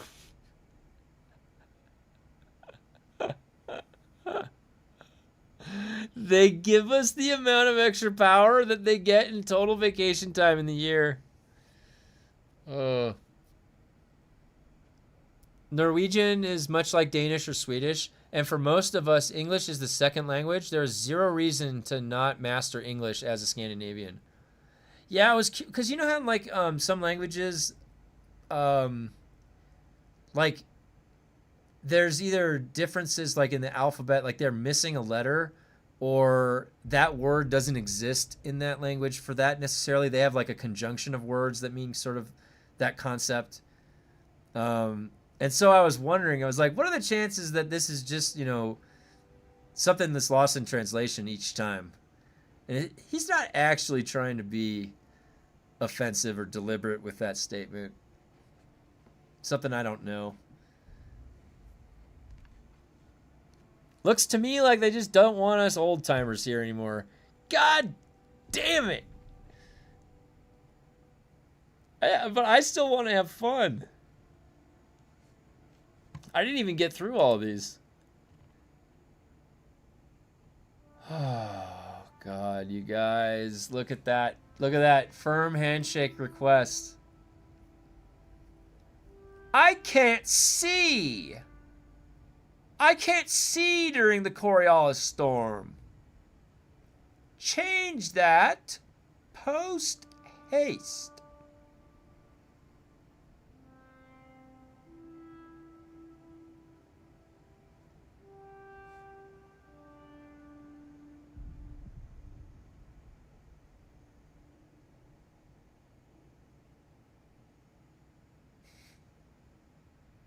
So this is just like some fog rolling in.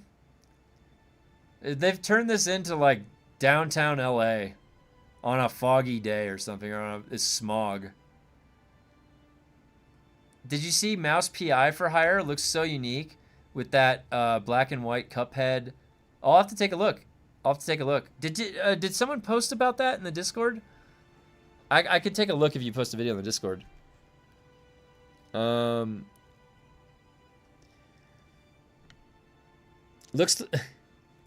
Devs don't have to log mid-vacation to add cells. Oh, so my spice plant will last 60 days instead of 30, yeah. Dude, so they're going to go on vacation for a month? Do you think they're even going to think about Dune Awakening one fucking time? I want to see who of them comes back. We should give them a test when they come back from vacation. Ask them what the boss's name is in the old quarry. See how many of them remember what her name is. It's Jalanta, by the way. It's fucking Dr. Jalanta. Thank you very much. I don't think I'll ever forget that.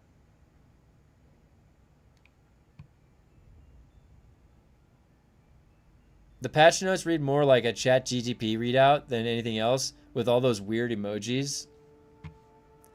I just think to myself, who decided that the firm handshake was the acceptable emote for this? They should have put a little green check mark or a green circle, because what this says is that I'm barely understanding what you're saying. I'm just reading the sentence, and before that, you're already shaking my hand like, yeah, you agree with this? Agree. So that's the impression that I get by putting all these firm handshakes like this.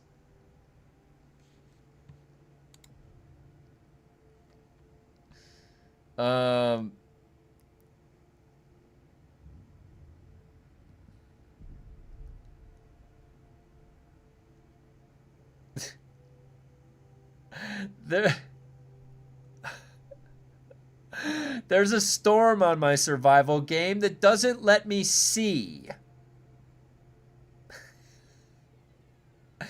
Once a week for like fucking whenever, well, depending on where you are in the world, it's when I go to sleep. So I guess it's where somebody's awakened somewhere.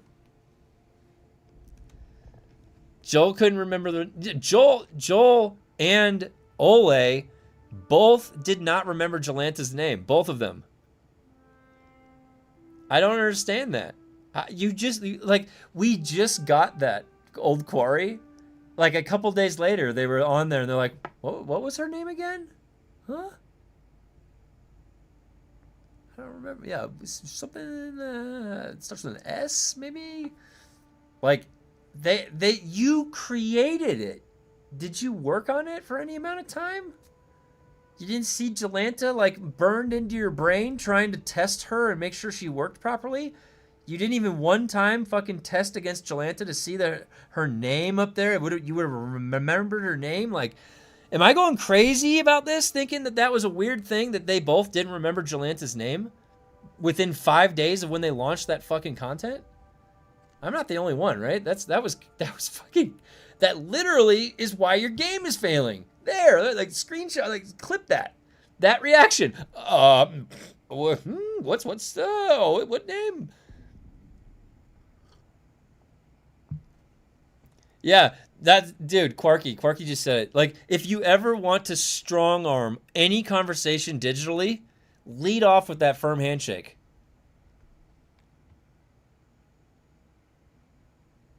Kevin, they're watching us, I'm telling you. He remembers the sandworm's name for sure, though. Joel couldn't even remember. Yeah, I'm traumatized by Jolanta. After a month, that was odd.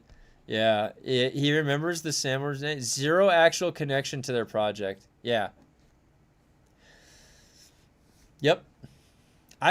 Guys, I worked on, when I worked on like one of the longer projects that I worked on, it was labeled as a 16-month project. It ended up being like closer to 17 or 18 months. But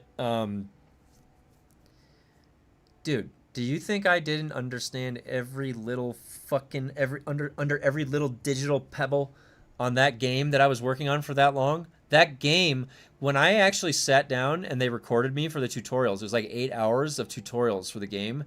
I did it with no script.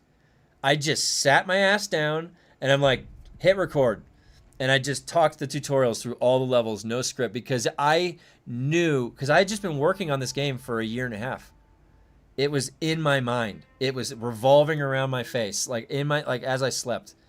So, and guys, this is like an ed tech. I'm not working for Ubisoft here. I'm not working on the next God of War, okay? Which, think about how that would motivate somebody like me. How much more motivate. I'm working on fucking God of War.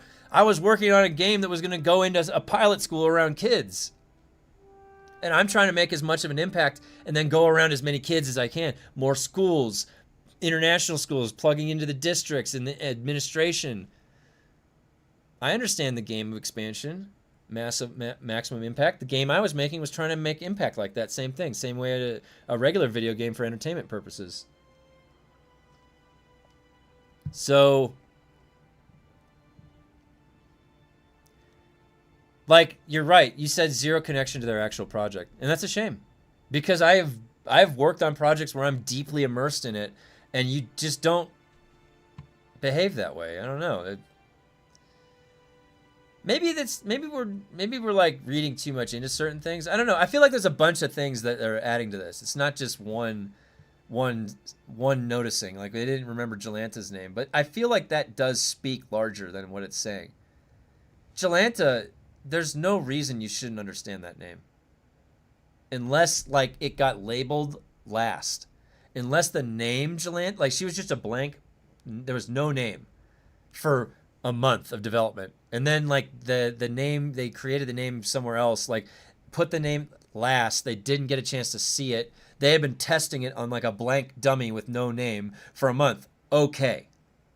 Then maybe I understand.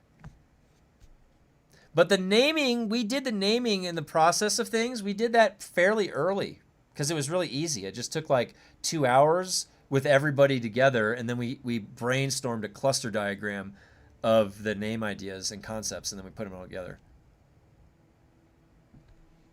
Who knows? They might have even just used a generator for a name, right? Like, how would they make me a Dune, sort of a Dune name? And then I don't know how, like, what are people doing to generate things nowadays? Mine was old school technique. I'm just on the whiteboard.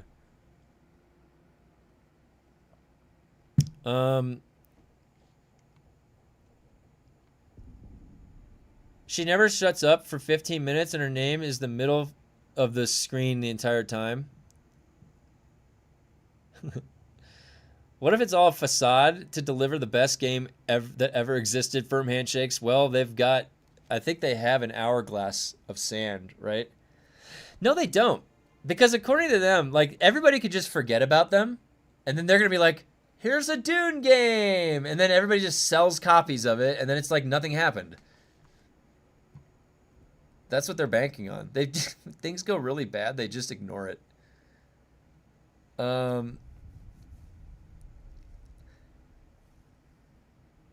They may as well say, what's the name of the game we're working? Oh, it's so bad. The most infuriating thing is watching their dev talks because they treat us as demented children. Only good dev is left dev dude. Oh, yeah. The guy that was sitting on the left. What was that guy's name? That guy was sharp. He looks like he was in shape, you know. He keeps in shape. He's taking care of himself. He's looking healthy. He's right on point. He's firing on all cylinders when he was talking about the state of the game. He was actually aware. He had some self-awareness to what might not be a good perception for people to have about what they're working on, because he said that they don't want to have one without the other. He stepped in and made a comment to Joel. In fact, actually, I'm not going to lie, whoever that guy was that was sitting on the left had more of a backbone than anybody I have ever seen come out of Funcom.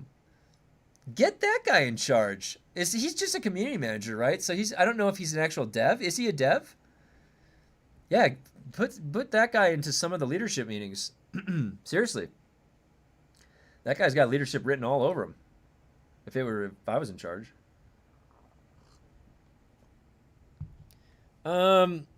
Hey, sorry I left randomly. I totally broke down mentally and just ran from tons of places. Hope stuff been well. Oh, hey, no problem. No problem. Everything's been fine. Funcom lights are on, but no one in the studio. Jalanta. Combination of Joel and Atlanta. Can you imagine? Story team and lab team siloed could lead to them not knowing the boss's name. Okay. Yeah, Bombhold. So Bombhold said it. Yeah, that could be the case. Yeah. Let's be fair in our judgment because we should be considering all the cases. That's true. Okay. So there may have been an explanation behind why those two didn't recognize Jalanta's name. All right. That's all right. I'll let that one go. I got my gut. You know, it's like my gut instinct. I heard that they both didn't know. I was like, huh? Like, I've worked in a leadership role for creative development, and I knew all of it. I actually invented it. Like, so I would have invented the name. Of course I know what it is. Do you know how many iterations of that name we had before it that were kind of not very good? Do you want to know the one we had right before Jolanta? You guys won't even believe that story. I'd be that guy. That'd be the creative director I'd be. I'd be talking like that. I wouldn't be like, we have another boss? Oh my gosh, we have another boss. Would you look at that? Oh yeah, the one we just shipped 4 days ago. What was her name again? I didn't catch that. Yeah.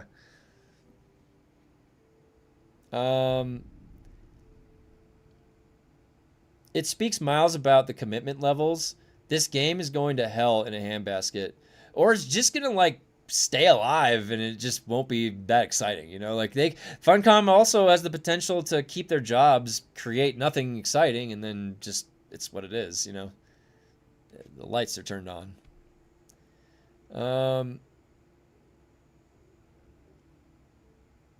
I'd actually love it. I'd love Joel or even one of the other devs, just the odd time did a live stream of them playing would give them some hope. Oh, I see. I read that wrong. So you'd actually love it if Joel or one of the other devs just at an odd time randomly did a live stream of them playing, talk. I agree completely, Cameron. Let me tell you, what you just said.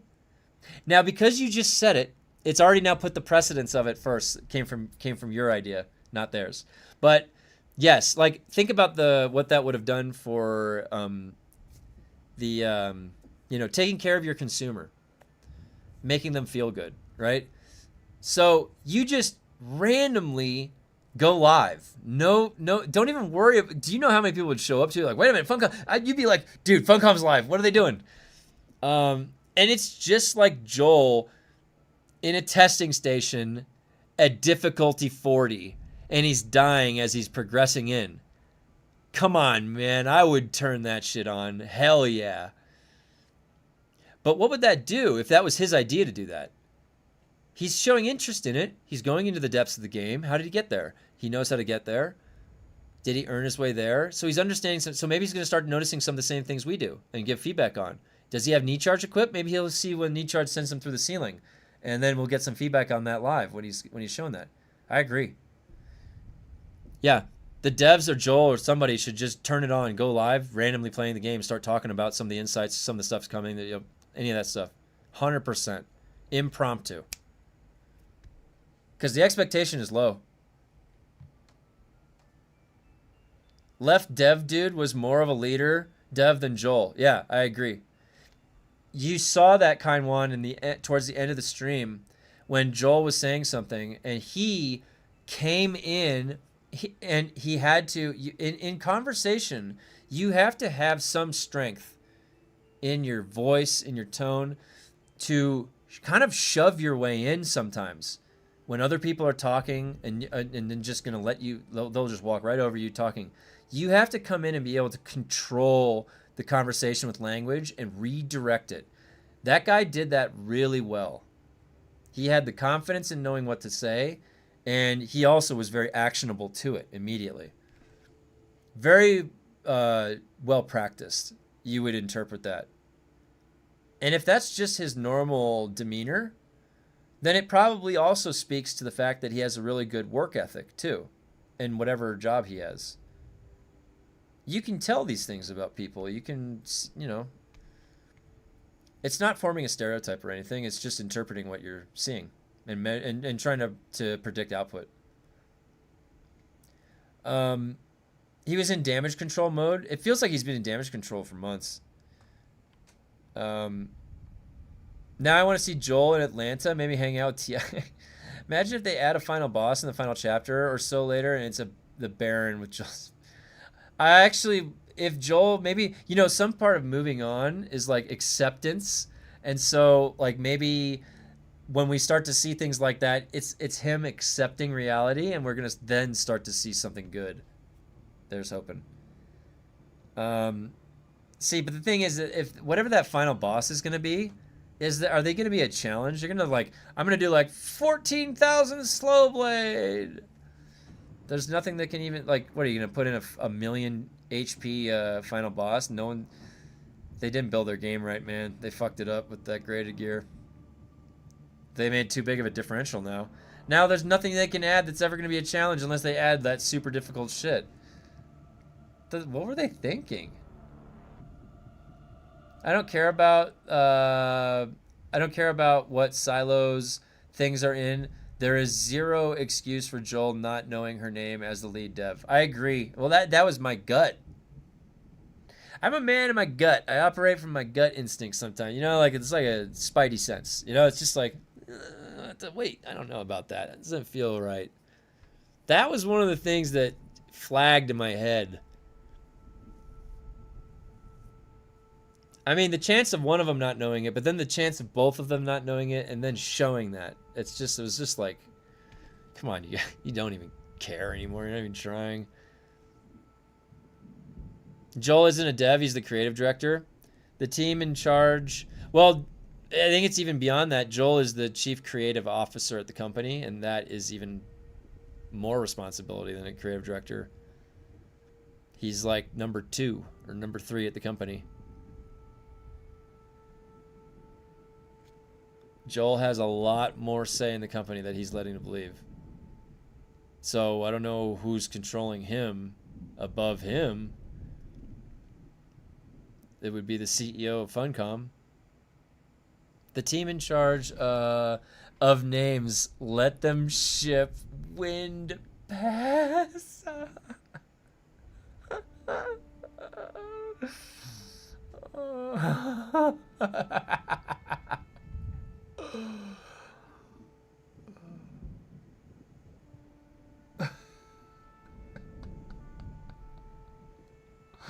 It's like Sandy Wind Pass.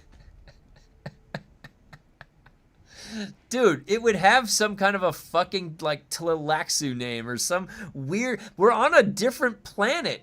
We're on a fucking different planet, dude. Like, and shit is named Wind Pass? You're right. What the hell is this game we're playing? We're playing a Fisher-Price game. You guys remember Fisher-Price? For kids toys? As a returning player, wasn't the end game Landsrad quest a pivot of design? There's some creativity there with the specialization system, boring, yes, but something. Well, 2 things actually. One, the Landsrad was hold me over, like the original Landsrad. And you could still argue that had some thought to interacting systems and engaging the systems with themselves. What we got, though, with the specialization tree, what does the specialization tree give you? It gives you, and you could say that there's some creativity in all of the intricate things that individually had to get developed. You have to think of a new thing. But in general, that, even more so than anything, was to buy them time, like a year, to think of something to put at endgame. Because that is not endgame.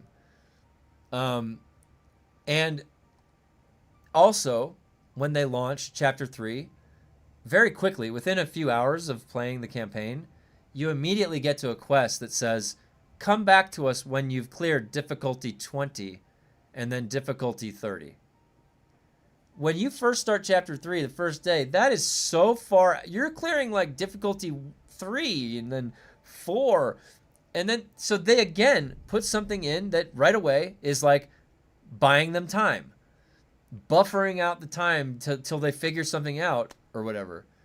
And we've had this on multiple occasions where things have been put in that are buying them time, but for what? What do they need time for?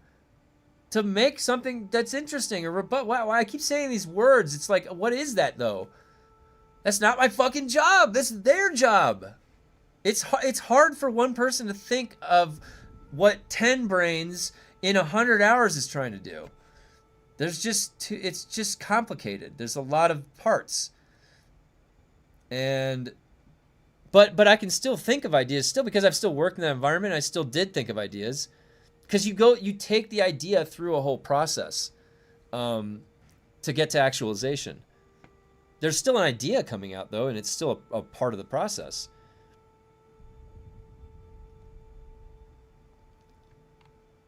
Um,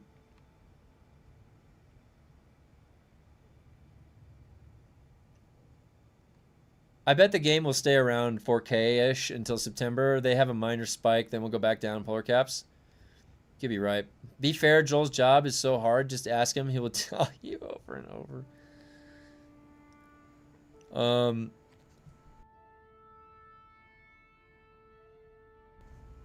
Have them show us how the treadwheel...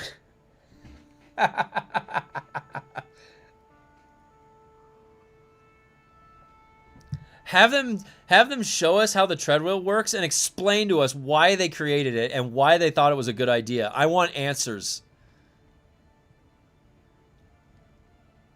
Fucking that gyroscopic nightmare. That's what I should name a treadwheel. Actually, I don't even have my treadwheel. I gave it to my friend who thought it was interesting when he was playing the game, and my friend quit, and then the base degraded. There's no more treadwheel. It's gone.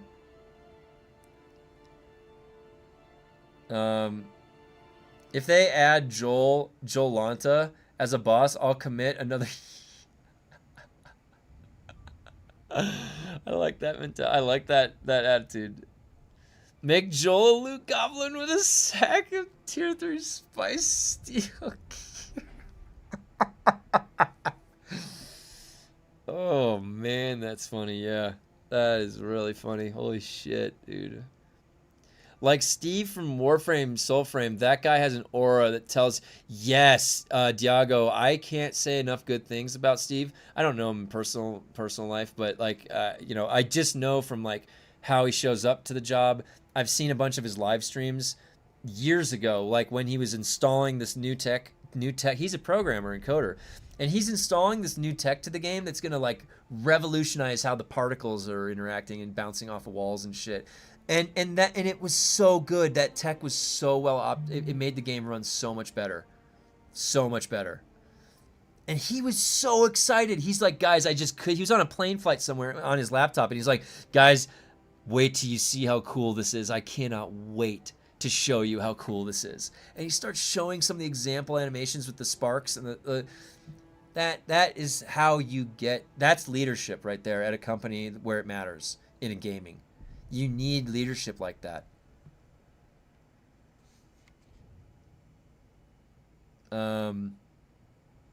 Joel's head is a treadwheel, but the mouse that treads has been on vacation. Whoops, sorry, I was watching on way of delay, sorry. Oh, no problem about that. Yeah, I apologize. If there's ever a delay, there's a few things you can do. Just refresh the stream every once in a while, or Firefox seems to have less of a delay than Chrome. I don't know why. But on Firefox, the delay only gets up to about 10 seconds or so, or 13 seconds. So, hey, what's up, Red? Thank God for those D-pad support changes. Did we really need several dot points to D-pad changes? Oh my God, yeah, look at that. It's a lot of busy work. You know what? There's somebody over there that's typing all that in one at a time, one letter at a time, getting paid for their time to type one letter at a time in. They have to be very precise. Can't have any typos, like the word dueling. Joel's the one caused the Coriolis storm, stressing and burning out suspensor belts, running level 37 dungeons beat. They made jokes about the fact Jolanta was Herbert Estate's idea of the name. No way. No way. So they didn't like the name Jolanta. Did they deliberately say they didn't remember the name and they actually did? This is even more of a case that they remembered the name, because they would not have gone through a back and forth and joke about the name. Like the way, do you guys know how memory works? You have different inputs, the sensory inputs and then a modality for the way it gets layered into your brain. And then different types of layers can layer it in deeper and deeper, and then there's repetition to imprint it, and then it sticks there.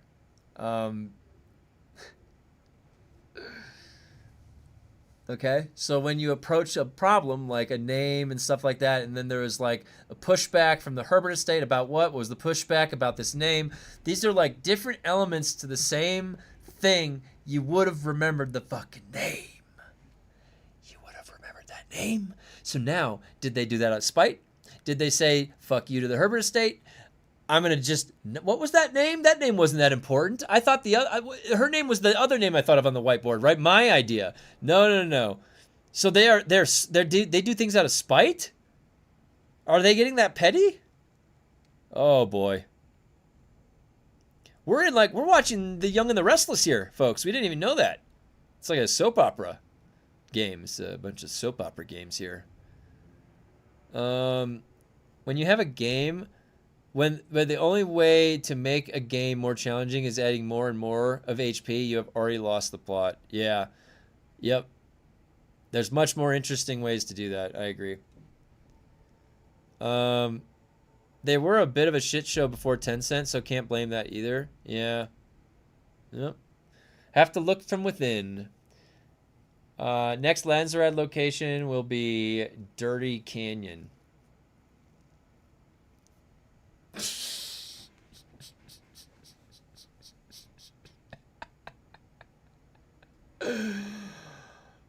Oh, you know what else? They could name it like the Rocky Pit, the Rock Pit,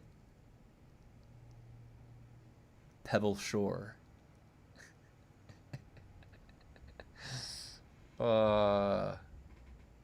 Ice Cliff. We're going to the new testing station, the Ice Cliff Research Station.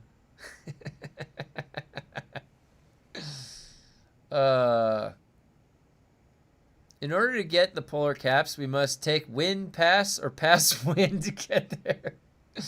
They need to bring back control points in at least DD PvP. I miss. Yeah, I agree, Furiosa, 100%. Yeah. I like, again, a lot of those things in that early deep desert, those things themselves were a placeholder to hold us over until they fleshed out the ideas more. But what it was not meant to have happen is that they just completely remove it out of there. It was one of the cogs in this system here, this machine. They just didn't put in the other pieces yet, right? They were supposed to. Then once they're all there, it all works nicely together and it feels good. So control points. When you're playing PvP, objective-based PvP is fun. King of the Hill PvP, where you got to control a point. Control is actually one of the best PvP modes to do in Destiny 2. Let me tell you why. It removes the necessity for just get the kill, because then if you run across somebody who's dominating or really good, it sucks. You can win against the guy that kills you a lot. That's why control is such a good scheme. You can strategize. I'm going to outsmart them, not just outforce them. That type of dynamic play offers a lot of variability and a lot of fun. So, again, and that, as that I just described it, that was a placeholder. That wasn't even fully finished yet, and it was still okay. So now what they did is they took it all out, and now what are they gonna do? So now it's, and they've said this, but here's what's sad.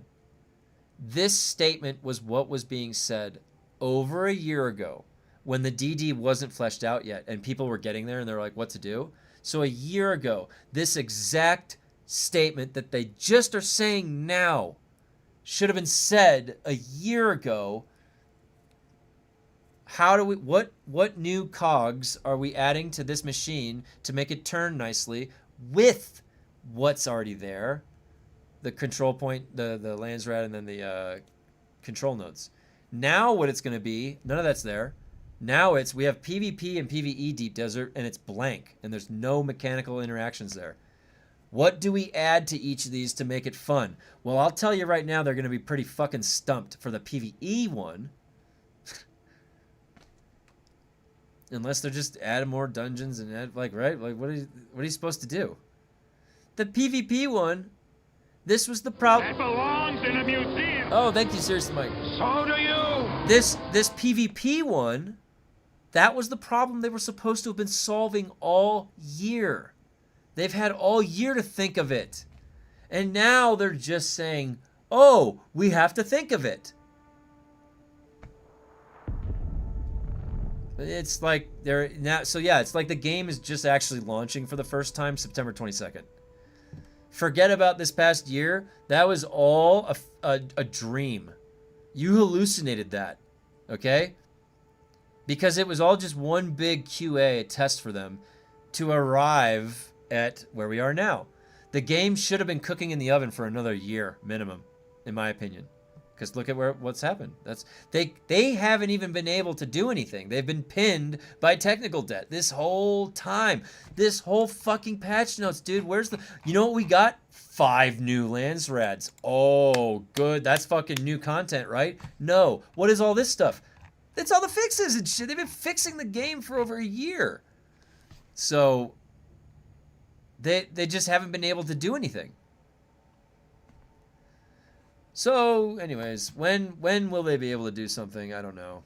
We're all waiting. We're all waiting. Like anything. Everybody's starving. Like, you give us any little drip of something creative, we'll be able to register that and be like, holy shit, it's happening.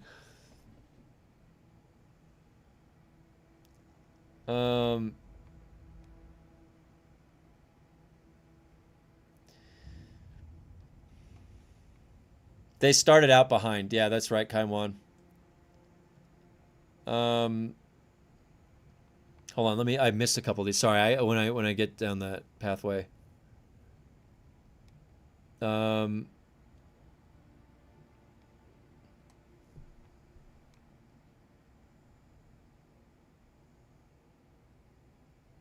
Thanks for the info provided about the progression and lands red changes, Rolas. Really appreciate it. Oh, no problem. And hey, listen. If there are new people here, I will say this, right? I have 1,700 hours in the game. A lot of us are here saying that this game that was supposed to be an MMORPG survival game, that's how it was sold, is missing some critical elements at the end game to create that fun longevity to a game. And it's a lot of the critique we have here. And then we get into some talk about what led to this state discussions, and we start analyzing roles and then their jobs. What do they actually work really into the granular level of the system at their company? Because we're just trying to understand out from the output side how we got here. Now, don't get me wrong. So for any new players in this game right now, there is still hundreds of hours to engage with before you get to where I'm talking about, where a lot of my intense critique of the game is coming in at. And some of the other parts of my critique you won't even be able to engage with because the game is already different. When I bought the game was way different. And then as I've owned the game, they have changed it significantly where now you can argue that, and whether or not you have an issue with that or not, that now it's almost not resembling at all the same gameplay experience, the same game as when I first bought it. And why I bought it. I bought this because this, and then it's like they came back and changed it. Again, remember, if you're just coming back or you just bought the game, you still have hundreds of hours to even get to where I'm talking, where I'm at with my character. Hundreds of hours to get there. And if you have other people you're playing with and it's fresh, the whole Dune experience is fresh, it's fun. And then when you get through all that, pull up a seat right over here for the stream and we'll talk about where we're at now. And remember, I've really been providing feedback to them. I've been doing everything that I can to provide feedback to try to help give ideas, to help. Again, even if they take 1%, right? As long as it's the correct 1% of feedback that they've been filtering out, to take little elements here and there that might be a good idea. Let's put that in the game. One example is customize the guild swatches. A guild leader should be able to do that for their guild. That's a small thing.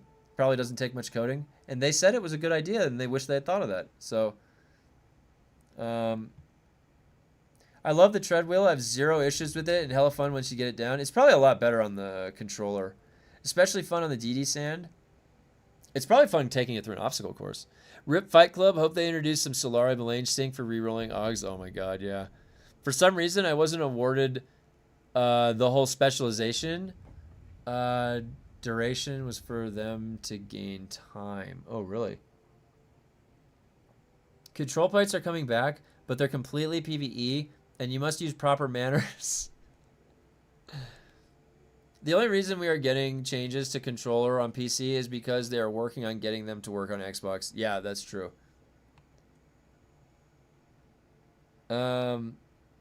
Dusty Dirtland, Rocky Mountain, Sand Hill, Sandy Sand Land. Hire me. Hungry Now, Mouth Food. September 20th. I'm just getting back to these comments, guys. Sorry. September 22nd. Where are the random events? We only ever got one, the Comb event. I feel like I kind of paid to play a big beta test. Well, here's my feeling. I feel like I bought a game that I don't own, that they have just changed the game. It's different. Like, do I even own this game? I don't know what I expected. Do I own my... No, I mean, I feel like I have more ownership over my World of Warcraft account. Let me tell you. I've had that thing for 20-something years. I am not guaranteed that I'm going to have this account for more than a couple... Is this going to be around for a couple years? They're scaring me a little bit. But you're right. There's no random events. And there could very easily be random events. Like, why did they put a random event going before they left? They need to find what I can do with this huge stockpile of spice residue I have. Getting tired of selling it on the auction. Oh, yeah. Yep. Yeah, I've played it since launch, and I completely agree with you. Oh, that's good, yeah. I'm trying to just rationalize everything out as best I can, and I'm not... I really genuinely am trying to approach everything objectively.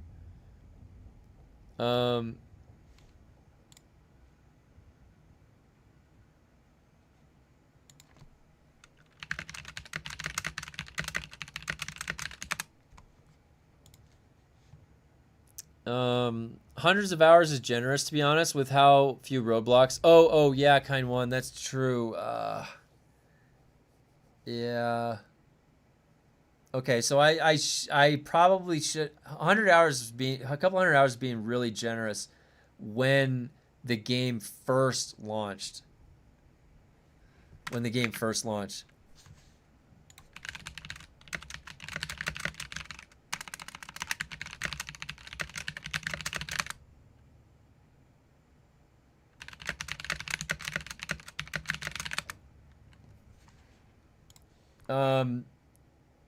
You're right. Kind one's right. I think I would revise that. I think I would say a healthy number that's being very generous is like 50 to 60 hours, right? Nowadays, like now, with how they made it a lot easier. They did. You're probably right. For a vet, you can get to tier 6 over the course of the weekend. Yeah, that's what I figured that. I did that on my alt. I remember I did that. Would like to see them option to connect sub-fiefs. I love building, but going one large... That would be cool, yeah.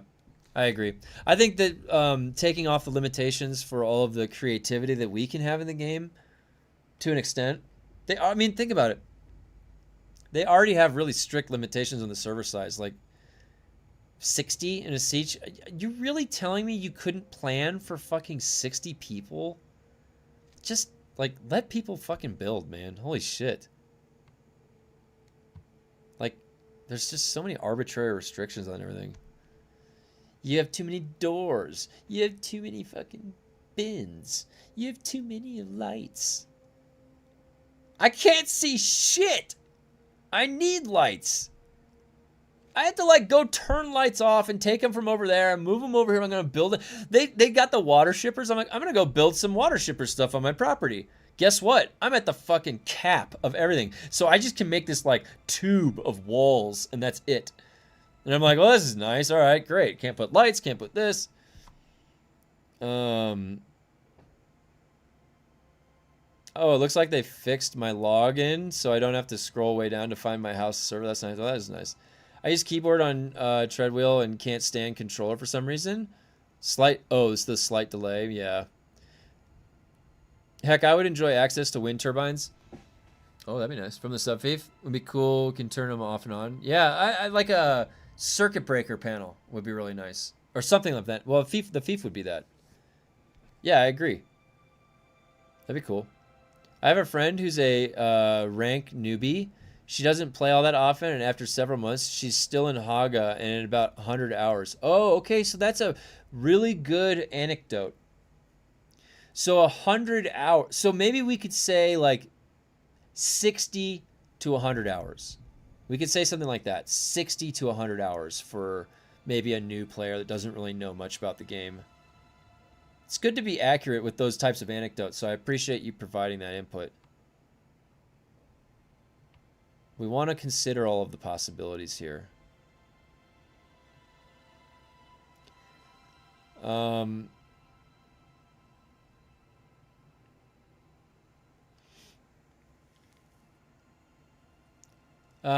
is becoming a single-player experience. Yeah, and I mean, before a lot of people showed up on my server, like way back when I was on the other one, I was playing it solo for so long, like months at that point. She doesn't have a Thopter yet. I don't think she's even made it her first buggy. Yeah, that makes sense. Some of the best things in the game come from player creativity, like the feigned death pulling in EverQuest. Oh, yeah. Yep. I mean, I started over fresh and it took a weekend, yeah, but now to start a new character, imagine restarting all your specializations or die to a vet's fart. It shows they don't consider anything. Oh, man.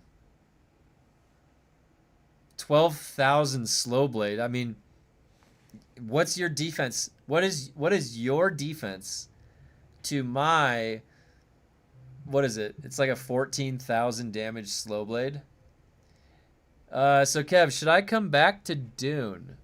Well, it depends on like what you didn't play of it. I've done all the story. I've done all the quests. If there's any piece of the game that you haven't done yet, it depends on when you left, right? So did you leave early or after you'd done a bunch of stuff? Yeah, and as Ghost would put it, if you want to drag your balls against nails, then yes, come back to Dune. The thing is like you're gonna always be able to tune in here at least until December. I'll still be checking in on Dune because I like to follow through with things that I say, and I'm not gonna make Funcom make an asshole out of me. So I said it to my brother a long time ago that we were gonna take it as far as we could. I said I would give it to the movie to see like what the temperature of the game is and where it's gonna go. And really, it doesn't hurt me to like come in every 30 days and refuel the base because I don't need to farm anymore. I don't need to farm at all. All right, let me. Hell, I got bored enough to do 100% achievement. So I left in October when I had nothing left to do. Oh, in October. Oh yeah, so you would have stuff to do. Yeah. You'd have stuff to do. Come on over to our server. Some people are taking a break right now. Some people are just chilling. This patch that just launched, I don't know what even like was supposed to be expected, but yeah, there's really nothing content-wise. This is why I posted that post on Reddit a while ago. Is that I figured this is what was happening. We have no content until September 22nd, and then we're going to get one act, to the finale of the story, and then 3 months of no content. So I think they're going to be completely inundated with all of the technical fixes from console launch, and that's why they need to buy themselves the 3 months of time. So they're giving us a final act, and whatever happens after that, we'll see. Dune out here making people depressed. Dune pressed. The one thing you guys don't have to worry about is for some reason I don't get depressed. I have a furnace that's lit inside of my chest. It burns away all of the depression all the time. It's constantly running 24/7. I can't help it.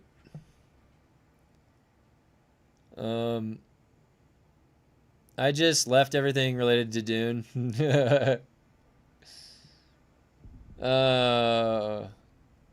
To be honest, I'm just gonna get my specs done, then log off refueling base until content. If that's past December, then yeah, I'm out. That's where I'm at, kind one.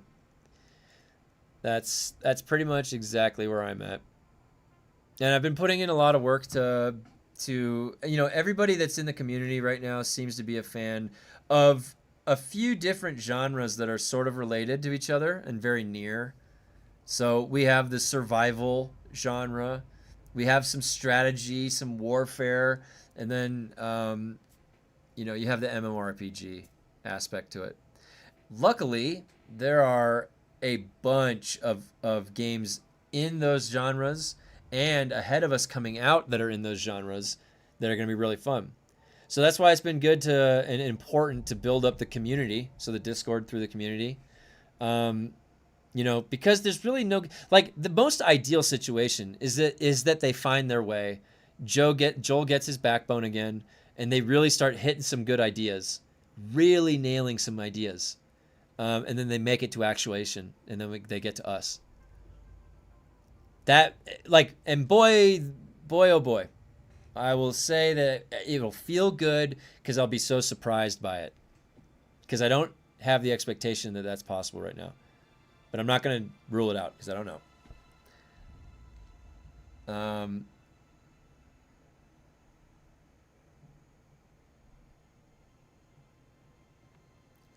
It feels that it's because noobs get lost, whatever web resources on what to do, progress Dune's main story. The Fremen trials are not really well explained, and the faction quests are sprawled all over. Yeah.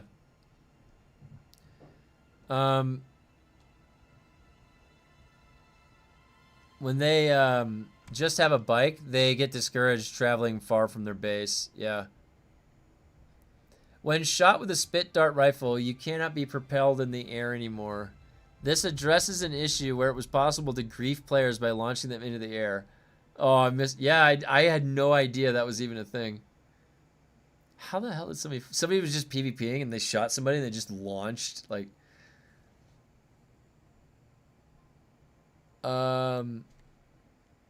You were getting 100% achievements, but 2 are bugged? Oh, no. Which ones are bugged? Imagine Polar Caps is a copy of the exact Haga from Snow. And even if it's just going to feel like that without something true. No, you're right. That's what I've been saying, too. It's like, it's just, if it's more of the same, it's going to stand out like a sore thumb. We're going to be like, this is boring. Like, okay. Yeah, do they know what that means? Like, they gotta add new shit to the game? Do you even know what those words mean? Like, what qualifies something for that? You didn't fail us. I'm hoping modders fill in the gaps. I don't even know why I've stuck around so long, honestly. I like felt compelled to. I felt compelled to because I had a little bit of knowledge on how things work in the development industry, and I was like at first I was trying to understand, like, wait, what's going on? Why is that happening? And then I was like looking in, and more as I was figuring it out, and now what's like way down the road, we end up here in these discussions. But at the end of the day, it was coming because I was just trying to understand what was going on.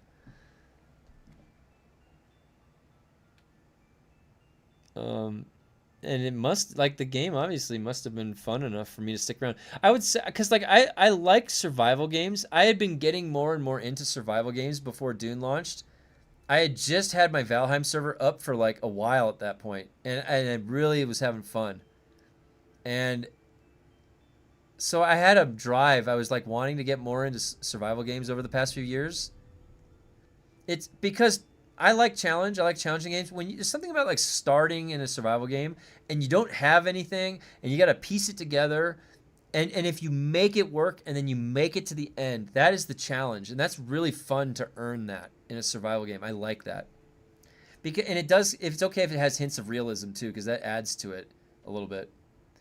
And so I was drawn, and I like MMORPGs too. So it's like you can level up to like level 200. There's quests, and it's a survival game.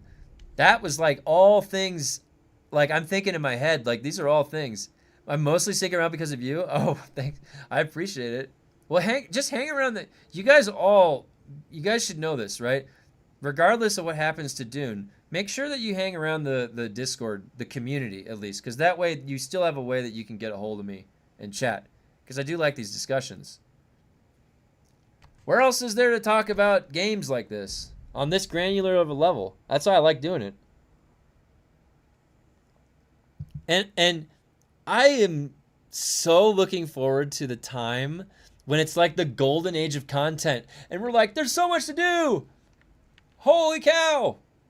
It's like too much fun. It's too much. I need a break from this much fun.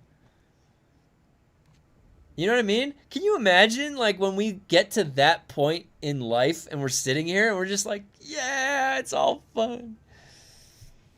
I stick around due to my friends, honestly. We got a good group, so hard to pause it for a few days. And see, like the community aspect, all that's so important. It's such a good thing to have in a game. Kevcom, after Kev buys it and makes the game well again, I will consult game development with them for free. Okay? I will offer my time for free. I'm not kidding you. To start. At first, my time will be free.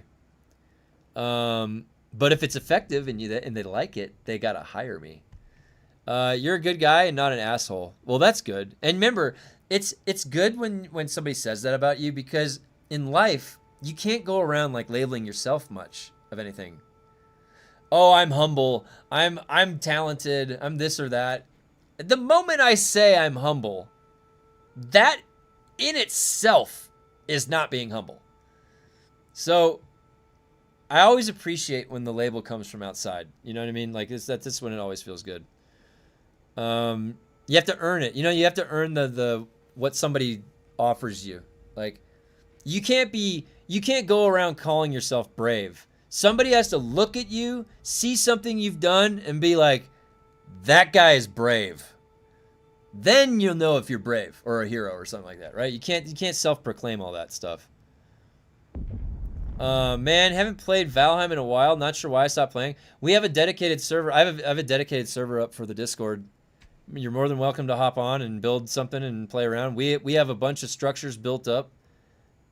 We come back and play on it here and there. We are at the part where we're going to go to Mistlands. The idea is to go do the far north when that launches. So that's really exciting.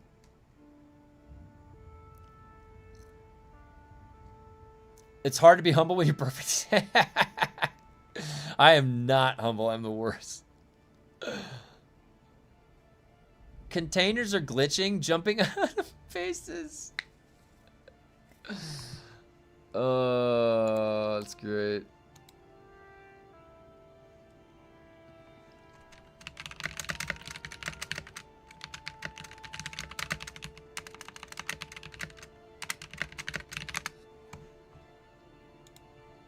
Grandma used to sing that song as a kid. Oh, that's great. I miss my grandma.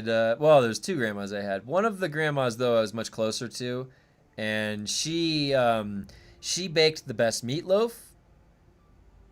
She was the one who, when I was a really little kid, that was the first time I ever had a snack where you toast an English muffin and you spread peanut butter on top of it and it melts. And you get melted peanut butter on top of an English muffin. It's a very good snack for a kid.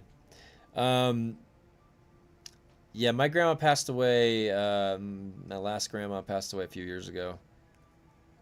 She was a great grandma. It's literally like the most picturesque button-nosed grandma you could ever imagine.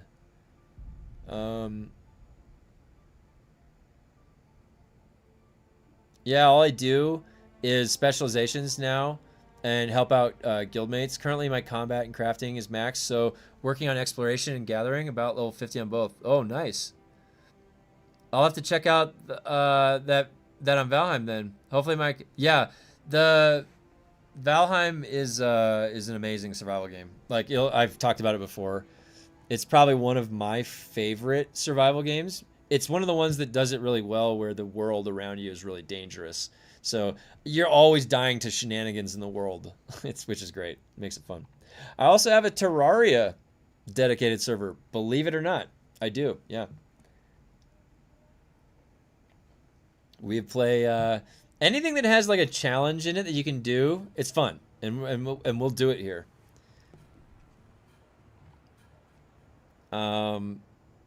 Hopefully my oh yeah, wait, wasn't I gonna go check to see if my container was still in my base?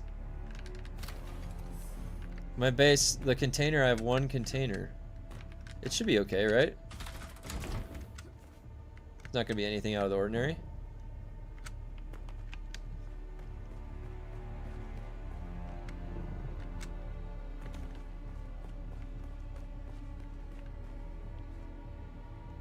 Oh, wait a minute. That scared me for a second.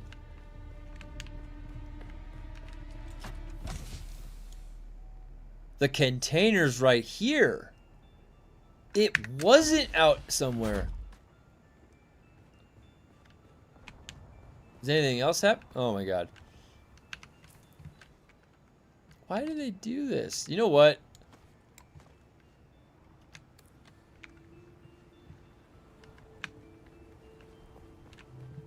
Now I can wear my goggles and I won't have a hunchback.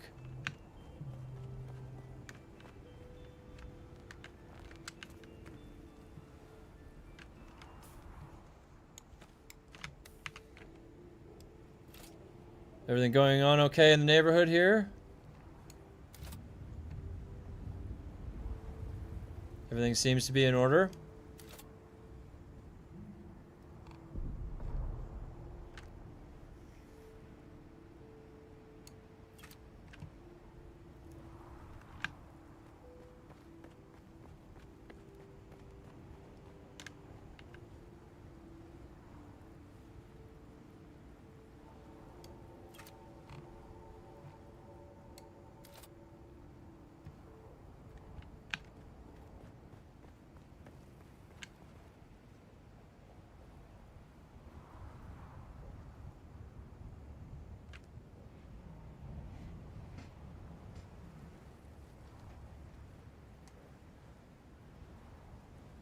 Can't a man just wear these goggles without becoming the Hunchback of Notre Dame?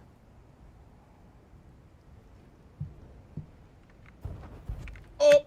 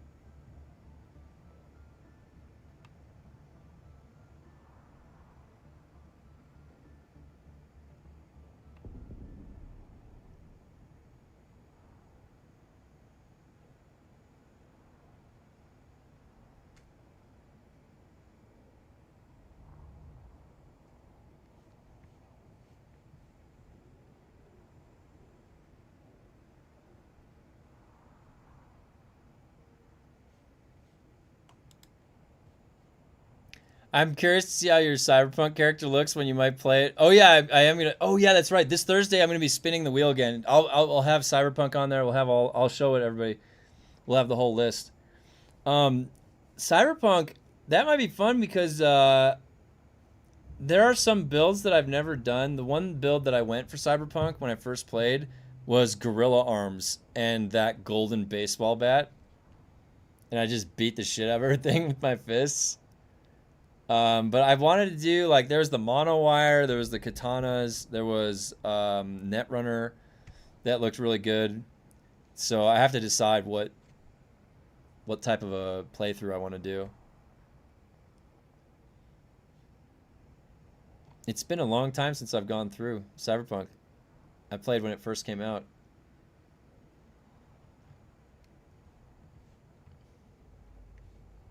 I played when it first came out. I'm just gonna... I really wish I could just wear the goggles. But there's just no way to do it. It's just so egregious. Like, can you please... I'm not even gonna do their... Like, I've already reported this too, right? What are the chances... Do I have to... How do I get Joel's phone number? I need to text him a picture of this.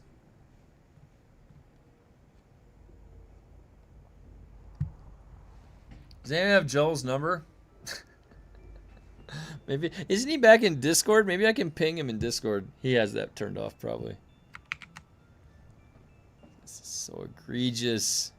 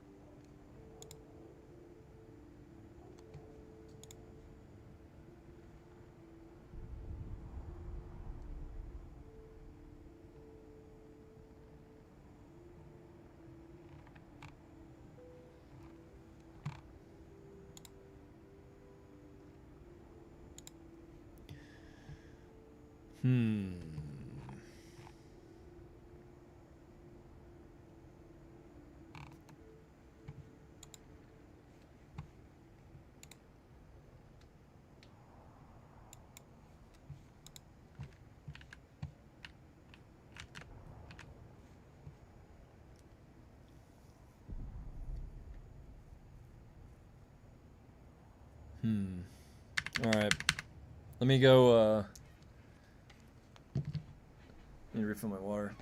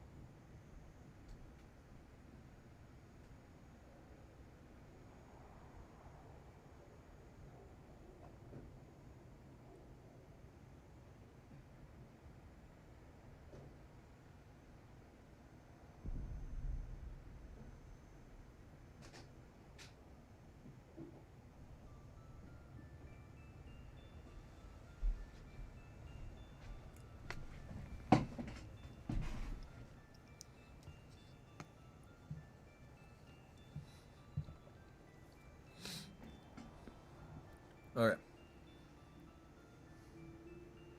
I have to check work.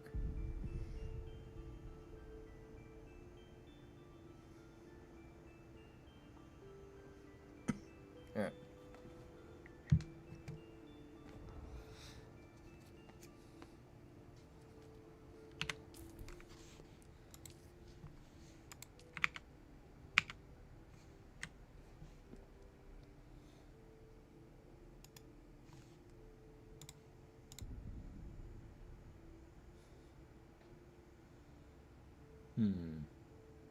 Okay, so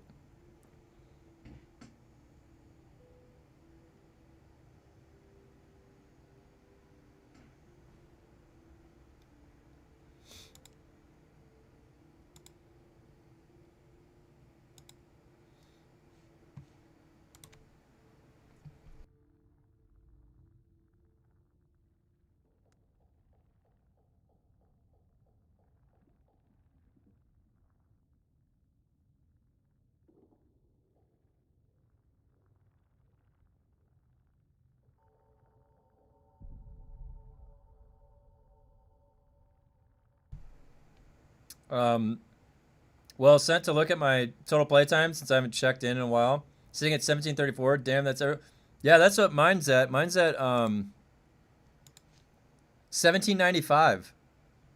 Back, man. My brain hurts. What's up, Nad? Yeah, a lot of this has just been from sitting. You know what I saw too? They had they said that in Conan they had brand new skins. They said that in Conan they had brand new skins that hit the shop. They can't even do that for like what happened to Dune, man? Dune is like second precedence to even Conan now. They take the their second pick. They're getting picked last at dodgeball. That's what's happening with them.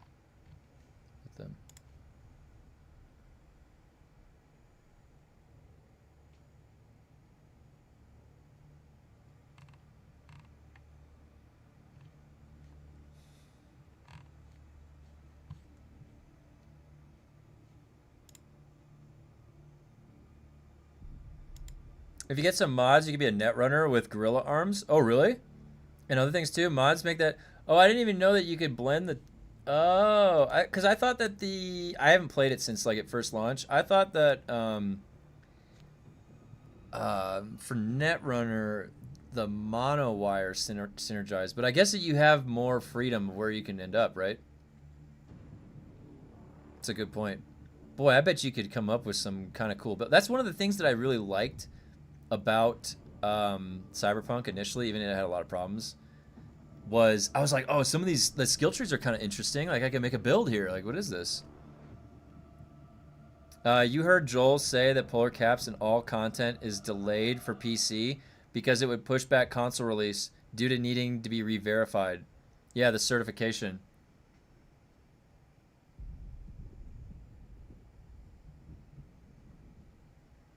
He said so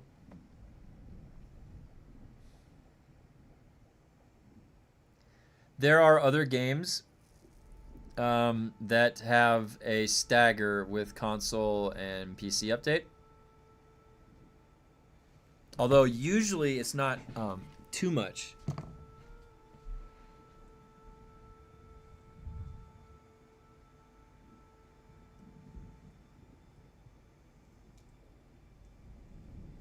Sorry about that.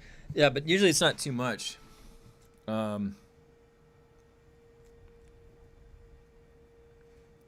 If at all. So now they have he's saying that there's the potential for like longer delays, intervals in between these patching cycles. Okay. All right.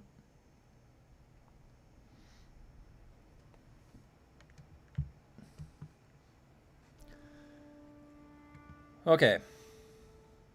So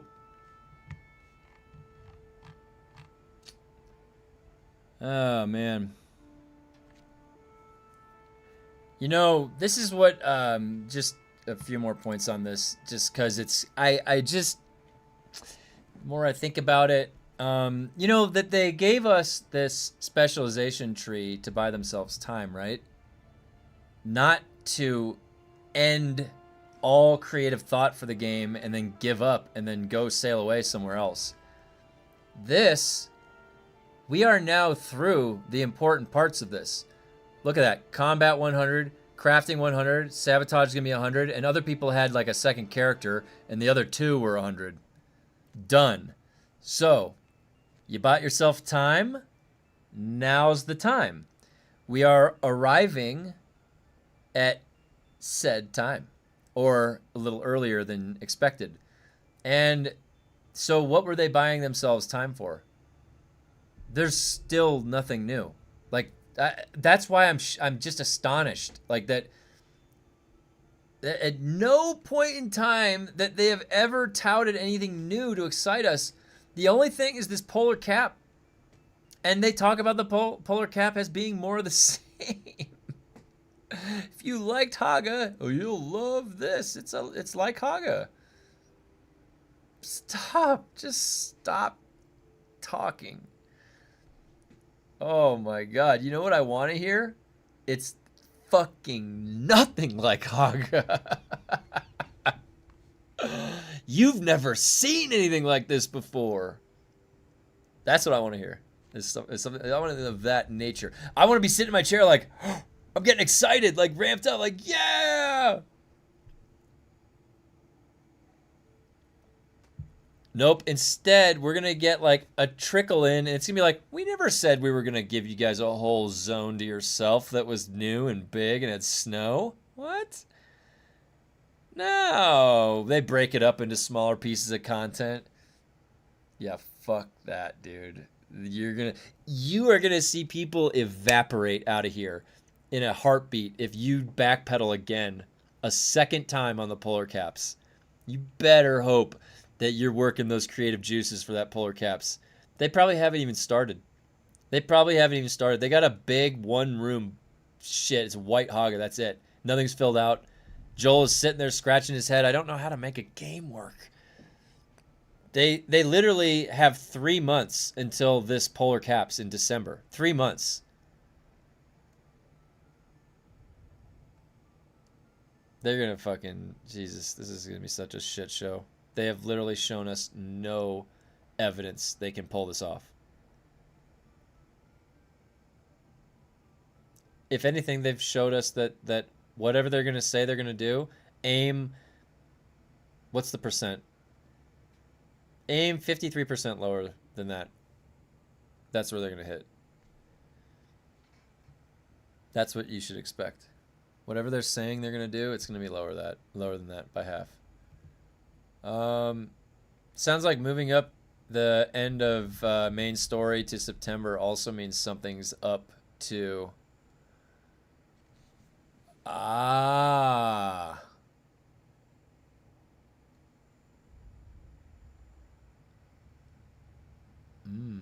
Yeah.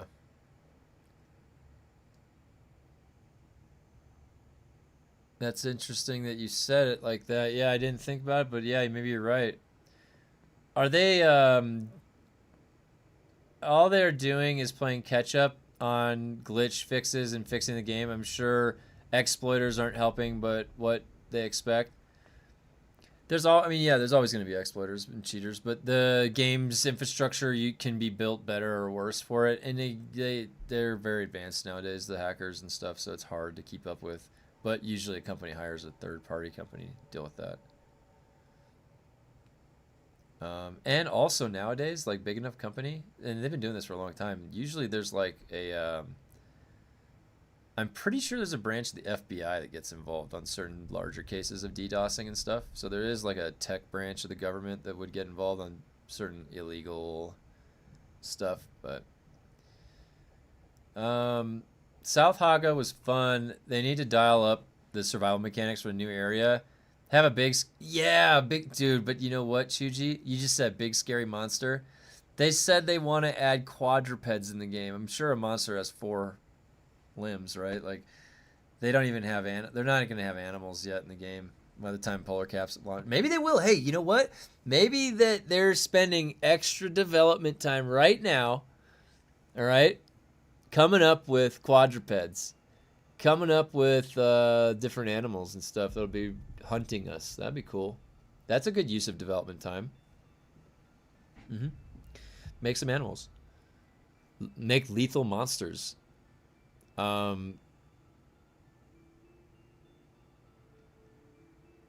With all of the blind outfits, the blind swordsman trainer story, wonder if they're gonna blind your character. Maybe. Yeah, I even had both kinds of legs too.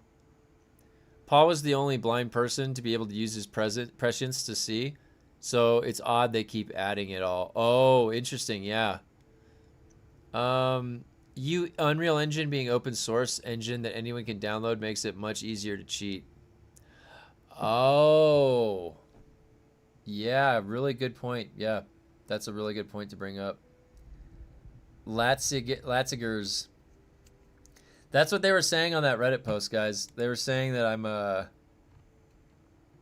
they said someone is sad. They said that someone is sad that the last bastion of griefing newbies who come to mandatory 4-story shipwrecks has been patched out, smiley face. If only there were PvP DD in this game for the red Conlay and a little bit of danger.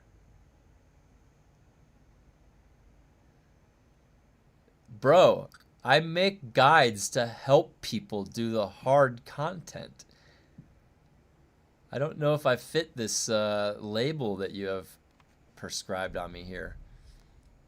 I'm sad that the last bastion of griefing newbies who are only there for a mandatory quest, and I'm there to grief those guys, this guy, and then I'm going to make a guide and help them about how to not get griefed in the shipwreck. It's a self-cyclic business that I've got.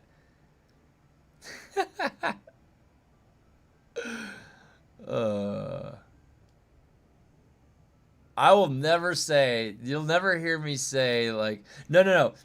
The only time you'll ever hear me say something's hard is if you want to know, hey, Kevin, was that hard or what? And I'm just like, holy shit, that was gnarly. Yeah. Like after I've gone through something, right? Like we can set like some of the stuff in Destiny 2 really hard and it'd be like, holy shit, like holding on for dear life. But you will never hear me put time or effort into something that I'm doing for work and then I'm going to go tell people how hard it was. I would never allow that to happen. I have the practice where I do not want people to know any kind of a weakness that I have when I'm operating in business. I cannot allow any weakness about myself to be known. There is literally nothing that I can't do. If I'm at work and I'm working on something, Kevin, is this something you'd be able to do? Of course. What is it? And I'll just do it. I'll dive in. Even if I don't know how to do it, I'll figure it out.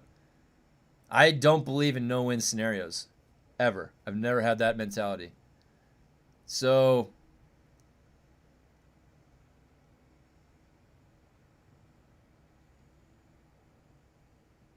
I do whatever I can do, you know? So we go through life, put it together best we can.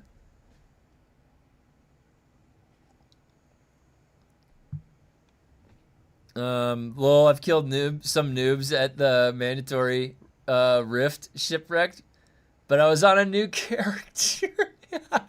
You're on a Smurf account. I miss having PvP sections at ships as well. Yeah, that was my original comment. Oh no, wait, where was my original comment? Right there. That was my original comment. It's nice not knowing who could be lurking around the corner. Not a fan of the split. Yeah, since I rarely see anyone in PvP now.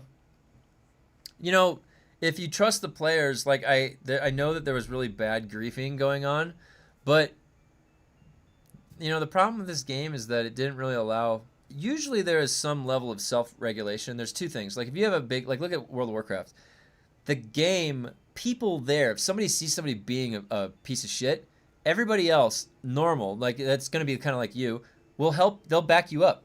And you don't even know them. There's like a self-regulation that happens in gaming, but in the right environment. And on top of that, and especially in World of Warcraft, there used to be even a much better authority, and then you had GMs. GMs could just teleport invisible in the back of the game environment anywhere.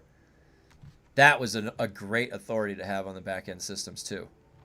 Now, with those in place, that allows for fair ecosystems to exist and fair balance, where you really don't get to the point where it is so extreme, the frustration, that there is absolutely nothing left to do but quit the game. Do you know how hard that has to, like, okay, so then games do exist where that happens. Dune is one of them. Why did that happen like that in Dune? Dune, well, I'll tell you. When was the highest frequency of people getting fucked with by hackers. It was in the first 3 months of the game. When did they go on vacation? Right in the beginning of the game.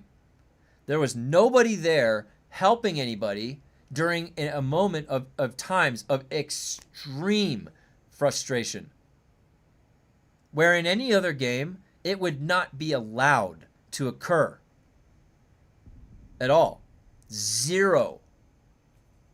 That shit would get put on lockdown if World of Warcraft had something like that. They would just take all the servers offline. They'd take the keys away. They let it fester. Then so then the game isn't built properly. They don't have the means to stop it effectively. It took them over a year to fix the repair glitch. Just think about that. Every time they thought they fixed it. So the game, I just don't think was built securely on the scale when it should have been. And that actually makes sense, because how many other parts of the game are we seeing now when it's live trying to be addressed? It's so incapable. Like, they just can't make things that are that thoughtful in the level that they need to be. And if they got help, if they got third-party help to create some of the systems, then that's another case for why they don't. It's like foreign. It's so foreign to them how to adapt. They can't. Do you know how long it takes them to do the most basic thing, and they can't even? It's like, did they even figure out how to do that themselves? That's what's so pathetic about this. Like, they aren't showcasing their capability with anything but the actual game base that they launched it with. That's the only showcase of what they can do. It's like, oh, this is a cool game that I can play. Funcom has the worst support I've ever seen. Oh, you lose your stuff to a bug? We have no way to replenish. Why was it released like this as a live service? Yes, yeah, exactly. So that's getting back to the UX, the user experience, because there would have been all of these different theorized pathways leading to stopping points or frustrations, and these are all of the top cases that we have to address, and we have to look at these. Because if these are out there launched, and if any of these hit, we are going to lose people forever on a massive scale, because they're part of a bigger subset of the audience. And so having that thought in mind, and having all of those user pathways mapped out prior to the game's release, they would have had all of these loose ends tied up prior to the launch of the game, and we wouldn't be having this discussion about this. Oh, you lost all your stuff? Don't worry. We have a protocol for that. Boo! There's all your stuff. We had a record of what it was. Oh, yeah, let me check. Yep, there it is. You lost your stuff. Let me just... All right, you got your stuff back. That easy. Why is it that easy? Because we set it up that way. We thought of that. We thought ahead of you guys. Now, doesn't it feel nice when they're thinking ahead of you? It's like, oh. Well, how that? Yeah. Thought ahead of me. All right. Was meant to turn into guild versus guild instead of griefing, but they didn't add system. I can tell you right now, the reason that this happened, and all they had to do is let go of this, like, oh, it's in the sand and nobody can tell what's going on. Guess what? That's the perfect environment for a griefer. Okay? You created the perfect anonymous environment for a griefer. I'm gonna literally right in front of you stab your friend and be like, and go away. You can't even identify who I am. I'm 5 feet in front of you. Think about that. It could have been a guildie. Friendly fight. They don't even know. Yeah, but it's the fog of war. Yay. Dude, all they had to do is make it so you can't fucking kill group mates or guild mates or whatever it is. You needed some pairing. They only let you have a guild up to 32 people. You can only have a group of 4. There's literally only groups of 4 going anywhere in the game. Like, there's nothing beyond that. You have to, like, oh, don't attack that guy. That's our other group. Okay? So literally, if you had a hacker group of 4 people, then the guild that had more players couldn't contend. Because there was no systems that allowed them to gang up. They just were bumping with shoulders into each other. It's dumb, dude. I understand the initial design intention to create that obscurity and how it creates this sort of fearfulness that you're in this war environment and I don't know who people are. I could get shot. It's kind of like real life. It'd be scary.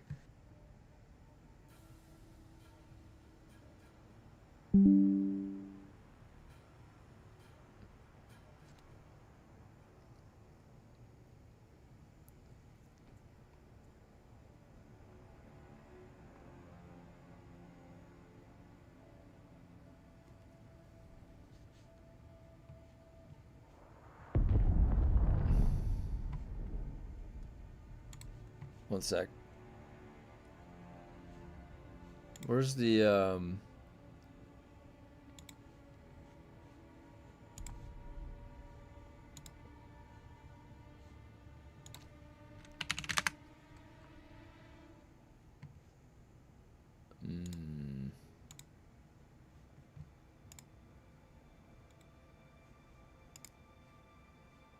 Okay.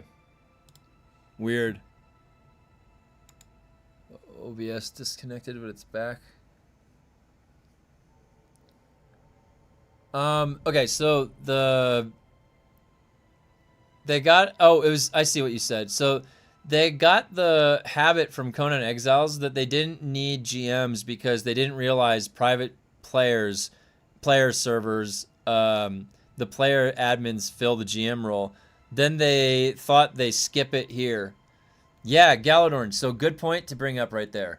And I mentioned the GMs because it was like, if anybody got to play in the time of EverQuest GMs and World of Warcraft GMs, man, dude, the EverQuest GMs, you were always like playing EverQuest and you're so, like, everything's so hard in EverQuest. You see this GM and you're like, whoa, what items are they using? Holy fuck, dude.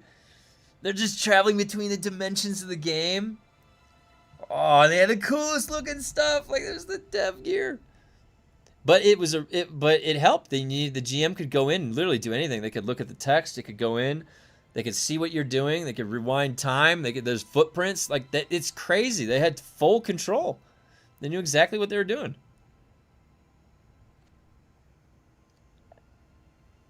But yeah, you brought a good point. They skipped it. They skipped one of the steps. And honestly, they could have gone on vacation and had a GM or two there. Would have helped. The Age of Conan GMs. I thought there was Age of Conan GMs. That's what I remember. They were like the WoW ones. They'd spawn bosses and stuff. Yeah. It's like that doesn't exist anymore. We need to go back. We need to go back to the way things were. We're not headed in a good direction for MMOs, I don't think. It's getting too, like, I don't even know. I like WoW, but even WoW is too much of a hamster wheel still.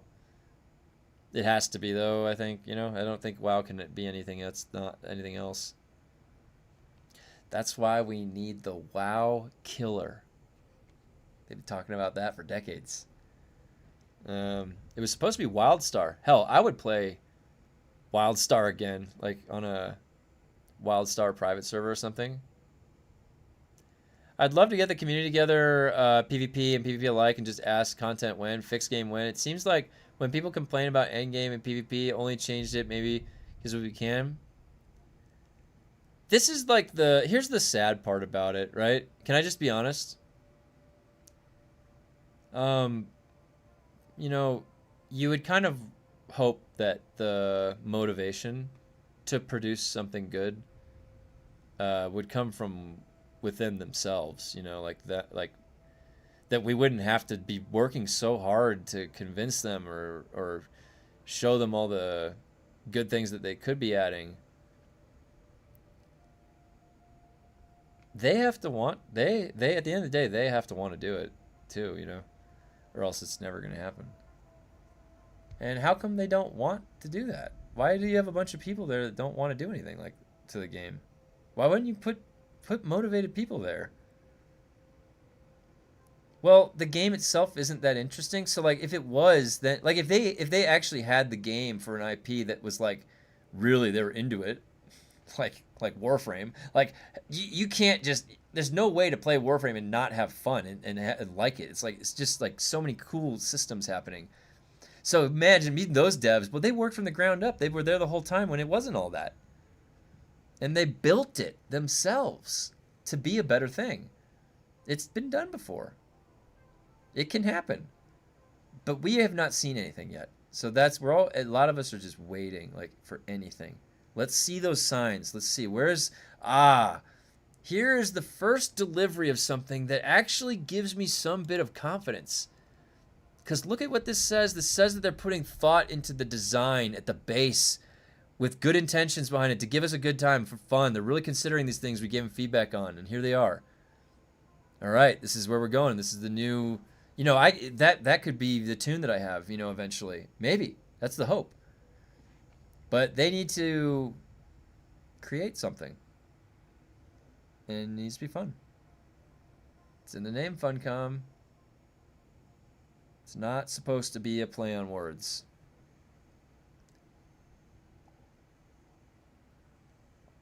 But yeah, I mean, the thing is like we did that. They got all the creators on the creator call. Now, what we didn't realize at the time was that what their real intention was to just alleviate the creators themselves that were still interested, and give them maybe a little bit of positive something.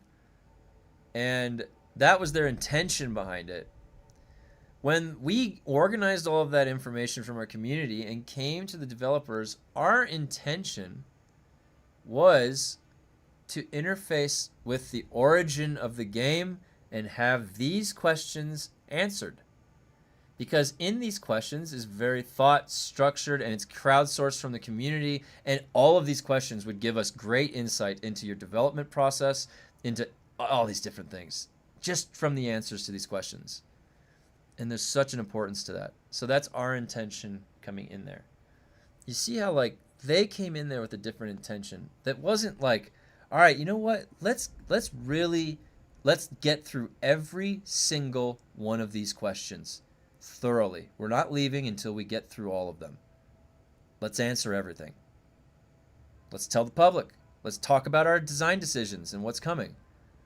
That's how they could have approached that creator call. And boy, would that have been much different. And there's a drive there, right? It's like, let's go through all of these questions. Let's make sure these questions are answered. Why? Because they're important to them. They're important to the community. That's why we answer them all. Do you see how that intention is a lot different? There's like a drive, an inherent drive that's coming from that person saying that.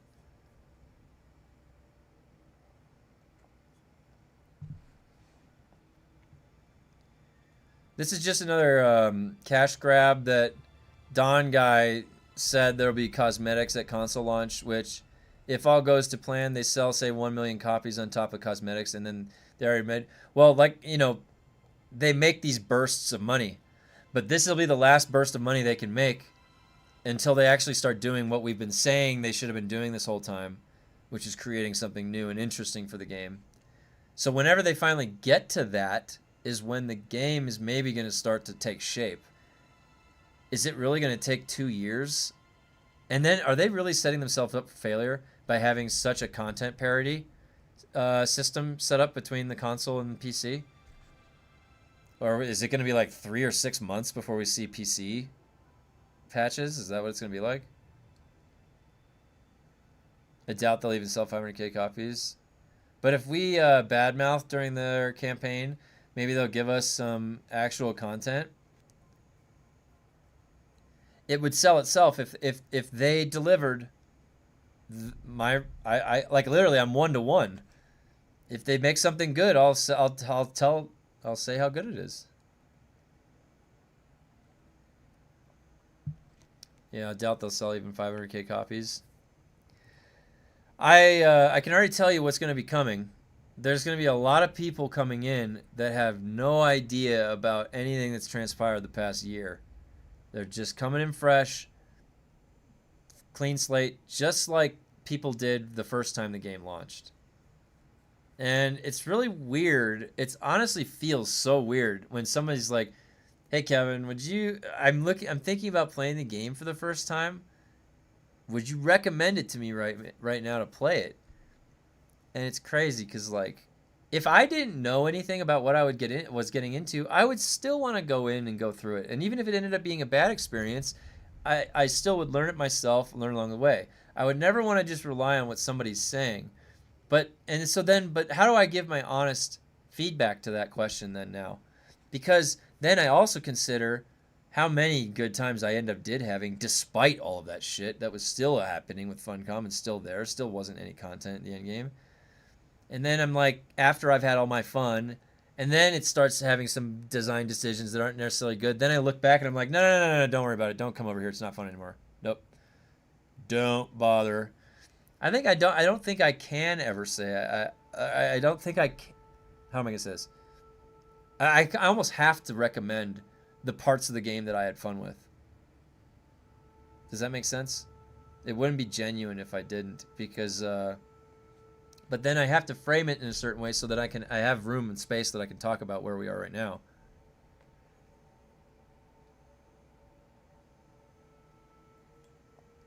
The console market is small now. I don't think they will sell as much as they think. Also, RuneScape Dragon Wilds sells the week before and is much better, cheaper, better couch co-op. I'm actually really interested to see the Dragon Wilds. I liked what I saw with the new armor and the items and stuff. So that did look a little interesting. Popular console games are different type games. Very strange to push for it when console players don't stay with a game long unless it's a PvP shooter. Yeah, and all of the critique that we've been giving them feedback are the systems to keep people around longer after they complete the game, right? So it's weird they're putting all their eggs into the basket for something that doesn't even keep people there a long time. I have RuneScape. I own it. I played it when it first launched. But it didn't have, it was really early. Like, I played it like the first day you could play it. So it still had stuff they needed to add. I played it for like a week. Built up stuff with my brother. The new expansion released yesterday? Alright, I'll check it out, yeah. I'll take a look. Then GTA 6, Dune has no place in the... Oh, God, yeah, I mean...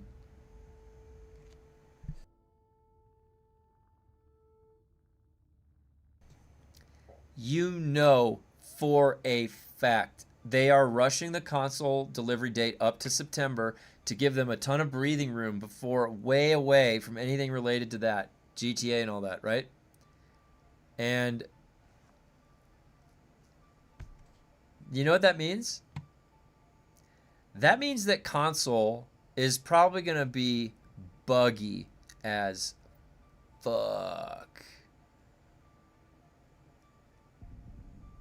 I bet you console is going to be so buggy. Dude, if you think that, like...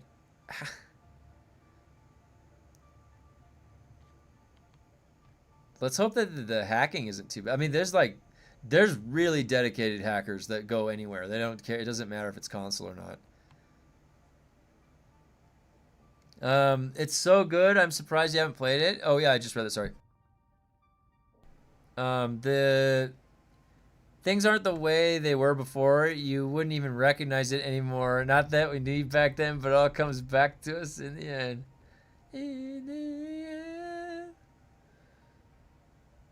Linkin Park is awesome. I saw Linkin Park a long time ago when I was a kid live. I'm going to play the new expansion. Just really... Okay, yeah, I read that. PlayStation and Xbox are crumbling financially. It's because all the fucking minerals... We're going to have mineral wars soon. It's all the resources. They weren't smart. I'm playing RuneScape while I'm chatting now. Xbox just did massive layoffs. Yeah. I just started a new character. Okay, I'll have to check it out. Buggy for a buggy. Buggy 5. Buggy 6. Console launch is like, you get a bug. You get a bug. You got a bug! Single player, they changed the description of the game. They're not advertising Dune Part 3. It means they are going to release console and it's done. I think they axed it internally already. Ooh. So, wait a minute. Okay.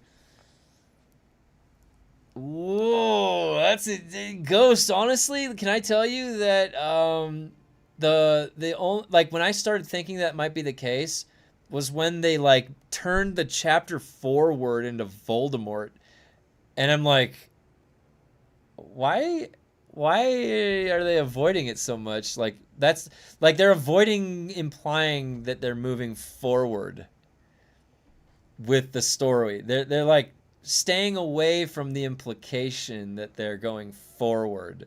So that started back then, like when they renamed it out of Chapter 4. And now they're talking about the polar caps being spread out over a few couple of small patches.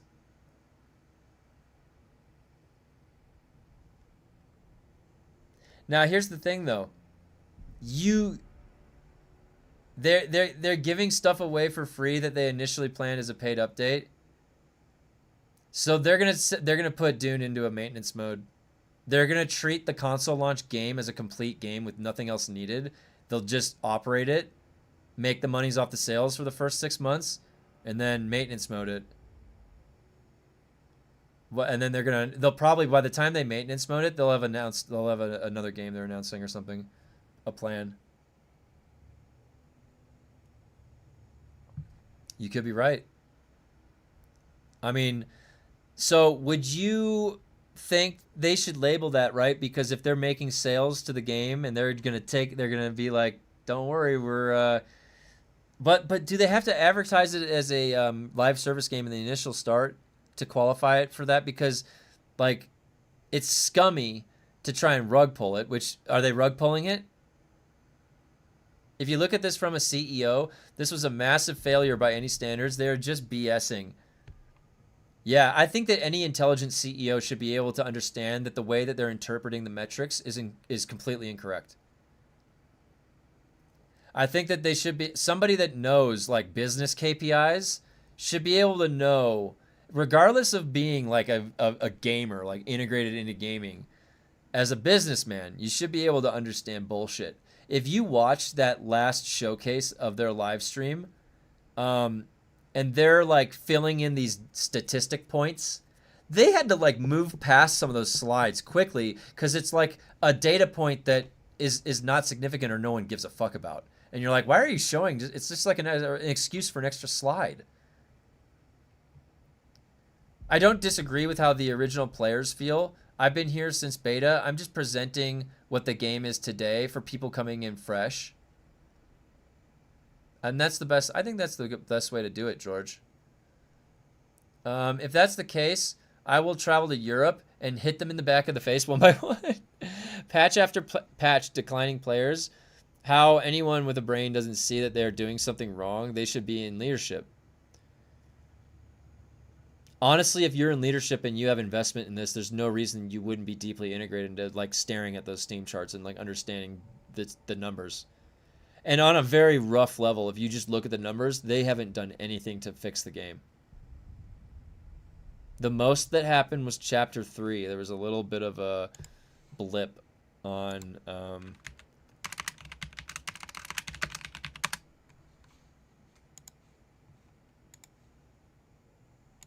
So I think there was like... Oh, wait.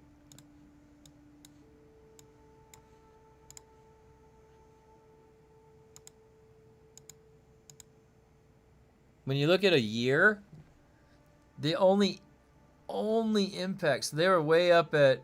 And it doesn't even go back for all. Oh.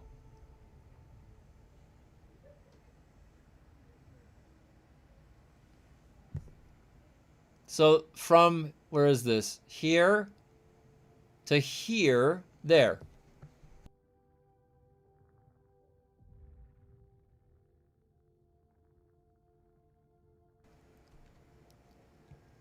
Money blinds them. They got bills glued to their eyes.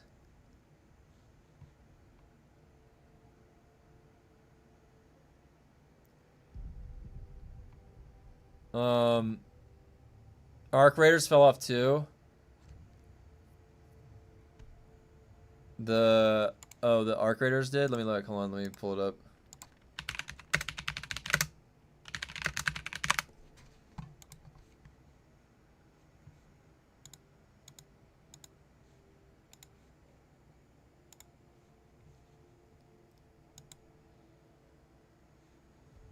Yeah, and you could probably divide that by 4. Yeah, it's actually the same because like even though they have 42,000 right now, if you divide all these numbers by 4, then you're getting now to the Dune numbers. So they're very very close to compare. Yeah, they are basically a 4 times factor greater than Dune on all metrics across the entire board. Now, what this tells me though, look at this. This is like there was some struggle. This is like two cats wrestling, like right here. Like it was like two cats wrestling each other. Like they were trying to they were trying, and it doesn't look like they succeeded. So what happened with Arc Raiders?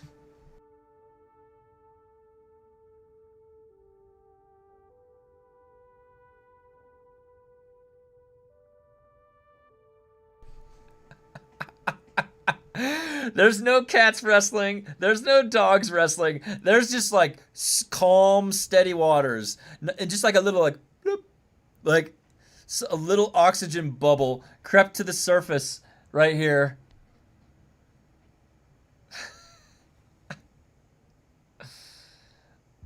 Guys, can I just describe to you? Look, this is when they got back from vacation, like right here. Look. They were not here, and it's like, and right when they get back, they're like, no, no, no, and they try to stop the falling, and they catch it, and then they can't save it. They were on fucking vacation right here. That whole section of the graph where it goes down, that was where they were on vacation. Oh. Arc Raiders couldn't stop hackers. This is where a bunch of hackers were right here. All this time, right here. July, August. That was crazy hacking time. So what's the common denominator between all these game declines? Oh, well then, I'm glad you brought that up. Because here, I'm going to pull up a different game for you.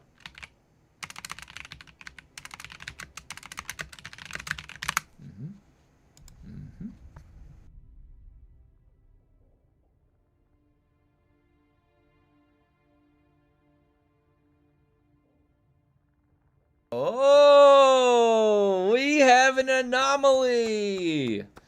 This is the all-time graph since 2014. Look at this fucking beast of a game, you guys. Look at Warframe. You see this monster? You see this beast? Look at this graph right here. You want to fuck with Warframe? You gotta come fuck with this graph. Look at that thing.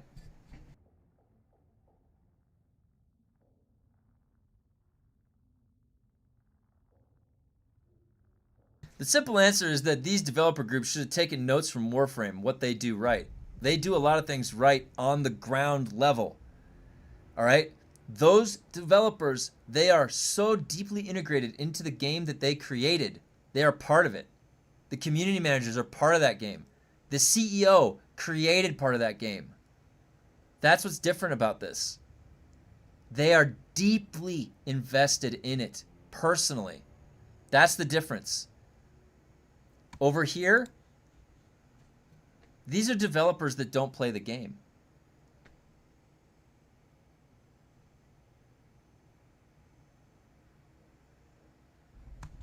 It is. And if people don't realize about Warframe, if you've never heard about it, if you've never played it, I could talk about it from a design perspective about why it's it's one of the best games of that particular model that exists.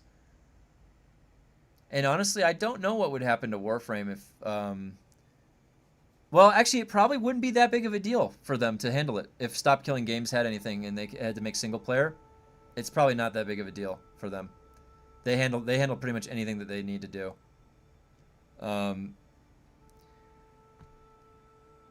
But you know, they add fun every step of the way. Why is it fun? They know it'll be fun. They play it, and they're like, "This will be fun. This is gonna be sweet. They're gonna love this." They say that to themselves when they're making things.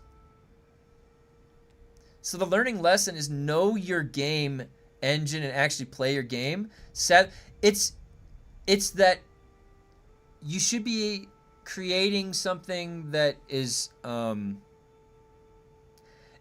upon you to always bring the best of yourself, performance-wise at your job, to always compel you to want to think of the best ideas, be creative, think outside the box, put in that extra energy that you can't really be asked to. It has to come from within, your own drive. You have to want that. You have to be excited about it. It resonates out of you.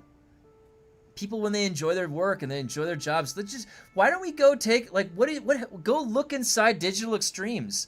Like, what's going on inside their offices? What do they do right? Like, how do people like the culture there? Be curious to see what's going on under the hood. How do they do that right? You can't tell them what to do. You have to want that. You have to, like, have your own drive when you're there. Always, like, I used to sit next to a guy that was always so excited, and he would get really creative about how he was building the level designs, and he would always, like, nudge my shoulder, and he was like, Kevin, look at this. Check this out. And I was like, whoa, look at that ice cave. That looks sick. You know, it's definitely a generational thing. Oh, really? Yeah. It could be. You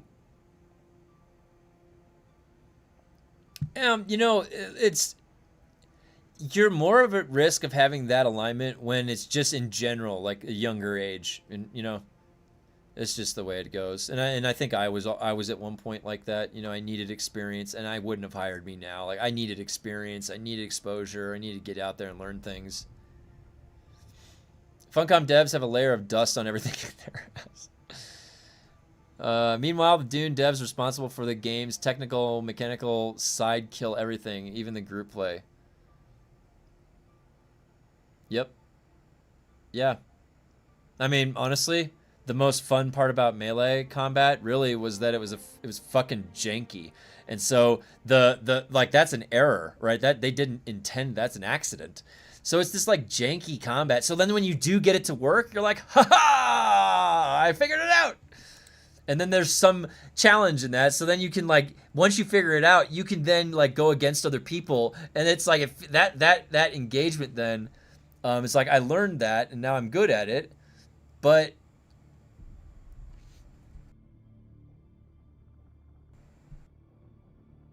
then they try to fix anything in the game after the launch, and they arguably just make it either worse or break it. Or they break weirding step. In fact, has anybody checked the weirding step? It probably is still broken. It probably still reverses me when I'm facing the other same direction.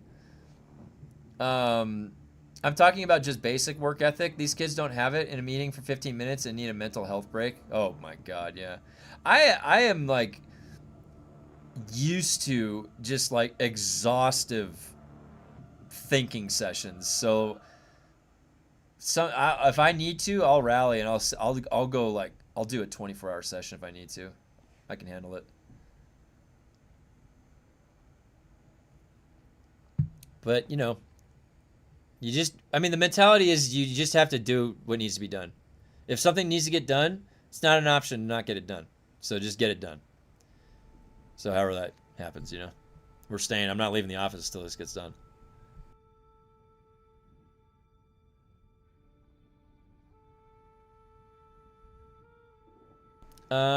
Maybe a cultural change over generations or a mix. Oh, it's multivariable. Lots of different factors. I haven't had any issues with weirding step myself. Okay, that's good. That's the joke, though. The ongoing joke is that something happened again with weirding step because they've multiple times broken it. On that topic, is there there is a joke. What if the Xers just stop now and go to bed? It would be like social, you know. Funny how Epic is getting rid of blueprints in Unreal 6, and 5.8 is the last official release for 2 to 3 years. So anything in 5.8 that is experimental or broken. Oh, and you're talking about for Unreal. Oh wow, yeah, interesting. Wow, yeah, that's really interesting. Oh, shit, it's 2:04. I have a 2:30 meeting today, guys. I've got a longer one because we got a presentation at the end of the month. So, okay, I appreciate you guys sticking around today. Tomorrow, I got to get through some of these. I mean, like I said, I got to keep going through the Dune stuff. They're going to replenish the 35. I've got to fucking do those this weekend. So, be back for tomorrow. More discussion on some game development and some Dune. Maybe I'll have a little bit of time to show you guys how far I progressed on my Skitari. We'll see. But anyways, I'll be back tomorrow, 8 a.m. usual time. I'll see you guys.